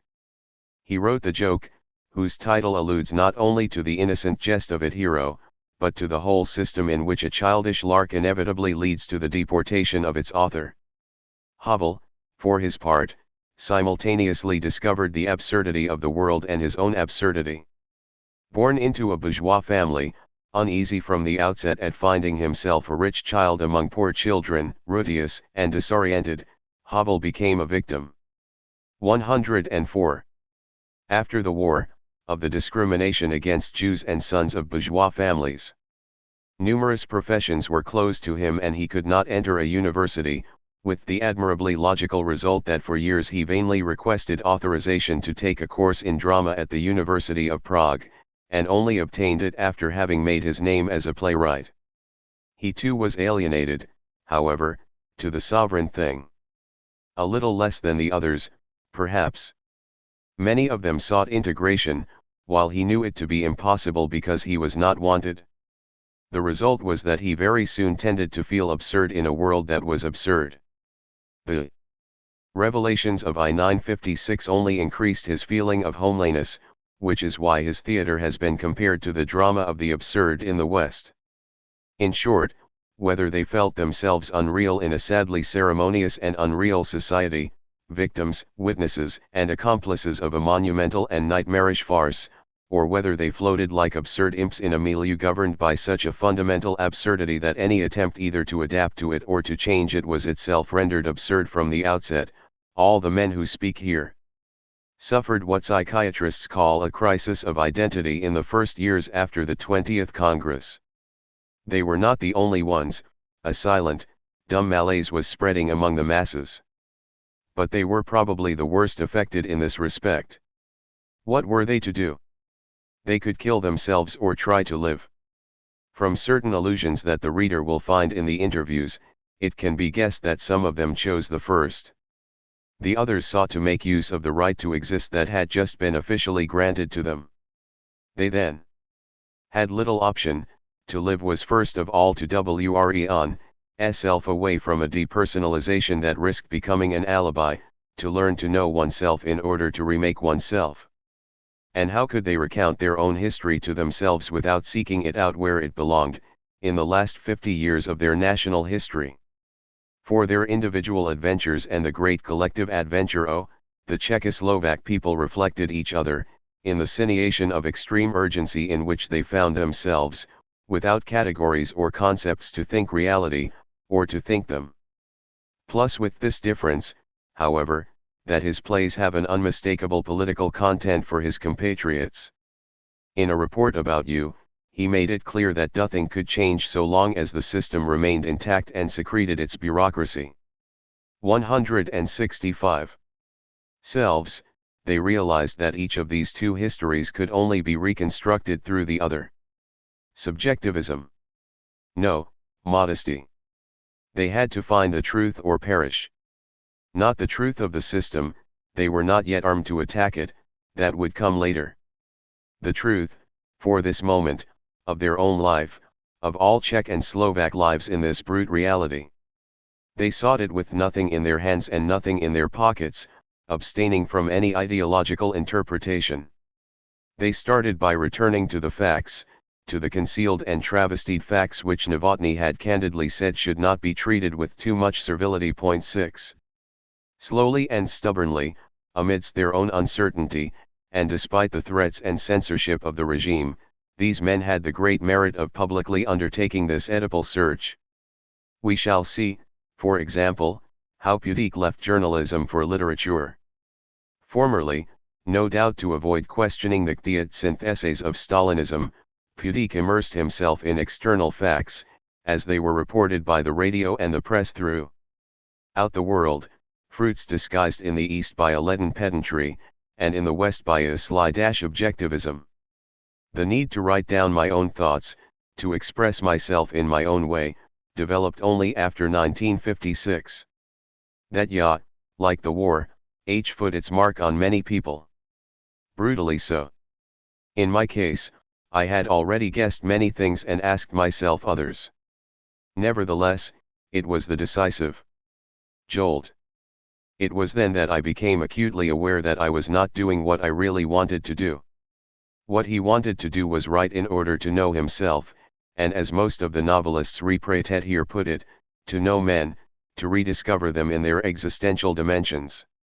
From 1956 to 1958, Kosick says, Czech culture was polarized on existential problems and the question, what is TNN? Became its common denominator.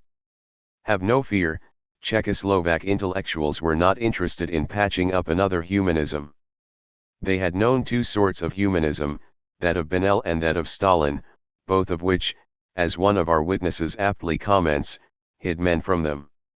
Both had crumbled, and no one dreamt of reassembling the debris. The hard and exhilarating task before them was the only possible one, the only necessary one, to approach their five. An idea which in a certain sense is perfectly correct, since it is to criticize Realpolitik.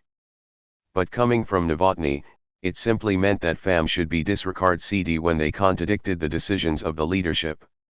106. Fellow men without any philanthropic prejudice. From this point of view, the question posed by Kundera was the sign of a salutary radicalism. Why should one love men? Yes, why? Someday they would know the answer, or perhaps never. For the moment it mattered little. Kundera's scepticism was certainly no soft pillow for the mind, but it would be a mistake to believe that it led to despair. Kundera expressly tells us that he saw in it the renaissance of thought. Scepticism does not abolish the world, it turns it into questions. Profiting from their estrangement, they decided that nothing shall be taken for granted, no truth be sanctified. For them as for Plato, astonishment was the beginning of philosophy, and for the moment they had no wish to go beyond it. The affirmations of officialdom were replies that preempted questions to prevent them being asked. They preferred questions that had no answers. Thought could not rid itself of the chalky concretions which had so long damaged or distorted it, by countering them with other concretions, but only by dissolving them in fluid problems. This did not prevent research, on the contrary, it stimulated it, assigning new tasks and provisional limits to it. In April 1968, Havel foresaw a social art of a profoundly realist temper, which would show the individual in his social context, with his private life, his family, his children, his material situation. All this will be on the agenda once it becomes possible to tell the truth about things. We can expect a new type of social realism, even in the novel, a new direction of psychological research, sounding out the unexplored gold sticker concurs when, to show that the quest of these new Oedipuses seeks to be exhaustive, he declares, Marx and Freud said it before him, it is impossible to attain the depths of reality by describing its surface manifestation. This zeal will make more than one Western reader smile. We in the free world have advanced beyond that. We have long been familiar with introspection, metapsychology, psychoanalysis. It is true, we have another way of not knowing ourselves, and we speak more freely of our emotional complexes than of our material condition or of our socio-professional milieu. We prefer to ask ourselves about the homosexual six. It will be noted that the art which Havel envisaged here had nothing in common with his previous absurdism. He hoped at the time that the new society in gestation would at last be able to integrate the outlaws on the margins of the dying system. Component of our characters then about the history which has made us and which we have made. We too are victims and accomplices of alienation, reification, mystification. We too stagger beneath the weight of things said and done, of lies accepted and transmitted without belief. But we have no wish to know it. We are like sleepwalkers treading in a gutter, dreaming of our genitals rather than looking at our feet. The Czechs too, of course, have to rethink these problems which the Puritanism of the 50s had masked from them. 7 But as one of them said to Lim, how lucky we would be if all we had to think about was that. For these Mary must say everything or disappear. The questions that we ask ourselves casually, abstractly, and 1,000 others that we would never think of asking ourselves, they ask passionately and concretely. If they do not yet know themselves completely, it is because their experience is too rich, it will take them time to put it in order. This is not the only reason. I remember a conversation with a Latin American writer in 1960, he was tired, more lucid than disappointed, still a militant. 6 knew that his life was full of battles, of victories and failures, that he had known exile and prison, that he had been expelled from the party by his comrades and then reintegrated, and that in the course of this incessant struggle he had kept his loyalties while losing his illusions. "You ought to write this history, your history," I said to him. He shook his head, it was the only time he showed any bitterness, and replied, "We Communist have no history." I realized then that the autobiography of which I had spoken, his own or that of one of his comrades there or elsewhere, bade little chance of seeing the eye. No history, and no memory. The party, of course, possesses the one and the other, but both are counterfeit. H6 writes the history of a communist party from the outside, using public materials, documents, and testimonies, is always liable to be misled by his prejudices, and in any event necessarily lacks the irreplaceable experience of having known it from within. He who has left the party tends to choke on his rancor and dip his pen in bile. He who writes from inside the party, with the assent of its leadership, becomes an official historiographer, eluding questions of the past according to the positions of the present. To what 7? Several of them in these interviews explicitly refer to psychoanalysis as a means of AC to a deeper reality. 108. Can a militant who seeks to understand his life turn, since the organization that has surrounded and produced him discourages such subjective ventures in principle, at best inclining him to bear false witness against himself even in his innermost thoughts? What does he have at his disposal? Reconstructed memories, desiccated or cancelled by a succession of self-criticisms, or other remembrances still vivid but insignificant or incomprehensible. After having negotiated so many twists and turns in the party line, how is he to remember the direction he thought he was taking at the start, or even to know where he is heading at present? Who in the party can claim that the key he uses to interpret its actions today will still be the same a year hence? Dissemblers arrange to keep secret dimensions to themselves, like the Russian whose friends told me, he has 12 stories of sincerity, you have only reached the 4th. This type is always silent.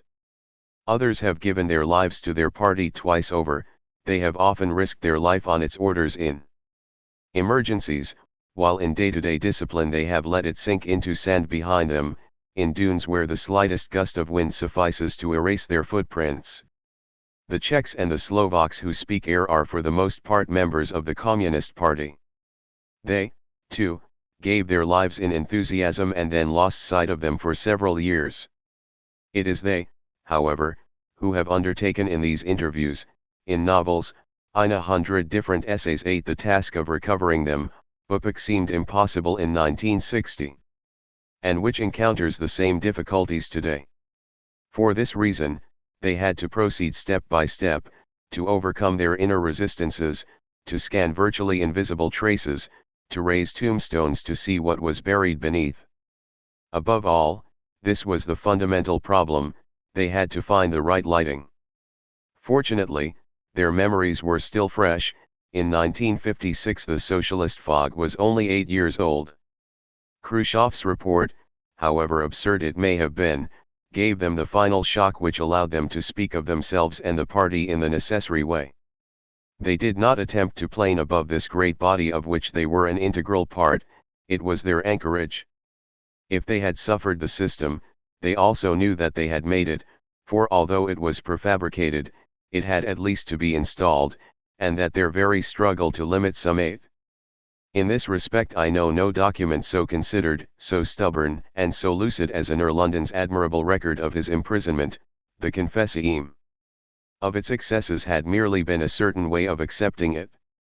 They therefore spoke of itpom the inside, since that is where they still are, and with an incontestable solidarity, without ever condemning it in hatred and rage the better to proclaim their innocence.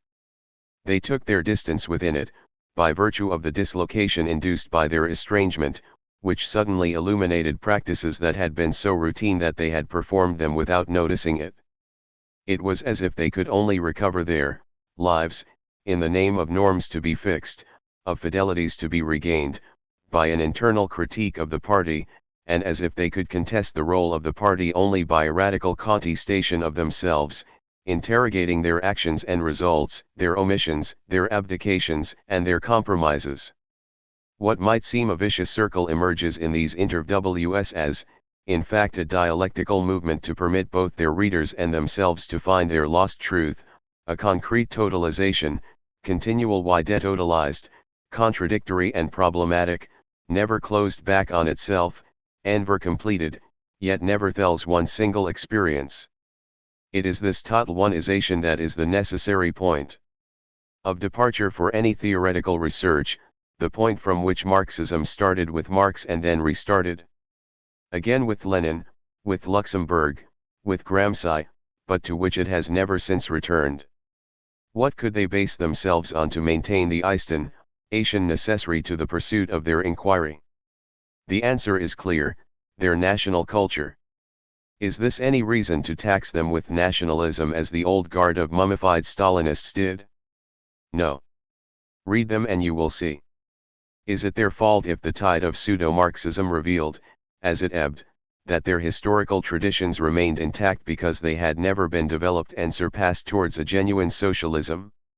Who is responsible if they discover that a recourse to their own history, however insufficient it may be, is temporarily more useful for understanding their present than the empty concepts hitherto imposed on them?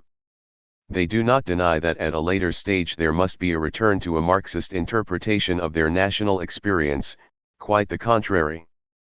But to meet the urgent needs of the moment it was necessary to start with simple, known facts, i.e. configuration of the soil, the geopolitical situation of the country, its small size, all of which made Bohemia and Slovakia battlefields for their powerful neighbors, its incorporation in the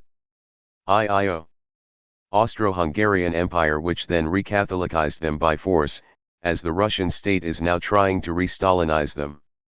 Such elements of the past were so many mortgages on their future and explanations of the present. The two peoples have always struggled against occupying powers, of whatever provenance, and against their lumbering invincible armies, by a constant reaffirmation of their cultural identity. The Czechs, Lim says, are the only people in Europe to have traversed most of the 17th century and the whole of the 18th century without possessing a national aristocracy, the normal fount of education, culture, and politics at the time. The result of coercive Germanization and recatholicization was that the birth of Czech politics was necessarily an effort to revive national language and civilization.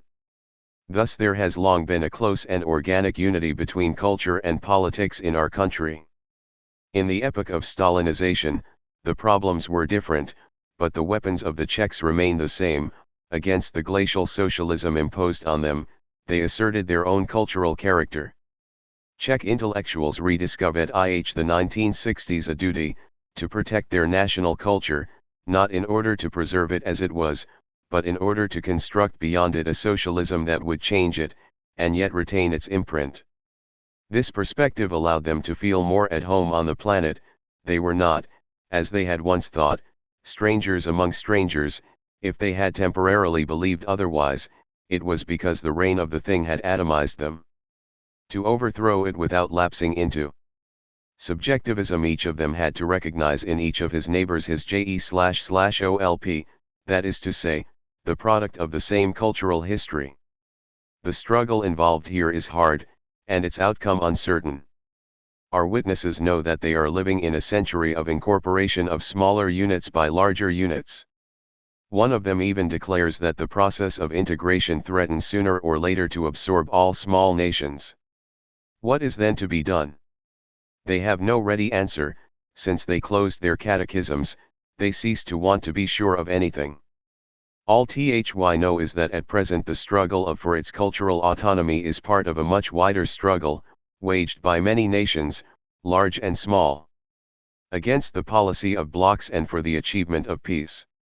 The army, already uncertain and divided by inner conflicts, now deemed it prudent to unload some ballast. For fear that the new cultural commitment of intellectuals might lead them to abandon socialist realism for critical realism, two equally unthinkable concepts, but the servants of the think-cart only react to dangers that threaten it if they can find a definition of them in their catalogues, it invited them to become non-committed. If you lack the means to declare your confidence in the system, you have permission to talk without saying anything. Once as Zions were too late. Those who express themselves here, and many others whom they represent, rejected this tolerance. Goldsticker's comment is admirable: the notions of realism and non-realism merely obscure the true problem, which is how far the commitment of the artist is allowed to go when he seeks to depict the historical #9 conditions of life created by the social processes of the last years. They were not calling for a return to bourgeois liberalism, but, since truth is revolutionary, were claiming the revolutionary right to tell the truth. The party leadership of the time could not even understand this demand. For them the truth had already been spoken, everyone knew it by heart, and the duty of the artist was simply to repeat it. A dialogue of the deaf appeared to be occurring. But suddenly the masses caught fire. What might have seemed, at the outset, the professional concernel of a privileged caste, became the passionate demand of an entire people. We must now explain how that which was so acutely lacking in France a month later came to be realized in April 1968, the unity of intellectuals and working class. The economic situation in the 60s had become more and more disquieting. There was no lack of chasm-drawers among economists. Their cries of alarm had not yet reached the general public. Everything happened inside the party, or rather inside its permanent apparatus. In other words, the struggle to repair the machine merged with the struggle for power within it. In the leadership, conflict sharpened between the bureaucrats of yesterday and those of today. The former, whom Lim calls amateurs, justified their universal incompetence by the Stalinist principle of the autonomy of politics. The latter were younger and almost all belonged to the generation of eternal dauphins. Without questioning the system, they advocate the primacy of economics, at least in the 112. Current conjuncture. 8 In short, they were reformists. The nature of the regime was not at stake in this conflict. The old men in power legitimized their authority under the ancient slogan of the intensification of the class struggle during the building of socialism. The young men seeking power justified their claims by invoking their skills and the urgent need to redress the economy. These authoritarian reformists saw no contradiction in basing an unmodified autonomy of politics on immediate imperatives of the economic infrastructure. They promised to abolish the fetishism of production from above, readjusting output to the resources and the needs of the country and adapting it to some extent to the demands of consumption. The conflict of these two despotisms, one obscurantist and the other enlightened, led both of them to turn toward the working class. The proletariat would arbitrate between them. Now initially, the working class seemed to lean towards the old leadership. Depoliticized by the dreary routine to which they were confined, many workers were apprehensive of changes that appeared to threaten the security of their jobs. To win them to its side, the other CLN had to concede the workers a certain control over production, and to promise them a law on the socialist enterprise. The reforms envisaged necessarily involved a certain liberalization of the regime. There was talk of decentralization, of self-management. There was talk, but so long as the system subsisted, such words were void of meaning. The Yugoslav experience has shown that self-management remains a dead letter when political power is monopolized by a privileged group based on a centralized apparatus. It was now the merit of Slovak intellectuals to exploit the paralysis of a regime blocked by its own internal contradictions, and to incite the workers to respond to the offers of reformist liberalism by the revolutionary demand for socialist democratization. In reality, no one on either side had a clear awareness at first of what was happening. The intellectuals, attracted towards reformism, essentially wanted their articles to help swing the masses over to the side of the reformers. But their writings, those the reader will find here and many others too, 9. It is striking that the party leadership in East Germany had simultaneously defused conflicts at the top and dynamized the East German economy, by associating technocrats with it in the exercise of power. The result is that its domination of the masses is more rigorous than in any other people's democracy.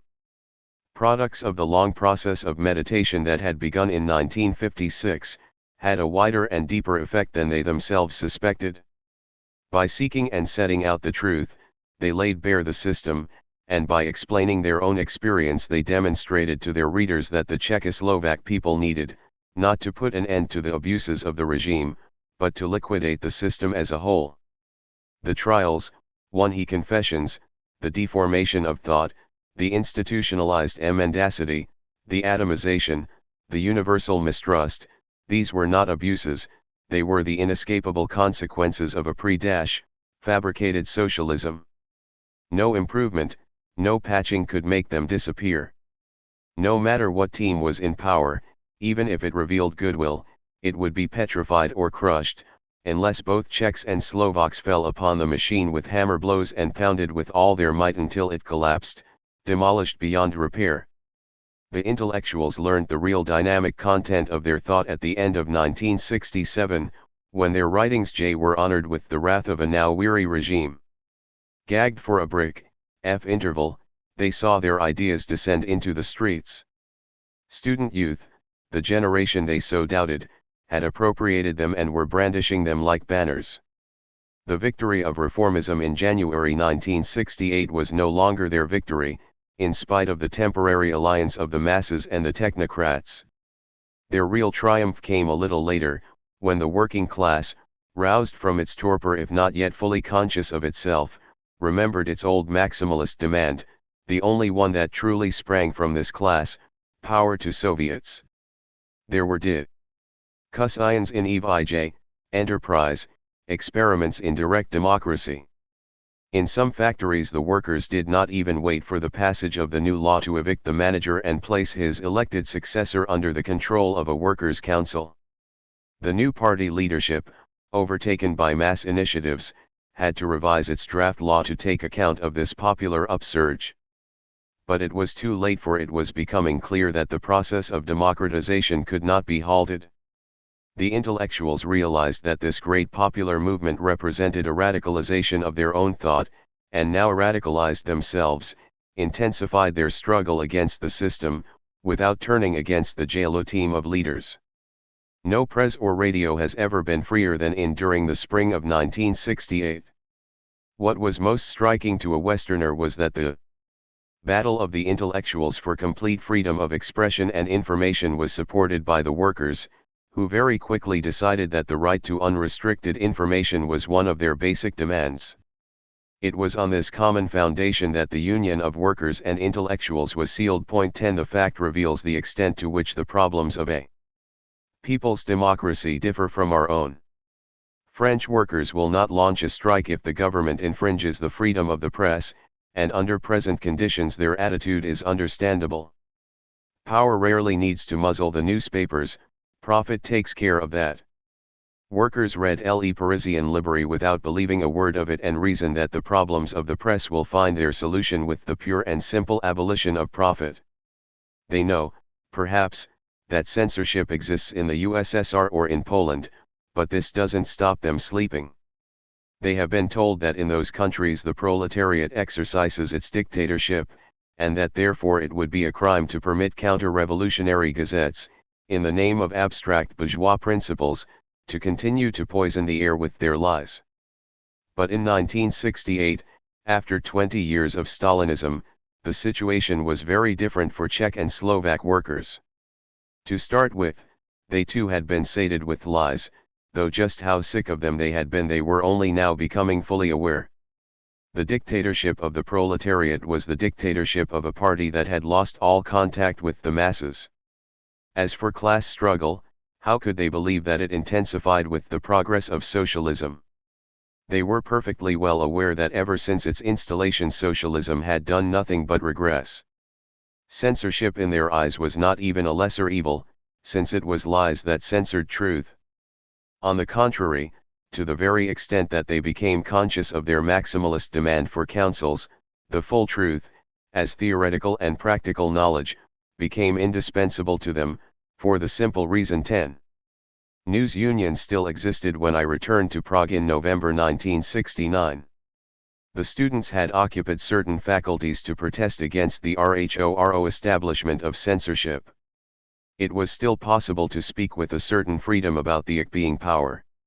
For example, at the request of a student, I could say in front of a crowded auditorium that I considered the intervention of the Five to be a war crime, while the students could demand freedom of information within the perspective of the maximalist demand outlined above. The government was contemplating repression of them, without much confidence, when the workers in key Czech factories halted its plans by announcing that they would immediately strike if action was taken against the students. That workers' power cannot be exercised even in the workplace if it is not constantly well informed at all levels. Naturally, this demand affected not only daily diffusion of national and international DLL news by the mass media. It acquired its real meaning at a deeper level. To be able to orient, correct, and control production, to situate their own activities within the scientry and within world, to remain across geographical distances in permanent contact with each other, the Czech and Slovak workers descended full participation in the scientific and cultural life of the nation.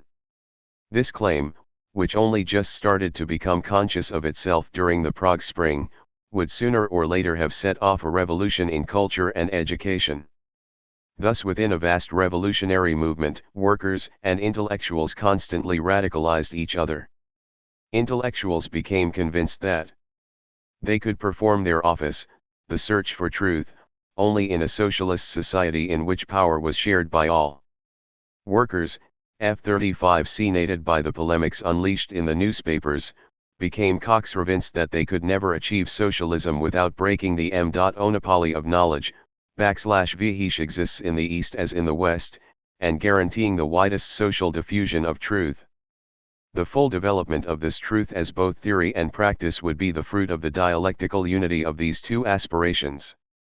There is no doubt that all the agents of this process were far from knowing where they were going and what were doing. But neither can there be any doubt that they were trying to achieve socialism by liquidating the system and establishing new relations of production. The new ruling group, outpaced but unbemused, this quite clearly, as can be seen from the timid project for revisions of the party statutes published in RUDPRA1.io on August 19, 1968, which forbade occupancy of a plurality of public offices in the party arid in the state. L1 It was the bureaucracy itself that was finally obliged to administer the first hammer blows to break the machine. See. Everyone knows the sequel. Before it was even full-born, this socialism was smothered by counter-revolution. This is what Pravda claims, and The idea in itself, of course, was neither new nor revisionist. It is even phonily inscribed in the statutes of the CPSU. I have shown elsewhere why it never received the slightest shadow of application in the USSR.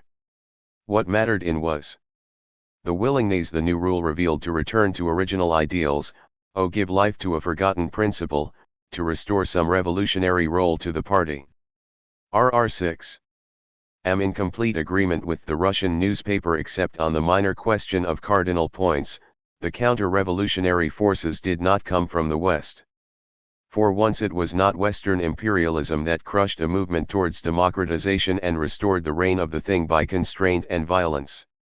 The leaders of the USSR, terrified to see socialism on the march again, sent their tanks to Prague to stop it. The system was saved just in time, another set of leaders was rapidly installed. Public congratulations on the Soviet intervention renewed the institutionalized lie.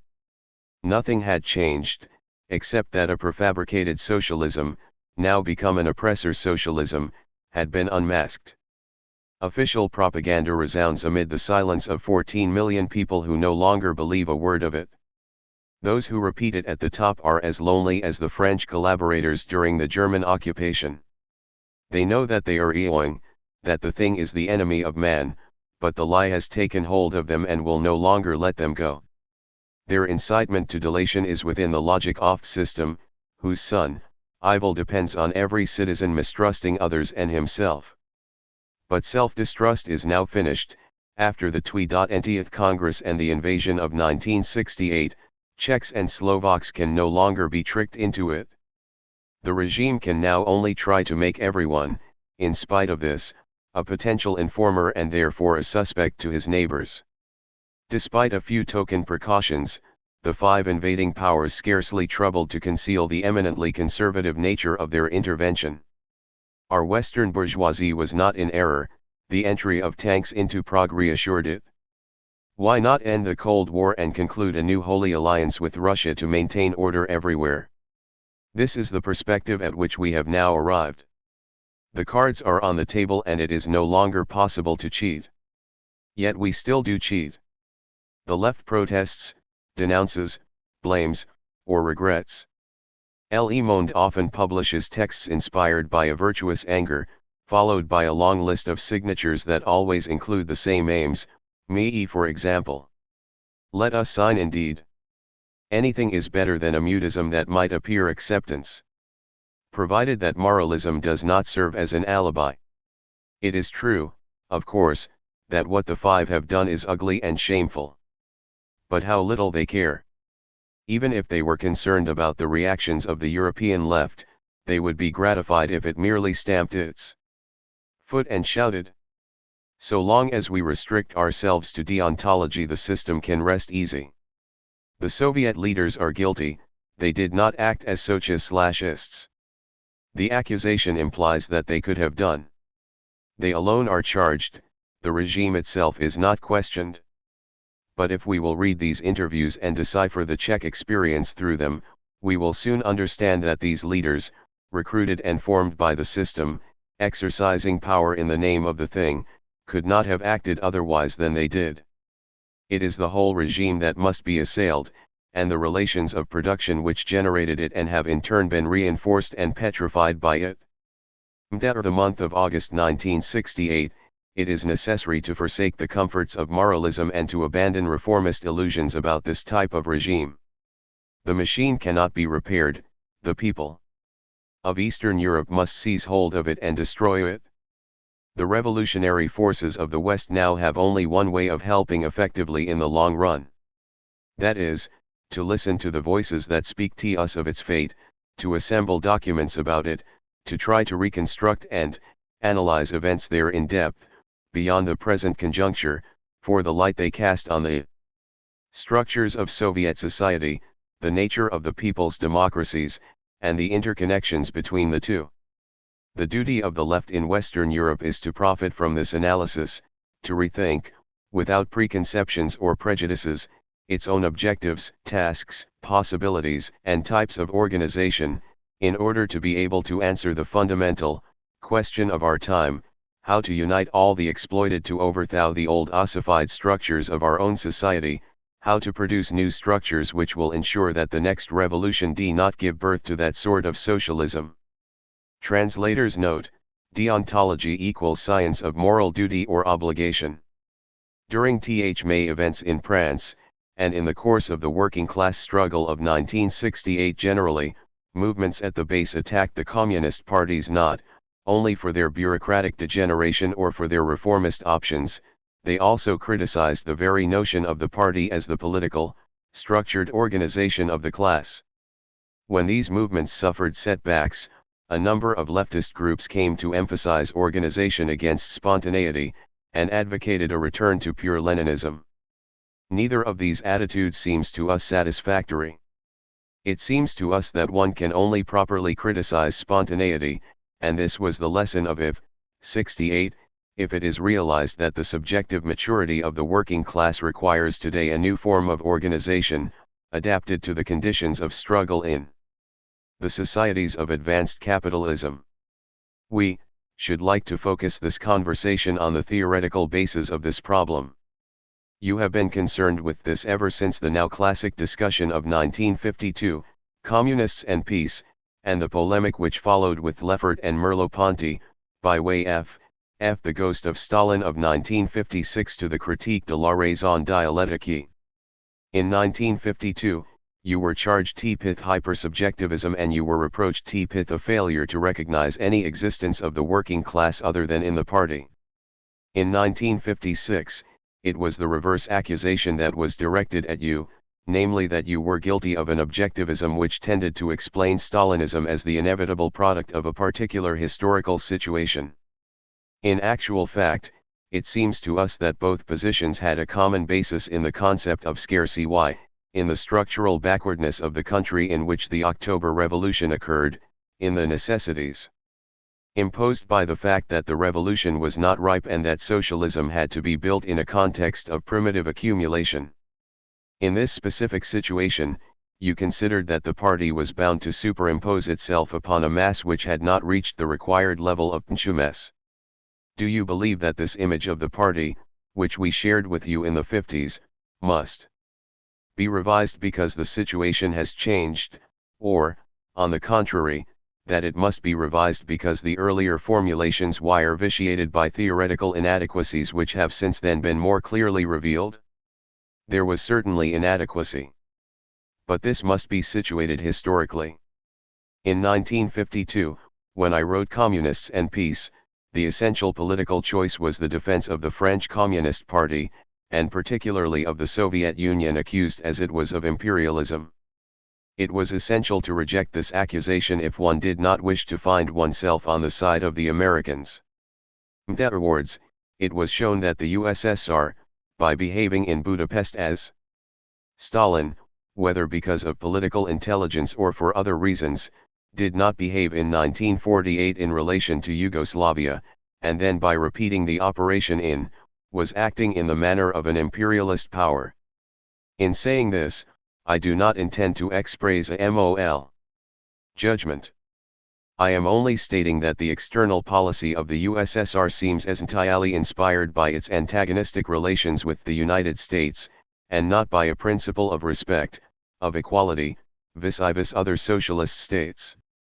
I tried to explain the point in the Critique de la Raison Dialectique.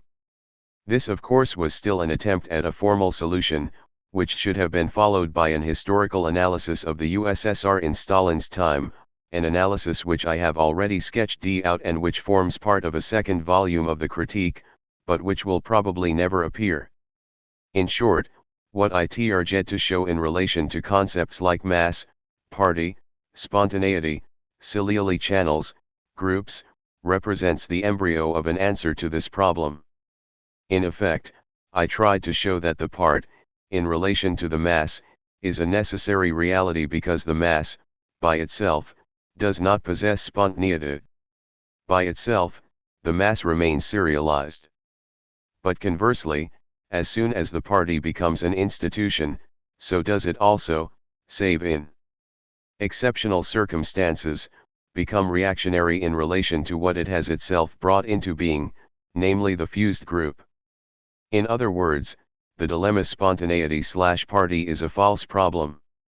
In terms of its self-consciousness, the class does not appear homogeneous, but rather as an ensemble of elements, of groups, which I define as fused. Among the workers, we always find fused groups in this or that factory where a struggle occurs, in the course of which individuals establish relations of 120 reciprocity, enjoy in regard to the totality of groups what I have called a wild freedom, and acquire a definite consciousness of their class position. But besides these fused groups, there are other workers who are not united by struggle, who remain serialized, and who are therefore incapable of spontaneity because they are not linked to the rest, except in a reified relation, in a serialized connection. Even a fused group, for instance a factory which is on strike, is continually subjected to and weighed down by serialized relations, massification, etc. The same worker who finds himself in a fused group at his place of work may be completely serialized when he is at home or at other moments of his life. We are therefore in the presence of very different forms of class consciousness, on the one hand, an advanced consciousness, on the other an almost non-existent consciousness, with a series of mediations in between. This is why it does not seem to me that one can speak of class spontaneity. It is only appropriate to speak of groups, produced by circumstances, and which create themselves in the course of particular situations. In thus creating themselves, they do not rediscover some kind of underlying spontaneity, but rather experience a specific condition on the basis of specific situations of exploitation and of particular demands, and it is in the course of their experience that they achieve a more or less accurate consciousness of themselves. This said, what does the party represent in relation to the series? Surely a positive factor, since it prevents a collapse into complete seriality. The members of a communist party would themselves remain isolated and serialized individuals if the party did not turn them into a group through an organic link which enables a communist in Milan to communicate with another communist worker from any other region. Moreover, it is thanks to the party that many groups are formed in the course of struggle, because the party makes communication easier. However, the party finds itself as a general rule compelled either to absorb or to reject the fused group which it has itself helped to create. In comparison with the group, whose organization never goes beyond a kind of reciprocal pact, the party is much more strongly structured. A group forms itself under stress, for instance to achieve some goal. We must take the Bastille. As soon as the action is over, the individuals who compose the group anxiously face each other and try to establish a link, which might replace the link forged in action, a kind of pact or oath, which in turn tends to constitute the beginning of a series and to establish between them a relationship of reified contiguity. This is what I have called fraternity tireur.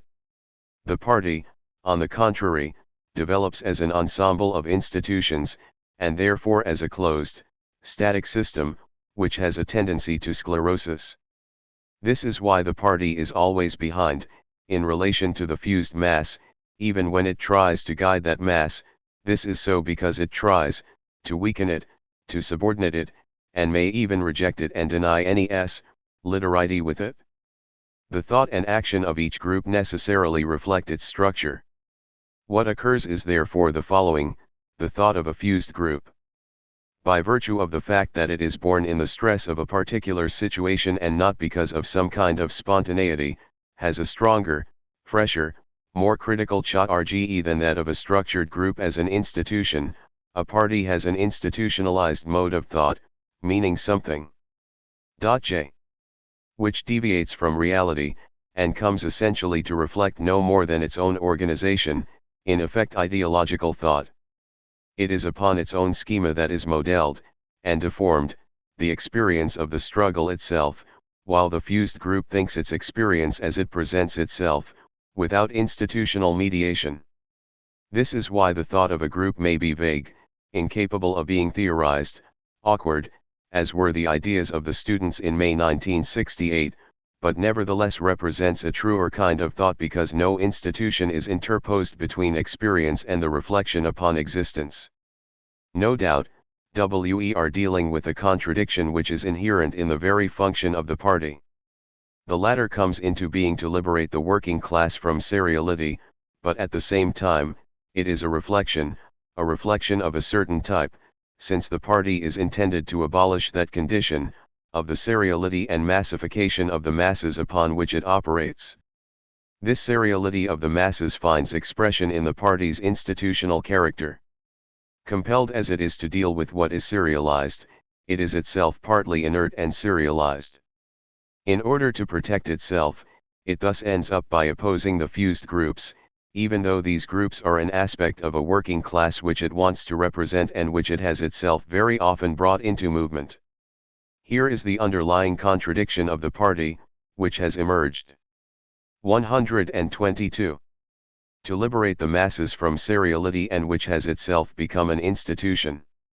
As such, it harbors so many negative features. I don't mean here bureaucracy or other forms of degeneration, but rather the institutional structure itself, which is not necessarily bureaucratic, that it finds itself compelled, fundamentally and in all cases, to oppose all the new forces, whether it tries to use them or whether it rejects them. We have seen these two different attitudes adopted by the French and the Italian communist parties vis-à-vis the students. The French party rejected them. More subtly, the PCI tried to attract them and to direct their experience by means of contact and discussion. A party can only choose between these two attitudes. This is its underlying limitation. Let me give you another classic example, namely the question of democratic centralism. As long as democratic centralism operated in a dynamic situation, for instance during clandestinity and the organization of the struggle in Russia, that is precisely at the time when Lenin elaborated its theory, it remained a living thing. There was a moment of centralism, because it was necessary, and a moment of real democracy, because people could argue and decisions were taken in common. As soon as it was institutionalized, as was the case in all communist countries, centralism took precedence over democracy, and democracy itself became an institution, subjected to its own inertia. There exists, for instance, a right to speak, but the fact alone that it should be a right, and only that, empties it so much of its substance that, in reality, it becomes a non-right. The real question is therefore to know how to overcome the contradiction which is inherent in the very nature of the party, so that, not only in its relations with opponents and in its tasks as a fighting organization, but also in relation to the class which it represents, the party may constitute an active mediation between serialized and massified elements for the purpose of their unification. In other words, how the party may be able to receive the impulses which emanate from movements and, rather than claim to direct them, may be able to generalize experience for the movement and for itself. The real location of revolutionary consciousness is therefore neither in the immediate class, nor in the party, but in the struggle. On this view, the party remains alive as long as it is an instrument of struggle, but exchanges the end. France, masses, spontaneity, Party I-23. FM the means as soon as it becomes an institution, and HECOM.es its 011J1L end. The contradiction which is inherent in the party, and which you emphasize, can perhaps be resolved to the extent that one tries to approach the problem of the political organization of the class not in general terms, but in the immediacy of specific situations. What seems impossible is a meta-historical solution. It therefore seems necessary to envisage the objective conditions in which this dilemma can be resolved on each occasion. In our view, this implies two conditions. First of all, the class should transcend the level of seriality to become effectively and totally the subject of collective action. This is an impossible condition. The working class can never express itself completely as an active political subject. There will always be zones or regions or sectors which, because of historical reasons of development, will remain serialized, massified, alien to the achievement of consciousness. There is always a residue. There is a strong tendency today to generalize the concept of task consciousness and of class struggle as pre-existing elements antecedent to the struggle. The only prime is the objective situation of class exploitation. Consciousness is only born in struggle. The class struggle only exists insofar as there exist places where an actual struggle is going on. It is true that the proletariat carries within itself the death of the bourgeoisie. It is equally true that the capitalist system is mined by structural contradictions, but this does not necessarily imply the existence of class consciousness or of class struggle. In order that there should be consciousness and struggle, it is necessary that somebody should be fighting. In other words, the class struggle is virtually possible everywhere in the capitalist system, but really exists only where the struggle is actually being carried on. On the other hand, the struggle, even while it is being carried on, differs in terms of each situation. In France, for instance, the conditions and forms of struggle are extremely diverse. In Saint Nazaire, the workers' struggles, which are very violent, retain the characteristics of the last century.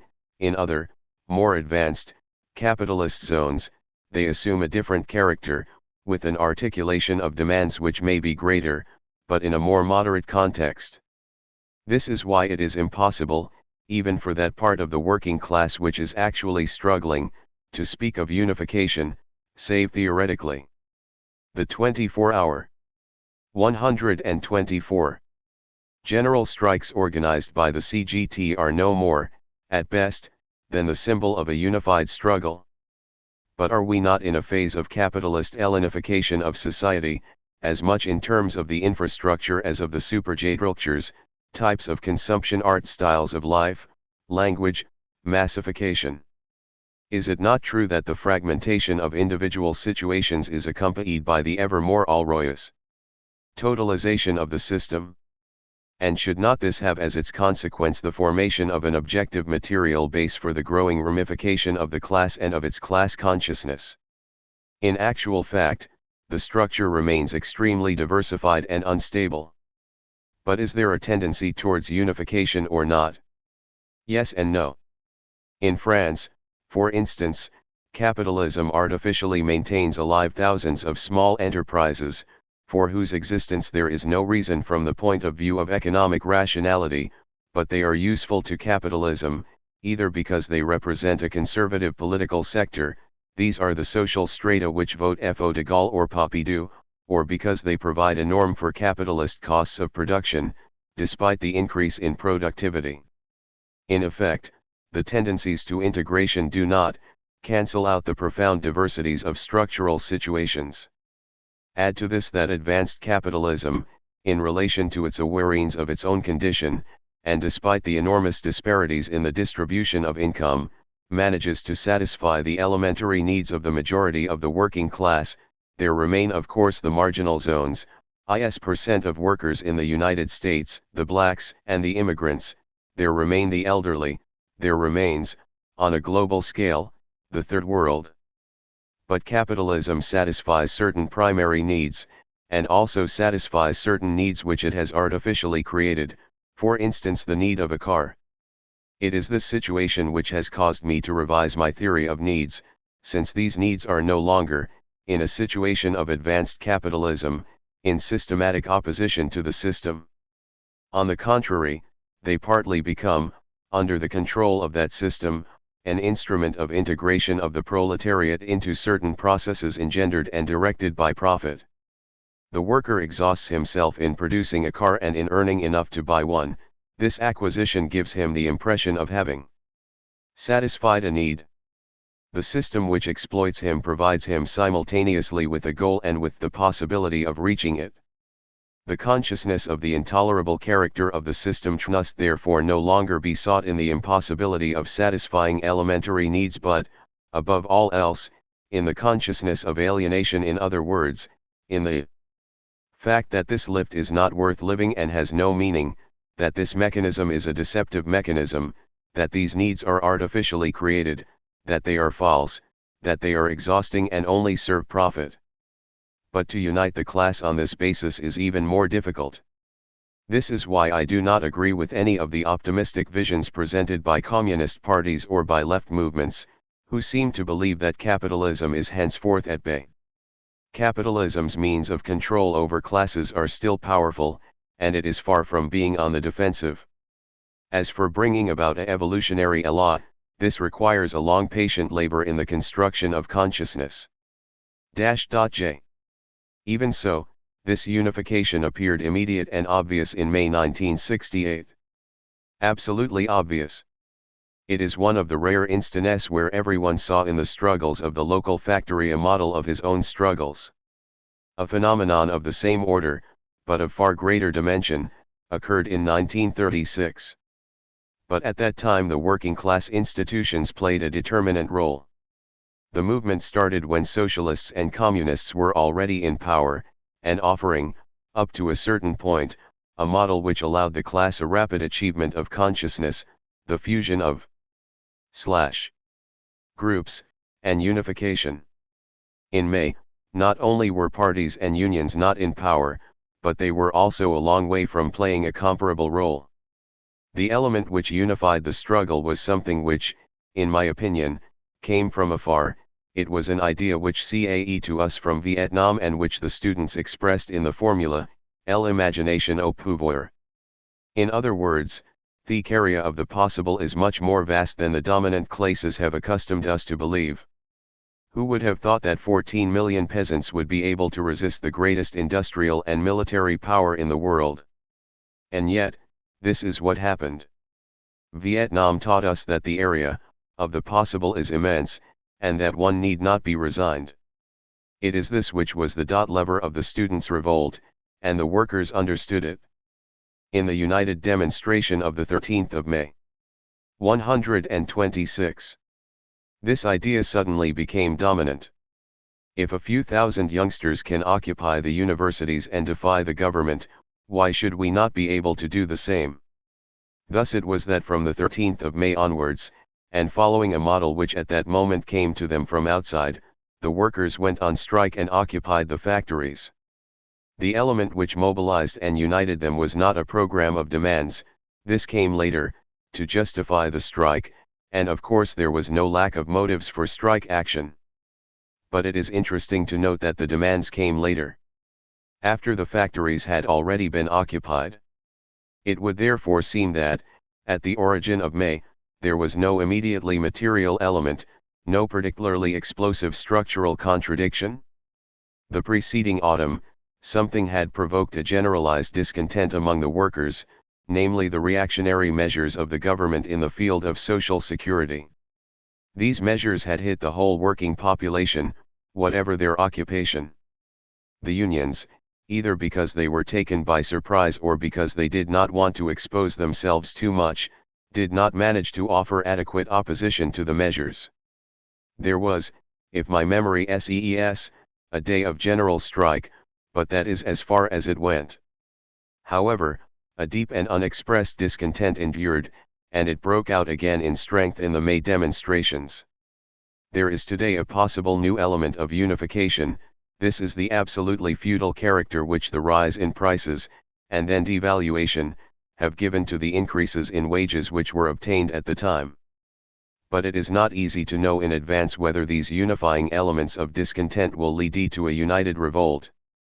In May, on the other hand, this revolt occurred, and in my opinion, the detonator was not so much that the workers became conscious of exploitation but that they became conscious of their own strength and of their own possibilities. Yet, this revolt of May was a failure and was followed by a victory of reaction. Is that because it did not contain the elements capable of pushing the revolution to a conclusion, or because it lacked political direction? It lacked political direction, of a kind capable of giving it the political and theoretical dimension without which the movement could not but subside, as indeed happened. It lacked a party capable of taking up completely the movement and its potentialities. As a matter of fact, how could an institutionalized structure, as in the case of the communist parties, place itself in the service of something which took it by surprise? How could it be sufficiently receptive to react, not by saying let us see what we can get out of this, or let us try to attract the movement to ourselves so that it does not escape from us, but by saying here is reality and we must serve it by trying to give it theoretical and practical generality so that it may grow and be further advanced? Naturally, a communist party which is unable to adopt this attitude becomes what the French Communist Party has been in practice for 25 years, a brake on any revolutionary movement in France. Everything which does not emanate from it alone, the party either rejects or suppresses. In fact, while you criticize the communist parties as they are, you affirm the need for a moment of unification and of organization of the movement. Certainly, and this is where the problem lies. We are confronted with reaction, with strong and complex capitalist rule, which has an ample capacity of repression and integration. This demands a counter-organization of the class. The problem is to know how to prevent that counter-organization from deteriorating by becoming an institution. Agreed. But it is interesting to note that the need for a political organization of the class seems to contradict a forecast of Marx, according to which the proletariat, with the of capitalism, would express itself immediately in a revolutionary, without the help of political mediation. At the origin of this thesis, there was the conviction that the crisis of capitalism would occur fairly early, and that there were growing within capitalism strains which the system could 110t absorb. For instance, the development of productive forces would enter into contradiction with the mechanism, of capitalist development. Later on, Lenin saw in the socialization of productive forces ethical or capable, up to a certain point, of laying the ground for the socialist organization of the economy, once the political apparatus of the bourgeois state had been smashed. We are forced today to recognize the inadequacy of such theses.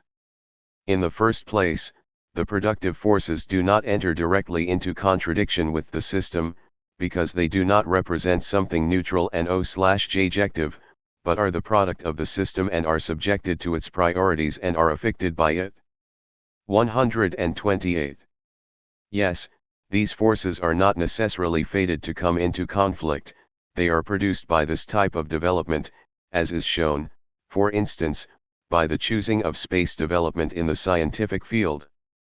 As for the socialization of productive forces, even though it is incorrect to speak here of a class, one must recognize that the development of these forces has brought into being a bureaucracy and a certain technocracy which have acquired a dangerous power of control over the masses and the means of integrating them into an authoritarian society. In effect, the passage of capitalism into socialism does not have the same characteristics as the passage of feudalism into capitalism. Capitalist relations of production developed progressively inside feudal society, so much so that, when the latter collapsed, it had no more than the shell of a different structural reality, which had already ripened within it. This is what cannot happen with the proletariat. It cannot, inside capitalism, repress itself through embryonic/orms of socialist organization. The processes are indeed different, whether from the angle of structures, or of relations of production, or of ideas. From the Renaissance onwards, culture was no longer feudal but bourgeois. New social groups, such as the noblesse de robe, were bourgeois. This process preceded and accompanied the establishment of capitalist relations of production. The gestation of the bourgeoisie lasted for centuries and expressed itself in an alternative that was present in existing society. This cannot happen in relation to the proletariat, not even from the point of view of culture. For the proletariat does not possess a culture which is autonomous, it either uses elements of bourgeois culture, or it expresses a total refusal of any culture, which is a way of affirming the lack of existence of its own culture. It may be objected that the proletariat nevertheless possesses a scale of values which is proper to it. Of course, by wanting a revolution, it wants something different from what now exists. But I am suspicious of expressions such as scale of values which can easily be turned into their opposite. The revolt of the students was a typical expression of the one problem of a counterculture. It was a refusal which, because it lacked its own elaboration, ended up by borrowing, even though it gave them a contrary meaning, a series of ideological trappings from its opponents. Conceptual simplification, schematism, violence, etc. The anti-capitalist revolution is, therefore, both elip and not ripe. Class antagonism produces the contradiction, but is not, by itself, capable of producing the alternative. If OE is not to reduce the Revoluti 01L to a pure voluntarism and a pure subjectivity, or, conversely, if one is not to fall back into evolutionism, on what precise basis can one prepare a revolutionary alternative? I repeat, more on the basis of alienation than of needs. In short, on the reconstruction of the individual and of freedom, the need for which is so pressing that even the most refined techniques of integration cannot afford to discount it. This is why these techniques try to satisfy that need in imaginary form. All of human engineering is based on the idea that the employer must behave towards his subordinate as if the latter was his equal, because, this is implicit, no man can renounce this right to equality. Anadi worker who falls into the trap of the human relations of paternalism becomes its victim, to the very degree that he wants effective equality. This is true, but then how is one to demonstrate that this need is produced high advanced capitalism and that it is not simply the residue of a humanism? which antedates capitalism. It may be that the answer will have to he sought pre-I/J in the contradictions inherent in the development of capital, for instance, in the fragmentation of work as opposed to a level of education much higher than is required, the role which the worker is called upon to assume, in the quantitative and qualitative development of education paralleled high inadequate job opportunities, in an increase of demands and in the obstacles to their satisfaction, in short, in a constant frustration of that productive force which is man. The fact is that the development of capital increases proletarianization. Not in the sense of absolute pauperization, but by the steady worsening of the relation between new needs and the role played by the workers, a worsening provoked not by slump but by development. The revolutionary poetical organization of the class therefore requires the legation of an alternative. It seems to us that this problem was underestimated during May. Those who took up positions of Marxian inspiration. 13 degrees. Or of a spontal one liced curdle in the fashion ofcone bended relied exclude. Rively 011. Zegat, on. So doing, the why were not even able to ensure that the struggle would be content because in complex and advanced societies the majority of people want to know what is being proposed. Even though it is oppressed and alienated, the working class does have access to means of subsistence, and is bound to ask what replace what is to be destroyed. On the other hand, those who assumed positions opposed to those of Cohn-Bendit, for instance Alain Touraine and Serge Mallet, did not see the necessity of proposing an alternative because, according to them, the development of productive forces and the subjective maturation of the masses would make immediately possible the self-government of society. This too seems to Liss mistaken, for while it is true that the development of capitalism ripens the possibility of revolution by creating new needs and new forces, it is also true that these reflect the system which produces them. This is why the sudden breakdown of the system necessarily leads to a full production. It is an illusion to believe that socialism is the productive system inherited from capitalism with self-government added to it. What is involved is a system of an altogether different kind, in a national and international context which acts and reacts upon it. This suggests the need for a transitional model, for the construction of an alternative, for a revolutionary project which constitutes the idea of the new society. One is thus driven back to the problem of unification, of political preparation, of the party. It is undoubtedly true that a theory of the passage to socialism is necessary. Suppose that the situation quickens in France or in Italy and leads to the achievement of power. What ideas do we have as to how a highly industrialized country can reconstruct itself on a socialist basis, while it is subjected to foreign boycott, to the devaluation of its currency and to the blockade of its exports? The USSR found itself in such a situation after the revolution. Despite the terrible sacrifices and the enormous losses inflicted upon it by civil war, despite the political and economic encirclement which was stifling it, the problems which the USSR had to resolve were less complex than those which would today be confronted by an advanced society. From this point of view, none of us, and no communist party, are prepared. You speak of the necessity of a political perspective of transition. So be it. But what communist party has elaborated the theory of revolutionary transition in a country of advanced and non-autarkic capitalism?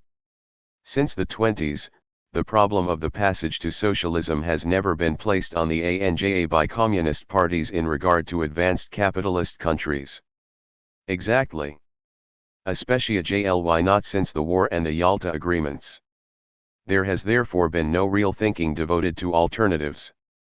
And this is not a secondary matter if one wishes to understand what communist parties have become.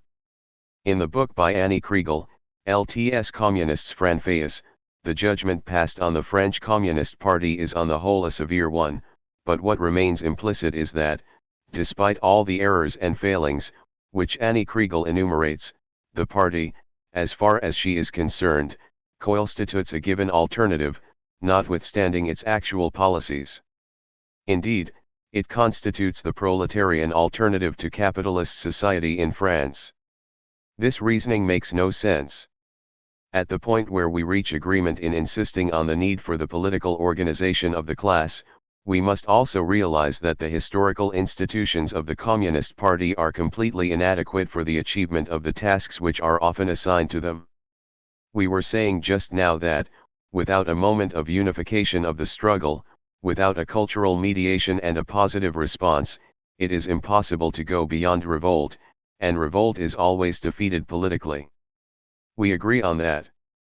But this does not change in any way the fact that an institutionalized party is not capable of acting as a mediator between culture and struggles, the reason being that what is still confused and non-systematized thought in the masses, though true as a reflection of experience, is completely deformed once it has been translated by the ideological mechanisms of the par%, and presents a totally different relation to what we call culture.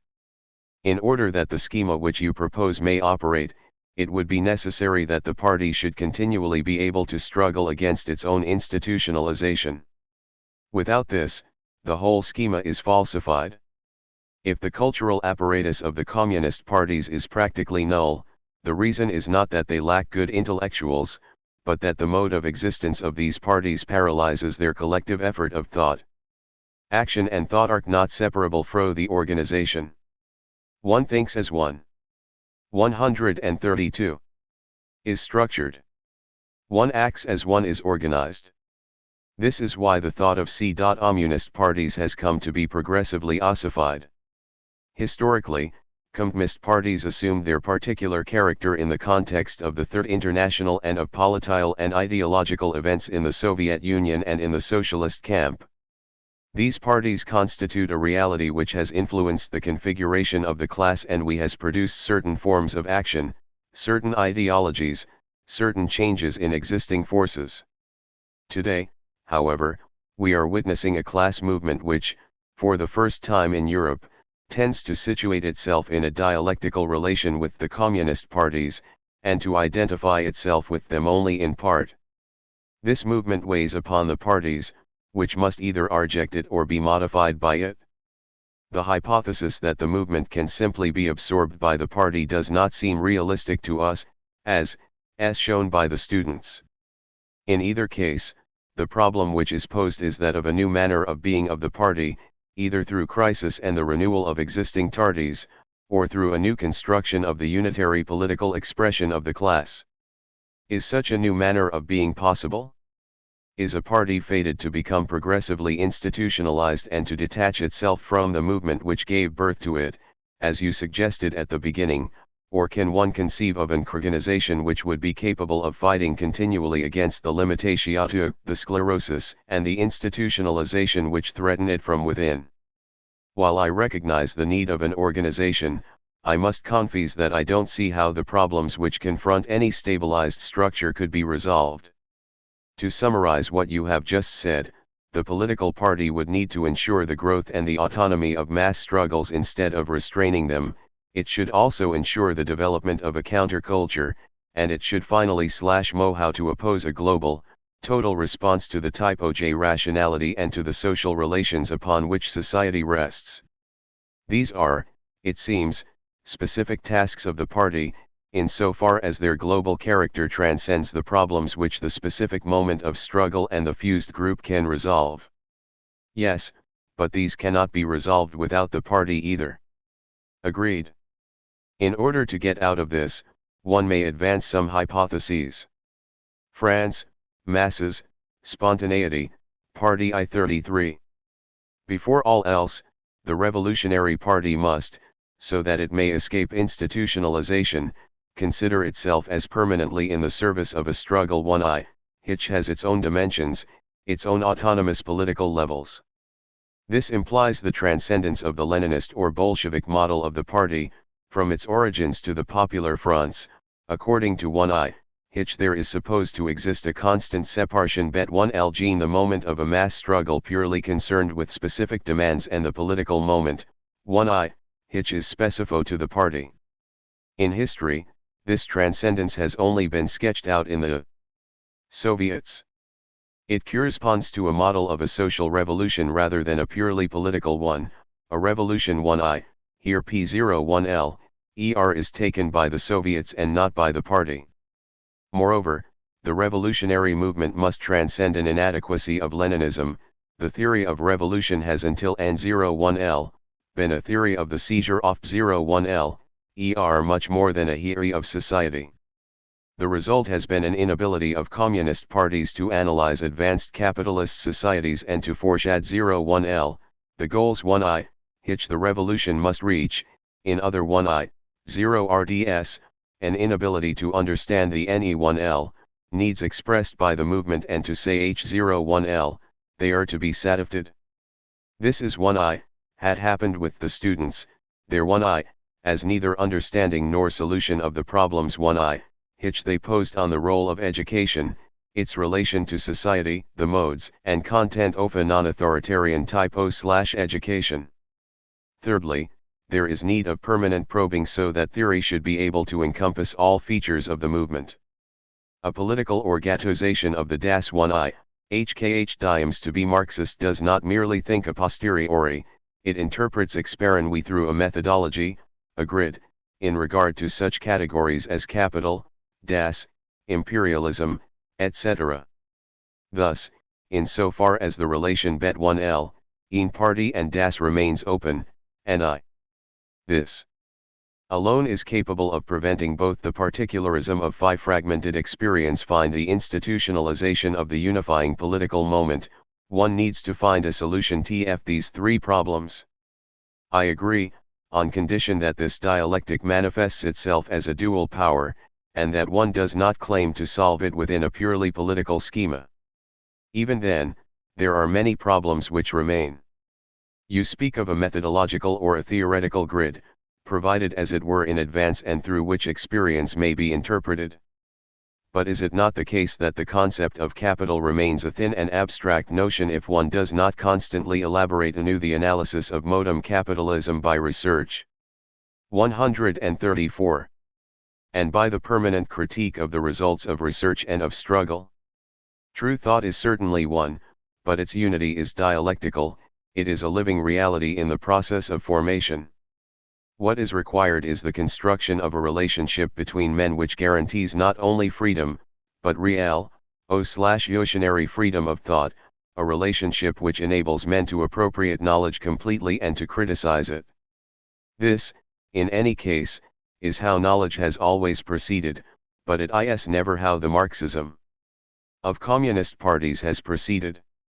So that the creative culture of its members may grow, and in order to enable them to acquire a maximum of true knowledge, the party, the political organization of the class, must make it possible for them to innovate and to engage in mutual argument, instead of presenting itself as the administrator of acquired knowledge. If one looks outside the party, the debate on Marxism has never been richer than it is now because, particularly since the breakup of monolithism and the posing of the problem of the diversity of socialism, there exists a plurality of Marxist inquiries and open disagreements between them. But these are disagreements on the exegesis of sacred texts, quarrels of interpretation, rather than a renewal of inventiveness and of a creative interpretation of reality. That is not altogether true. Of course, the discussion on the texts predominates. But take the example of Althusser, he is not simply involved in exegesis. One finds in him a theory of the concept, of autonomous theoretical knowledge, of the study of contradictions from the angle of the dominant contradiction, or overdetermination. These are original inquiries, which cannot be criticized without a new theoretical elaboration. Personally, I have been compelled, in order to criticize Althusser, to look again at the idea of notion and to draw a series of conclusions in the process. The same may be said about the concept of structure, introduced by Levi Strauss, which some Marxists, whether fruitfully or not, have tried to use. In other words, a real discussion always demands an effort and leads to new theoretical results. If what is wanted is genuine inquiry, one must therefore set up a structure which guarantees discussion. Without this, even the theoretical model which the political organization would wish to place before the experience of the class remains inoperative. This is a permanent contradiction in the party, in fact, it is a limitation of all communist parties. Just as complex is the hypothesis of an open relation between a unifying political organization of the class, i.e. the party, and the self-government of the masses in councils or Soviets. We must not forget that when this was attempted, in post-revolutionary Russia, the unitary organizations of the masses rapidly disappeared, and only the party remained. Thus a dialectically necessary process resulted, in the USSR, in the party taking the power which should have been taken and kept by the Soviets. It may be that it could be otherwise today, but in the years of encirclement of the USSR by capitalist countries, in conditions of civil war and dreadful internal shortages, it is not too difficult to understand the process whereby the Soviets completely disappeared. This is the reason why I have occasionally written that in the USSR, it is of a dictatorship for the proletariat rather than of the proletariat that one should speak, in the sense that the party assumed the task of destroying the bourgeoisie on behalf of the proletariat. It was, moreover, unavoidable that, in order that the USSR should survive, the proletariat, as has happened wherever there has been a revolution, should find itself asked to renounce what were, before the revolution, the most specific objectives of its struggle, namely an increase in its wages and the reduction in the hours of work. It could not have been otherwise, for it would have been difficult for the workers themselves to give up these objectives, even if they had experienced self-government at their place of work. Finally, to speak of what is relevant today, it seems to me difficult for an organization of Soviets or councils to be created when there exists a strong historical articulation of the working class, in the form of trade unions or the party. In France, we have had the experience of committees of action. But these were quickly dissolved, not because they were prohibited but because the trade unions soon resumed control of the situation. This last contradiction does not seem insurmountable. Every trade union struggle which involves not only negotiations about wages but also about rhythms of work, hours, the organization of work and its control, shows the need for direct forms of organization of the workers. Without a unitary assembly at the base, possessed of an autonomous character and a high politika/level, negotiations on this while cannot be undertaken. It is in this sense the trade union struggle which compels the rediscovery of the problem of the direct institutions of the class. This is a matter of experience, not an intellectual invention. Of course, these new forms come up against conservatism and bureaucracy. But one must also take into account certain limitations which are part of their being. From this point of view, the Italian experience is interesting.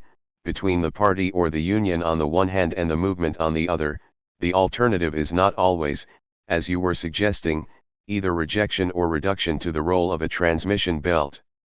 We are here confronted with social tension, which assumes its own forms and which, at the same time, weighs upon the traditional institutions of the class, without finding a point of equilibrium either in the first or in the second.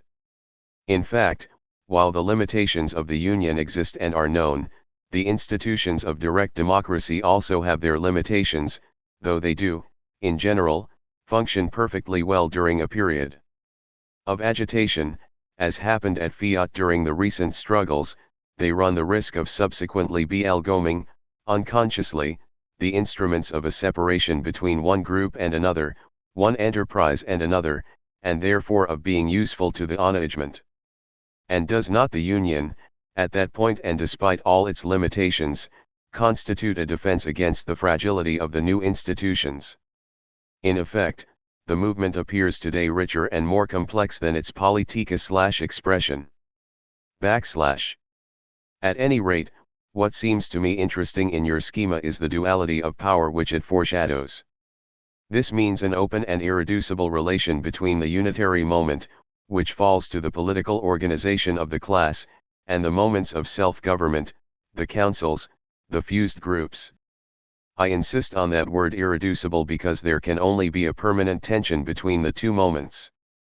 The party will always try, to the degree that it wants to see itself as in the service of the movement, to reduce it to its own schema of interpretation and development, while the moments of self-government will always try to project their living partiality upon the contradictory complex of the social tissue.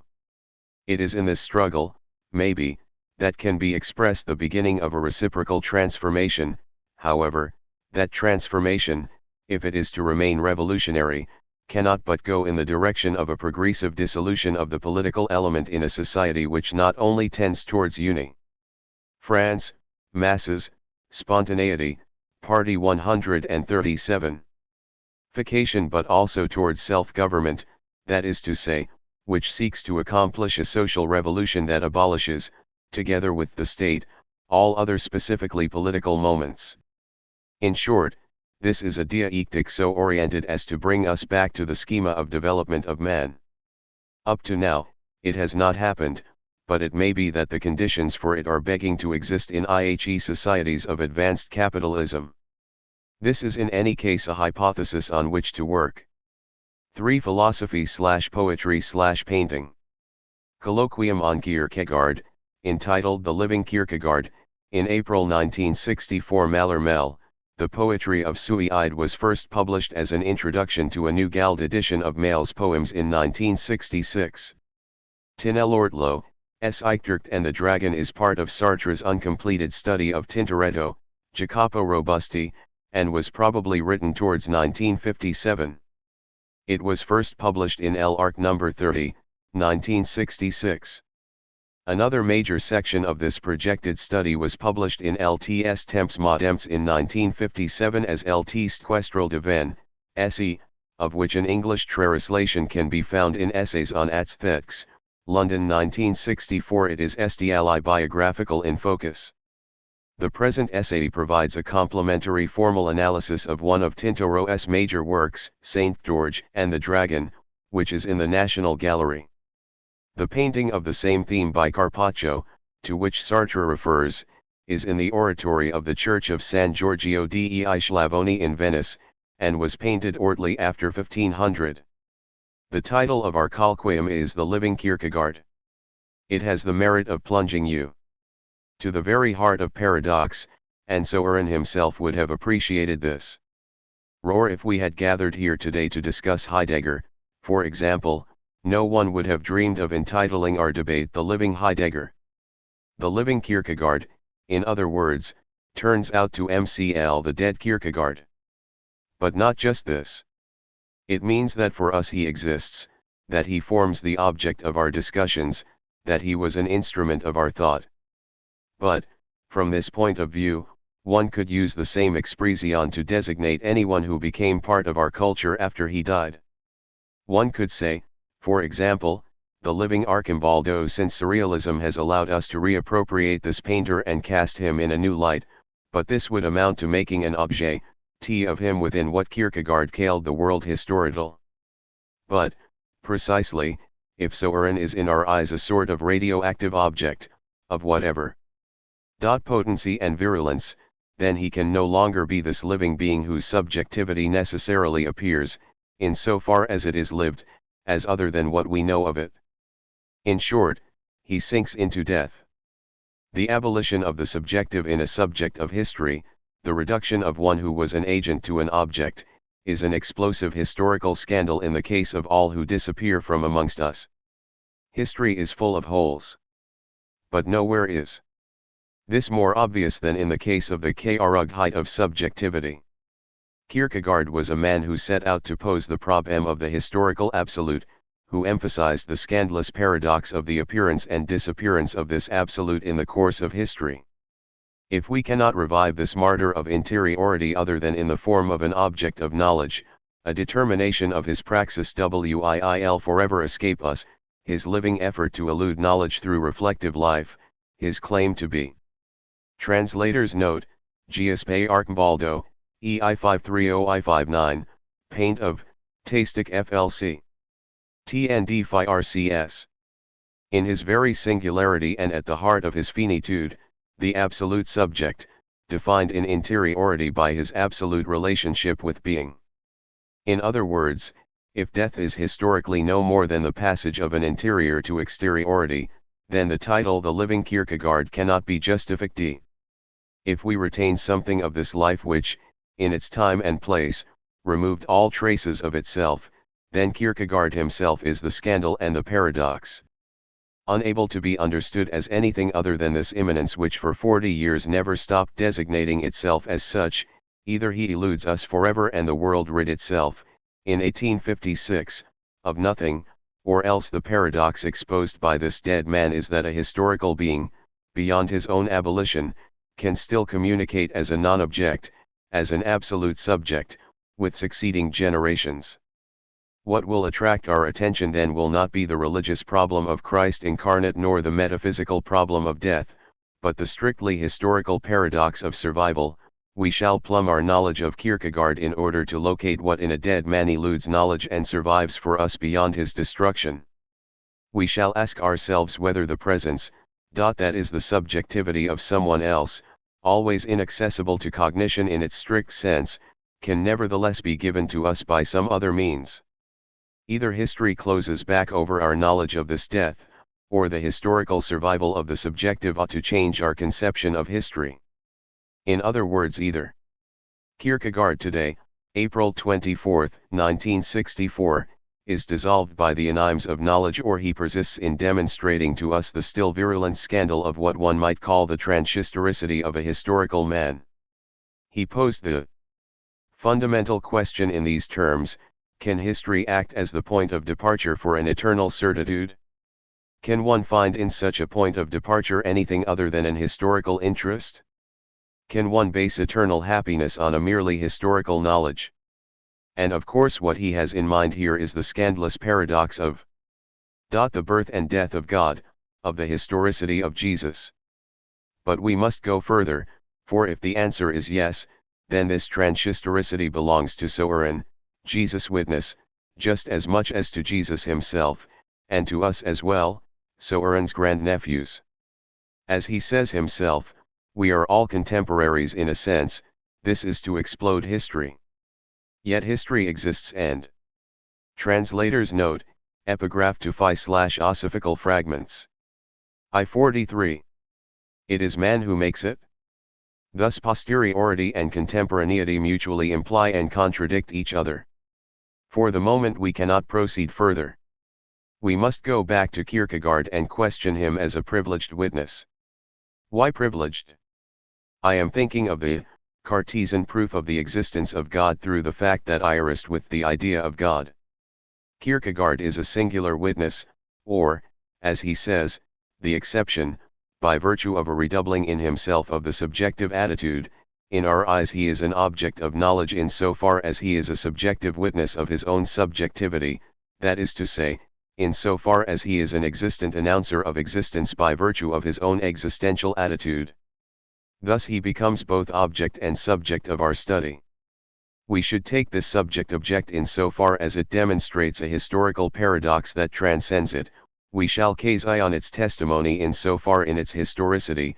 He said such and such on such and such a date, transcends itself and makes the paradox of the object-subject burst within history. By integrating his words into our language, in translating him with our words, wilt the limit's own knowledge be revealed? And by virtue of a paradoxical reversal of meaning, will this knowledge point to the signifier as its silent foundation? In principle everything about him can be KN011M, canoe. Doubtless he kept his secrets well. But one can press him hard and extract statements from him and interpret them. The problem can now be formulated, when everything is KN011M, about the life of a man who refuses to be an object of knowledge and whose originality rests precisely in this refusal. Is there an irreducible, beyond this? How are we to seize it and think it? The question has two sides to it, prospective and retrospective. One can ask what it means to have lived when all the determinations of a life are known. But one can also ask what it means to live when the essential core of these Detenijäldians has been foreseen.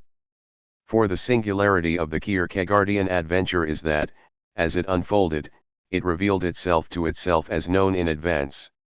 Thus it lived within and in spite of knowledge. It must be borne in mind that this opposition between foreseen and lived experience was made manifest around 1850 in the opposition between Hegel and Kierkegaard. Hegel had gone, but his system lived on. So Aaron, whatever he did, acted within the limits of what Hegel. Translator's note, Sartre uses think transitively. I-44.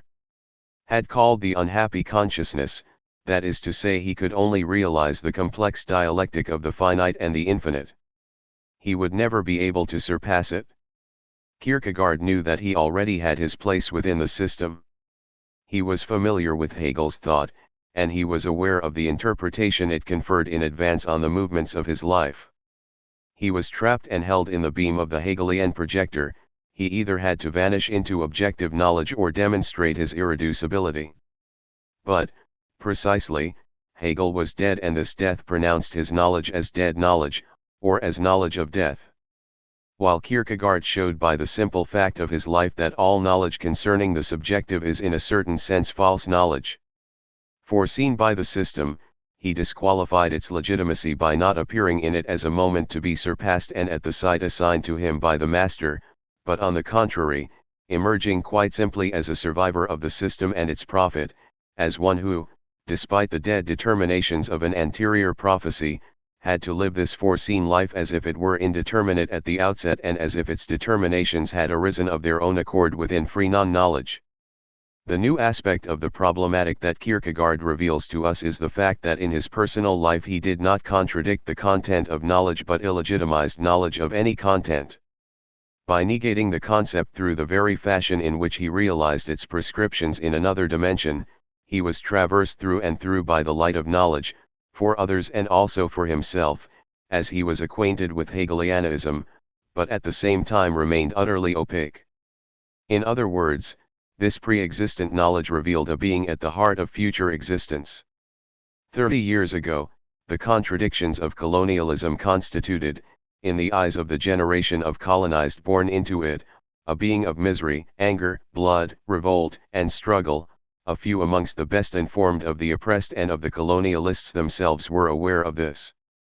Or to take a quite different example, a vacancy created high up or low down on the social scale creates a destiny, that is to say a future but foreseeable being for the person who will fill it, even though this destiny remains for each candidate, if there is more than one, no more than a possible being.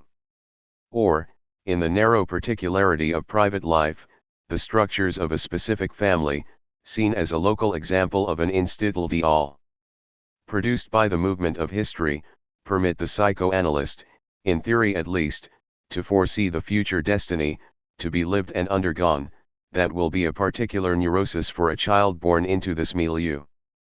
Kierkegaard foreseen by Hegel is but a privileged example of such ontological determinations which predate birth and allow themselves to be conceptualized. So Aaron identified with the problem because he was conscious of it. He knew that Hegel, in pointing to him as a moment of universal history vainly post jure itself, attained him in the being which he suffered as a schema to be accomplished in the course of his life, and which he called his untruth, or the error that he was at the start of his life, as a truncated determination. But this was the point, Hegel's designation attained him like the LJGHT from a dead star. The untruth had to be lived, it too belonged to his subjective subjectivity. And so he could write, in the fragments, my own untruth is something I can discover only by myself, since it is only when I have discovered it that it is discovered, even if the whole world knew of it before. But when it is discovered, my untruth becomes, at least the immediate, my truth. So subjective truth exists. It is not knowledge, savoir, but self-determination. It can be defined neither as an extrinsic relation of knowledge, connaissance, to being, nor as the internal imprint of a correspondence, nor as the indissoluble unity of a system. Truth, he said, is the act of freedom. I would not know how to be my own truck even if its premises were given in me in advance. To reveal it means to produce it or to produce myself as I am, to be for myself what I have to be. What Kierkegaard highlighted was the fact that the opposition between non-knowledge and knowledge is an opposition between two ontological structures. The subjective has to be what it is, a singular realization of each singularity. One would have to go to Freud for the most illuminating commentary on this remark. In fact, psychoanalysis is not knowledge, nor does it claim to be, save when it hazards hypotheses on the dead and thus allows death to make it a science of death. It is a movement, an internal labor, that at one and the same time uncovers a neurosis and gradually makes the subject capable of supporting it. With the result that at the term. Translator's note, Kierkegaard, Philosophical Fragments, trans. David Swenson, Rin, on University Press, 1962, p. 17. Actually an ideal, of this process, there is a correspondence between the being that has developed and the truth it once was. The truth in this case is the unity of the conluist and the object conquered. It transforms without teaching anything and does not appear until the end of a transformation. It is a non-knowledge, an effectivity, a placing in perspective that is present to itself in as far as it is realized. Kierkegaard would add that it is a decision of authenticity, the rejection of flight and the will to return to oneself. In this sense, knowledge cannot register this obscure and inflexible movement by which scattered determinations are elevated to the status of being and are gathered together into a tension which confers on them not a signification but a synthetic meaning. What happens is that the ontological structure of subjectivity escapes to the extent that the subjective being is, as Heidegger has put it so well, in question in its being, to the extent that it never is except in the mode of having to be its being. From this point of view, the moment of subjective truth is a temporalized but trans-historical absolute. And subjectivity is temporalization itself. It is what happens to me, what cannot be but in happening. It is myself in so far as I can only be a random birth, and, as Merleau-Ponty said, in so far as I must, no matter how short my life, at least experience the occurrence of death. But it is also myself in so far as I try to regain control of my own ad incher by assuming, we shall come back to this point its original contingent in order to establish it in necessity. In short, in so far as I happen to myself. Dealt with in advance by Hegel, subjectivity becomes a moment of the objective spirit, a determination of culture. But if nothing of lived experience can elude knowledge, its reality remains irreducible. In this sense, lived experience as concrete reality is posed as non-knowledge. But this negation of knowledge implies the affirmation of itself. Lived experience recognizes itself as a projection into the milieu of meaning, but at the same time it fails to recognize itself there since, in this milieu, an ensemble is constituted which aims randomly at objects and since, precisely, it is itself not an object. Doubtless, one of the principal concerns of the 19th century was to distinguish the being of an object from one's knowledge of it, in other words to reject idealism. Marx attacked Hegel not so much for his point of departure, as his reduction of being to knowledge, but for Kierkegaard. I-47. As for ourselves today, when we consider the Kierkegaardian scandal, the question is one of a certain ontological region in which being claims at once to elude knowledge and to attain itself. Y.L. Hens has rightly written. With the advent of Kierkegaard, Nietzsche, and Bergson, philosophy ceased to be explanation at a distance, and claimed to be henceforth at one with experience itself. It was no longer content to throw light on man and his life, but aspired to become this life in its full consciousness of itself. It seemed that for the philosopher this ambition involved an obligation to renounce the ideal of philosophy as a rigorous science, since the basis of this ideal was inseparable from the idea of a detached spectator. In short, the determinations of lived experience are not simply heterogeneous to null dge, as the existence of thalers was heterogeneous for Kant to the concept of thaler and to the judgment that combined the two. It is the very way in which these determinations attain themselves in the redoubling of their presence to themselves that reduces knowledge to the pure abstraction of the concept and, in the FRST moment at least, the only one Kierkegaard described, turns an object subjectivity into an objective nothing in relation to a subjective subjectivity. Knowledge, savoir, itself has a being, bodies of knowledge, connaissances, are realities. For Kierkegaard, even in his lifetime, the being of knowledge was obviously radically heterogeneous to that of the living subject. Thus we can designate the determinations of existence with words. But either this designation is nothing but a place marker, a set of references without conceptualization, or else the ontological structure of the concept and of its links, i.e. objective being in exteriority, is such that these references, grasped as notions, cannot but yield a false knowledge when they present themselves as insights into being in interiority. In his life, Kierkegaard lived this paradox in passion. He desperately wanted to designate himself as a transhistorical absolute. In humor and in irony, he revealed himself and concealed himself at the same time. He did not refuse to communicate, but simply held to his secrecy in the act of communication.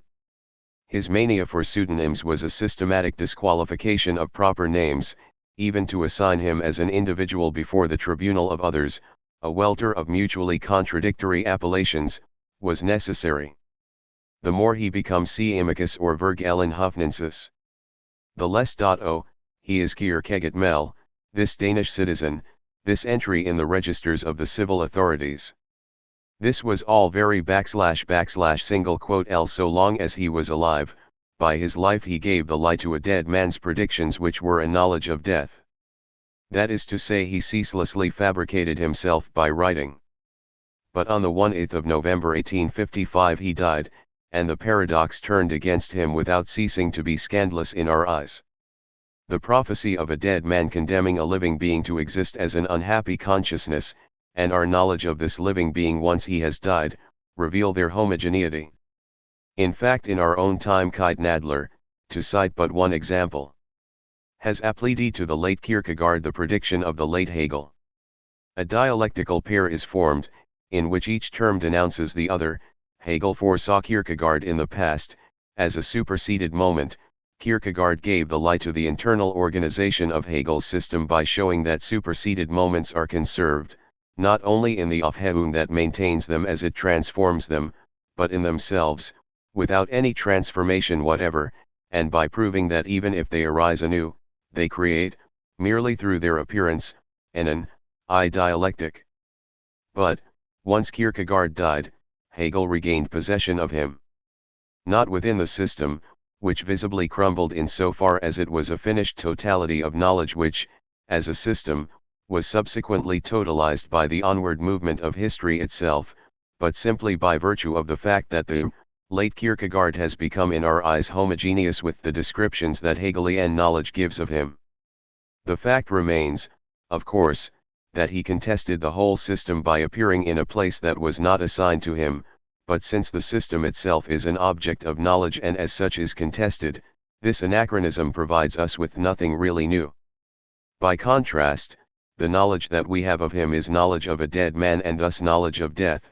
As such it rejoins the Hegelian intuition which produced and conceptualized a future death. In ontological terms, Kierkegaard's prenatal being was homogeneous with his post-mortem being, and his existence seemed merely to be a way of enriching the first so that it could equal the second. It was no more than a provisional malaise, an essential means of getting from one to the other. But, in itself, an essential fever of being. The notion of the unhappy conscio 1/SNESB me soerens insurpassabi destiny as we UTHCI. Generality enveloping our most particularized items of knowledge concerning his dead life. Or if you like, to die meant to be restored to being and to become an object of knowledge. That at least is the recurrent lazy conception whose aim is to close a breach. Is it true? Should we say that death terminates the paradox by revealing that it is nothing more than a provisional appearance, or on the contrary, that it pushes it to the extreme and consequently, since we die, the whole of history becomes paradoxical, an insurmountable conflict between being and existence, between non-knowledge and knowledge? It was Kierkegaard's merit that he formulated this problem in the very terms of his life. Let us come back to him. Let us note at the outset that between him and us, history has taken place.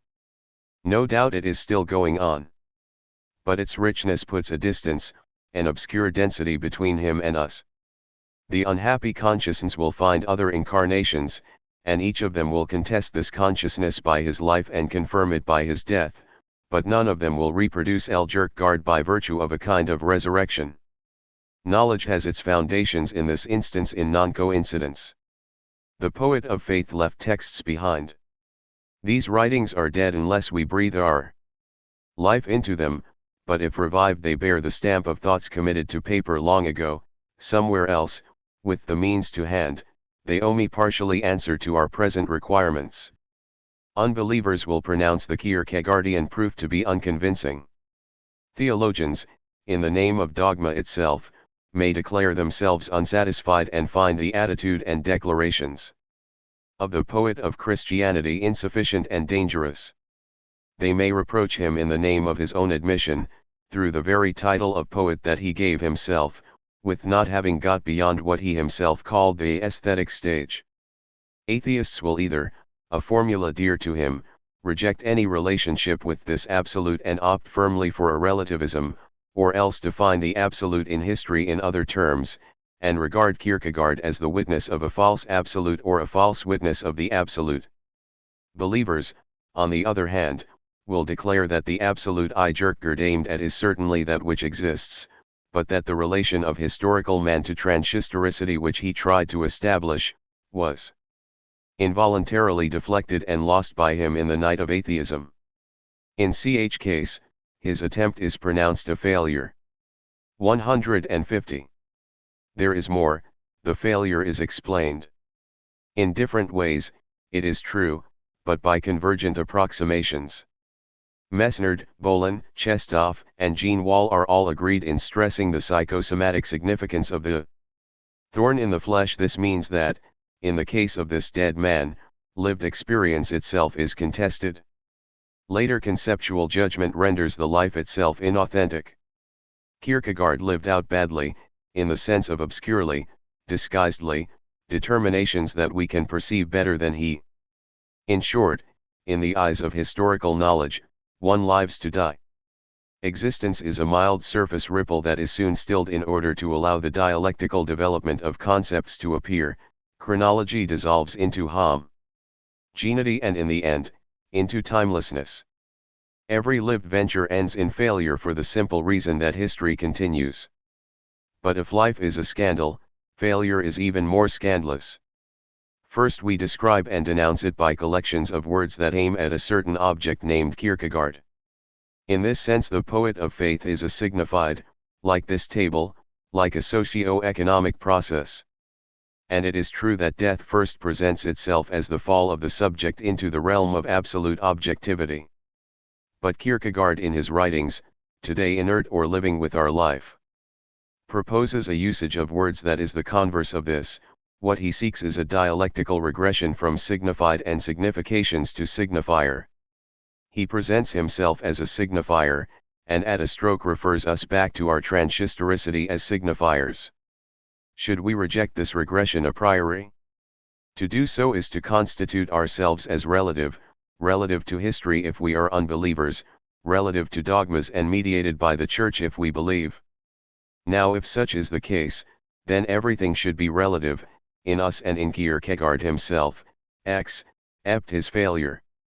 For failure be explained but not resolved, as non-bilgit posses the absolute character of negation. In fact historical negation, even at the heart of a relativism, is an absolute. It would be a negative absolute to declare that at Waterloo there were no fighter planes.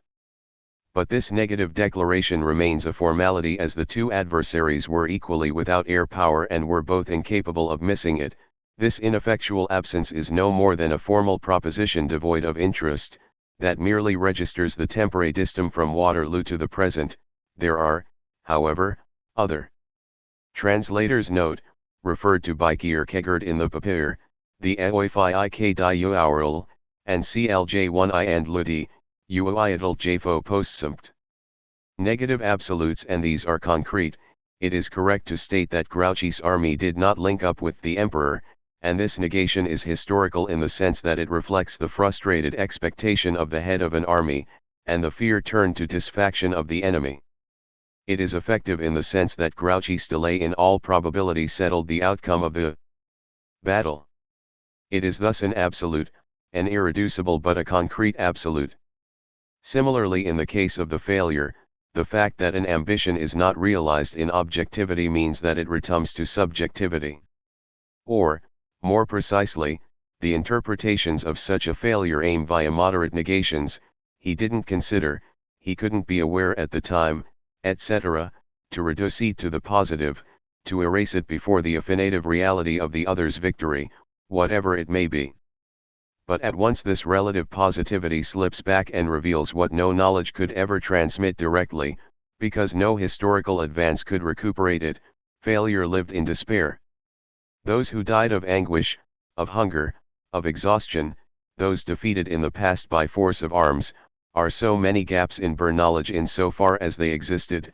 Subjectivity constitutes nothing for objective knowledge since it is a non-knowledge, and yet failure demonstrates that it has an absolute existence. In this way Søren Kierkegaard, conquered by death and recuperated by historical knowledge, triumphs at the very moment he fails, by demonstrating that history cannot recover him. A dead man, he remains the insurpassable scandal of subjectivity, though he may be known through and through. He eludes history by the very fact that it is history that constitutes his defeat and that he lived it in anticipation. In short, he eludes history because he is historical. Can we go further? Or must we simply conclude that death irrevocably filches the agents of past history from the historian? Here it is necessary to question what remains of Kierkegaard, high verbal remnants. For he constituted himself in his historicity as an absolute, contesting the historical knowledge that would penetrate him after his death. But the kind of interrogation with which we are concerned is of a particular type. It is a paradox itself. Kant situated himself in the realm of cognition in order to test the validity of our knowledges. We, the living, can approach. Trans 1 note, Emmanuel de Grouchy was a general under Napoleon at Waterloo. 152. Him through the realm of cognition, question his words with words, and cross-examine him on concepts. But Kierkegaard stole language from knowledge in order to use it against knowledge. If we approach him, as we are compelled to do, through the realm of cognition, our words encounter his and are disqualified by disqualifying them. The fact is that his use of the word and our own are heterogeneous. Thus the message of this dead man is scandalous through the very fact of its existence, since we are incapable of considering this residue of a life as a determination of knowledge. On the contrary, the paradox reappears since his thought expressed in words constitutes itself within knowledge as irreducible non-knowledge. Our interrogation must then either disappear without trace, or be transformed and itself become non-knowledge questioning non-knowledge. That is to say, the questioner is called into question in his very being by the questioned. Such is the fundamental virtue of the pseudo-object called the works of Kierkegaard. But let us push our examination to the very moment of this metamorphosis. This philosopher was an anti-philosopher. Why did he reject the Hegelian system and, in a general way, the whole of philosophy? Because, he says, the philosopher seeks a first beginning. But why, one may ask, did he who rejected beginnings take as his point of departure the Christian dogmas? For to accept them a priori without even teeing their validity is tantamount to making them the uncontested principles of thought. Is there not a contradiction here? Did not Kierkegaard, having failed to establish a solid beginning himself, take the beginning of others as the origin and foundation of his thought? And as he failed to test it through criticism, and as he neglected to doubt it to the point where it could no longer be doubted, did it not retain for him, even in his most intimate thought, its character of othymes? This is, indeed, the unfair question that knowledge puts to existence. But, in Kierkegaard's pen, existence replies by rejecting knowledge's case. To deny dogma, it says, is to be mad and to proclaim the fact. But to prove dogma is to be an imbecile, while time is wasted proving that the soul is immortal. Living belief in immortality withers away. At the absurd limit of this logic, the day would come when immortality was finally proved irrefutably, except that no one would believe in it anymore. There is no way we could better understand that immortality, Ev.N. Is 3. If proven, could never be an object of knowledge. It is a particular absolute relationship between immanence and transcendence that can only be constituted in and through lived experience. And of course this is sufficient for believers. But for the non-believer that I am, what this means is that the real relation of man to his being can only be lived, in history, as a trans-historical relationship. Kierkegaard replies to our question by rejecting philosophy, or rather by radically changing its end and aims. To seek the beginning of knowledge is to affirm that the foundation of temporality is, precisely, timeless, and that the historical individual can wrench himself free of history, dissituate himself and relocate his fundamental timelessness by a direct vision of being. Temporality becomes the means of intemporality. Naturally, Hegel was aware of the problem, since he placed philosophy at the end of history as truth that has come into being, and respective knowledge. But this is the point: history is never finished, so this atemporal reconstitution of temporality, understood as the unity of the logical anti the tragic, becomes in turn an object of knowledge. From this point of view, there is no being at all at the beginning of Hegel's system, but only the person of Hegel, such as it had been fashioned, such as it had fashioned itself. This is the order of ambiguous discovery that can lead, from the point of view of knowledge, only to scepticism. To avoid this, Kierkegaard took as his point of departure the person envisaged as non-knowledge, that is to say, inasmuch as he both produces and discovers, at a given moment in the temporal unfolding of his life, his relation to an absolute which is itself inserted in history. In short, far from denying the beginning, Kierkegaard testified to a beginning that is lived. How is it possible that, in the context of history, this historical situation does not contest the claim of the thinker to have disclosed the absolute? How can a thought that has appeared testify on its own behalf after its disappearance? This is the problem Kierkegaard set himself in the Philosophical Fragments. Of course, this paradox was first and foremost a religious one. What was at stake was the appearance and disappearance of Jesus. Or equally, the transformation of one sin, Adam's, into original and hereditary sin. But it was just as much the personal. 154. Problem of Kierkegaard the thinker: how could he establish the trans-historical validity of a thought that had been produced within history and woj.lld disappear into it? The answer lay in reduplication. The insurpassable cannot be knowledge, but must be the establishment in history of an absolute and non-contemplative relation with the absolute that has been realized in history. Rather than knowledge dissolving the thinker, it is the thinker who testifies on behalf of his own thought. But these ideas are obscure and can appear to be merely a verbal solution so long as one has fully understood that they proceed from a novel conception of thought. The beginning of the thinker's existence is analogous to a birth. This is not a rejection but a displacement of the beginning. Before birth there was non-being, then comes the leap, and the moment they are born to themselves, the child and the thinker find themselves immediately situated within a certain historical world that has produced them. They discover themselves as a particular adventure, whose point of departure is a set of socio